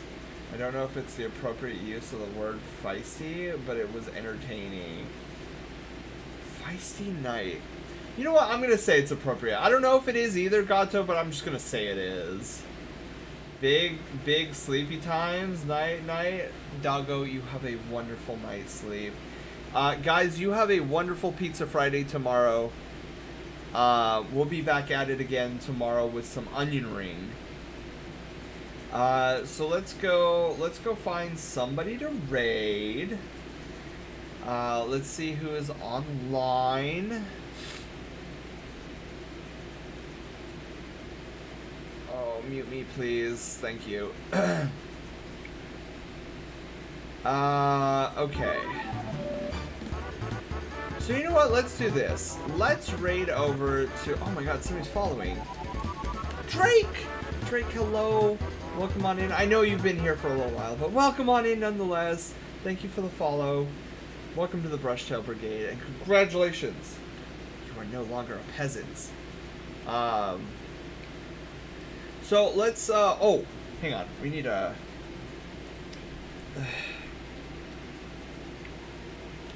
raid message. We did sketching and fursuiting. Oh shoot, hang on. I forgot. Crimson! Crimson, hello! How are you doing, you sweet bean? I feel bad. we're kind of wrapping it up here because boy, this blue fox needs some sleep. But I hope you're doing amazing! Happy Pizza Friday! Well, it's still Thursday for me. I've got like 15 more minutes of Thursday. But for most people, it's Pizza Friday already, so... How do I evolve to Frostlast, or is it random? Oh, it's random. So Arson, it's random. So if you get a snow runt, it has a 50-50 chance of being either a Glalie or a Frostlass. I want to buy pizza.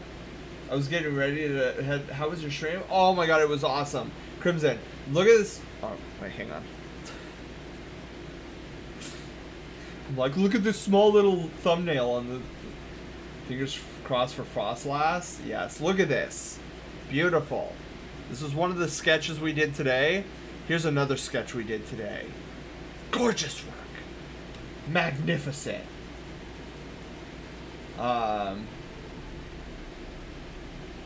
Okay, and then this will be our raid massage. We did sketching and fursuiting tonight. That looks amazing. Oh, thank you, Crimson. Yeah, these were 2 1-hour Fursona sketches. It takes those to commission you for a profile pic. Oh, absolutely, Crimson, absolutely. You could do exclamation mark prices or exclamation mark commission. To go over to my website, I have all the prices. There. Oh, I should probably like copy my own raid massage. So gang, we're gonna be raiding over to our good friend Ray the Yeen. Oh wait, hang on. I should probably hang on before I make a commitment.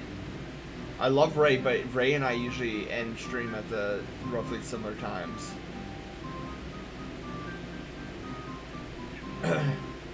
I just want to make sure he's not ending.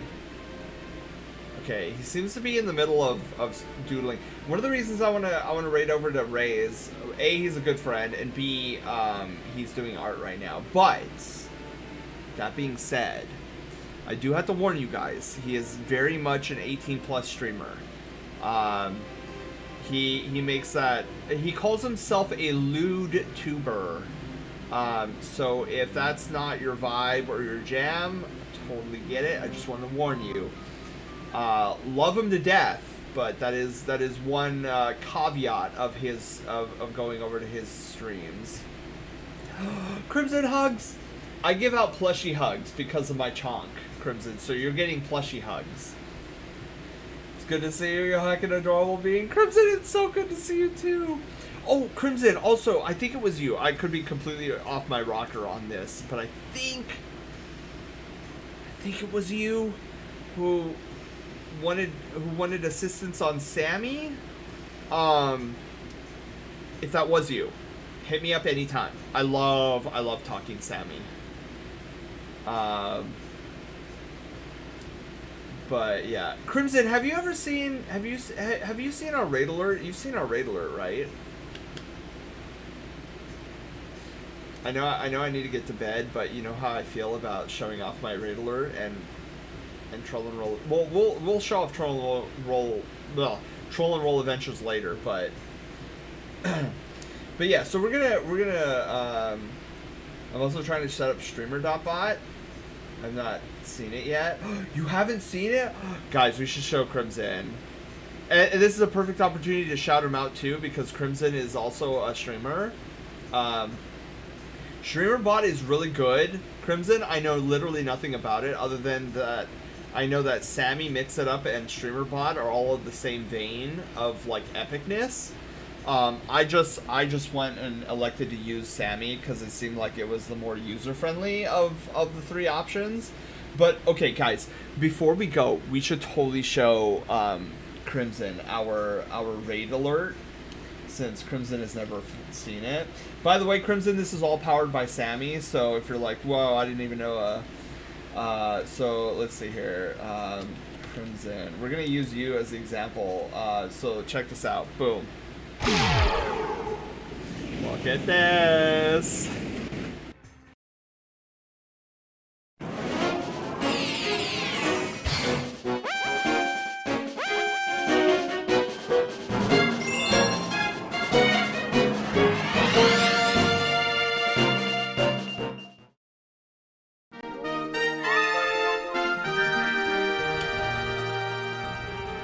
Wait! I'm facing right. I pressed down and I faced right. What do I do? Hold down.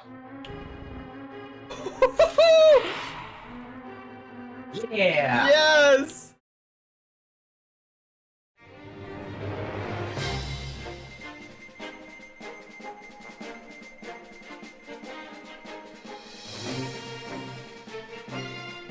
Welcome to the Brushtail Brigade! I'm your wholesome captain and variety game master, Sen!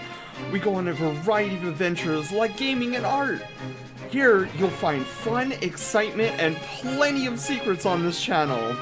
But I can't do this alone, so let's meet the rest of the crew! Haywire, our sassy bot. She controls all the bells and whistles on the channel. Loaf, our silent protagonist, hero of Loaf Quest and Troll and Roll Adventures. And of course, you guys, the Brushtail Brigade! So, set your life points, choose your Pokemon, and grab a controller, as an adventure awaits. Oh, an adventure always awaits here.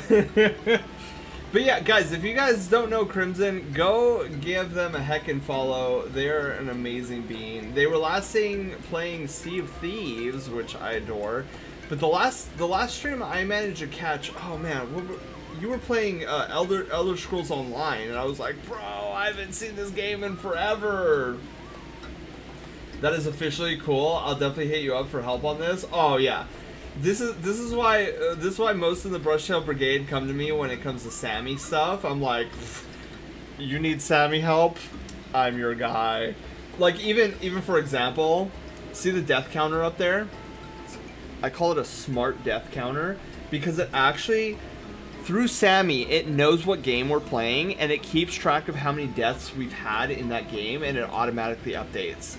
Cause like, I don't know, for me I'm like, oh well, you know, it's like I want to remember. I want Sammy to remember how many deaths I had in Elden Ring, but I also wanted to keep track of how many deaths I've had in Pokemon Violet, and it does that. It does it. It just knows.